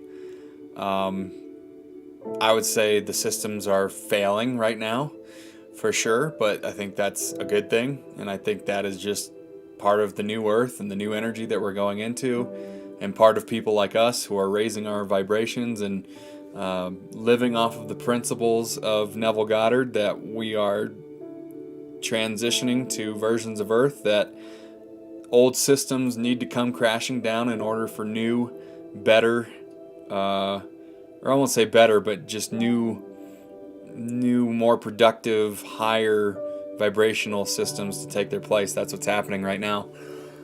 And so that's, at the end of the day, America might be looked at as a successful experiment, but I think many systems around the world are failing because of their old energy mechanisms, and that's just part of the process. And I think it's a good thing, and we're shining light on it. And more aligned, exactly. More aligned, exactly. We're getting in alignment, and so the systems need to become more in alignment with the alignment that reflects our alignment. And that's why systems are changing. That's why everything's so chaotic right now in the world. And yeah, America has its own energy, just like Japan has its own energy, just like Russia does, just like the UK does, just like Africa. All these places have their own energy, their own blueprints, their own history, their own karma, their own cycles that they all got to go through. And America's like, I'd love to kind of like dissect like what is all the energy of America's always just been like this masculine, power-driven society that is like competitive and wants to be the best. That's what drives me crazy the most. I think about America is just all the people who are like, America is the best country in the world, and everyone else needs to adapt to us and come to us and live by our principles. And that I just think is a bunch of bullshit. When people are just so like, America. It's fun and funny to watch the play of that from the outside perspective. I've learned to be completely detached from that. It doesn't really like bother me, but it's the thing about like America's the best and blah blah blah blah blah. Yep. Brings out a whole can of worms, but we're all transitioning together as one Earth, one collective of humanity. We're all doing it together. All the lines connect to the one source. But then I feel like I'm being submissive and my masculine energy comes back. Work to do here. Yeah. I mean, we never get it done. We never get it done. We never get it done. We never will get it done. So yeah, that's all good. That's part of your journey right now. I appreciate your openness about it. It helps, the ladies here and the ladies who aren't watching and the men who are going to watch this later or watching whatever. Yep. Your sharing is helping a lot of people. Deborah, aren't those just limiting beliefs? You could be masculine and still get a masculine man. It all depends on what you decide you have or not. Yeah, and I appreciate you asking that as a question too. We're all helping out each other, just by asking questions and kind of, not saying this is what you should do or what you should believe or you're wrong for going through what you're going through, but I appreciate you making it a question. And yeah, I would agree. But like Deborah says as well, work / play / adjusting and fine tuning needs to be done. And to realize that is just, part of the work. But yeah, if you could be masculine and still get a masculine man, for sure. Or you could, bring out more of your feminine side for a masculine man to find you maybe a little bit easier, or for you to attract that easier. There's a multitude of answers to that.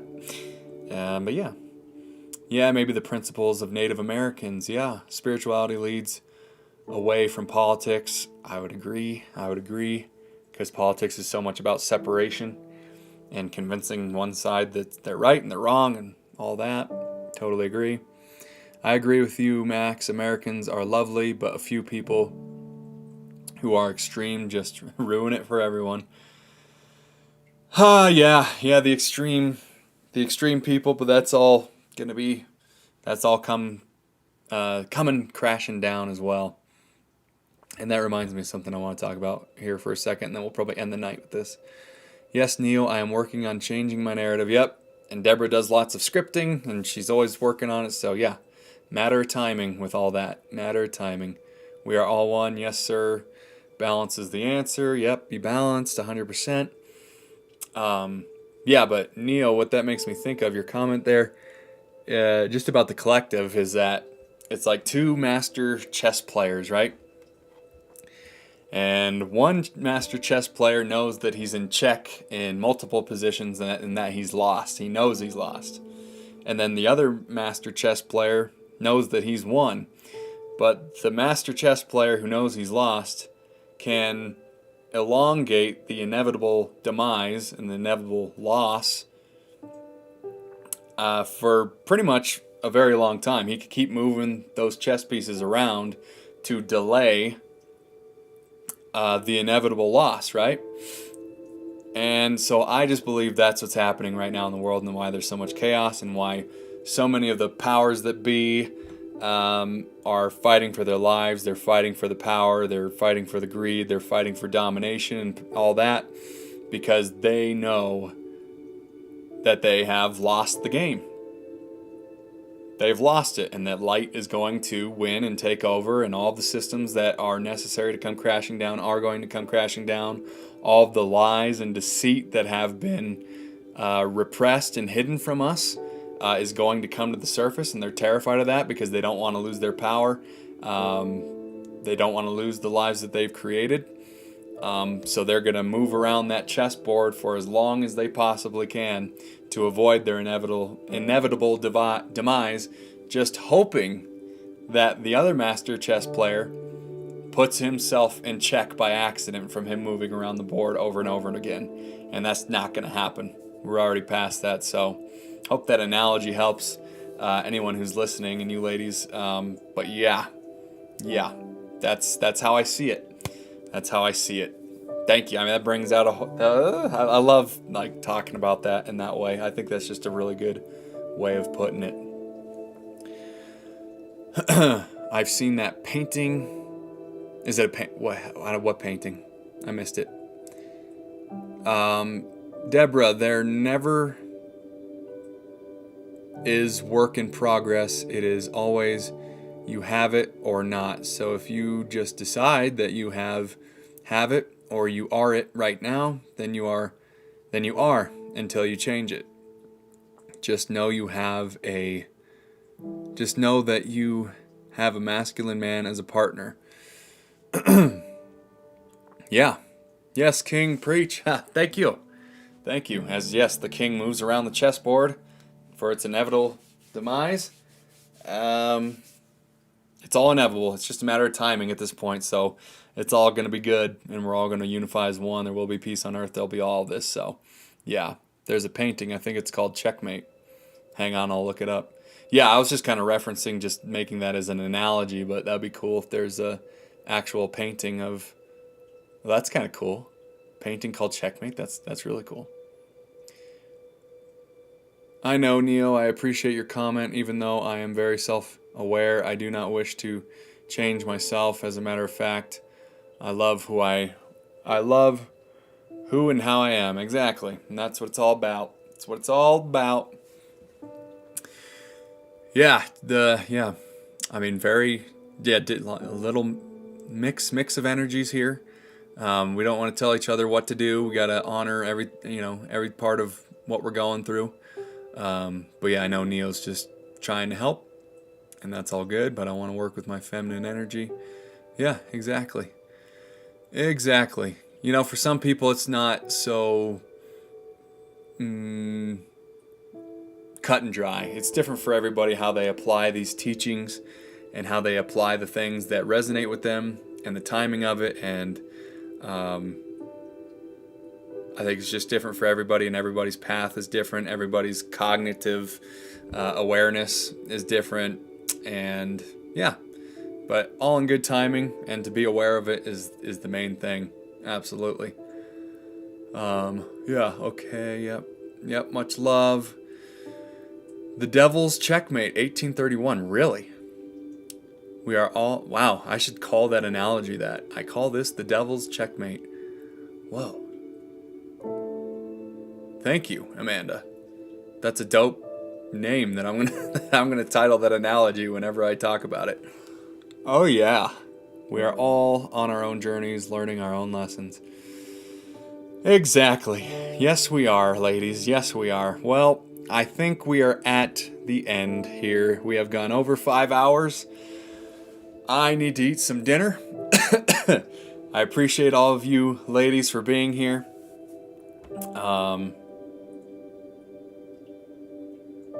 I appreciate all of the comments. I appreciate all of us here just supporting each other and giving perspectives and having the intention to help each other. Yeah. That's amazing. Oh, the Devil's Checkmate by that person. He was German. A friend and I were talking about this painting a couple of days ago. I'm surprised it came up here. Oh, so it's an actual... so I'm basically just talking about the Devil's painting.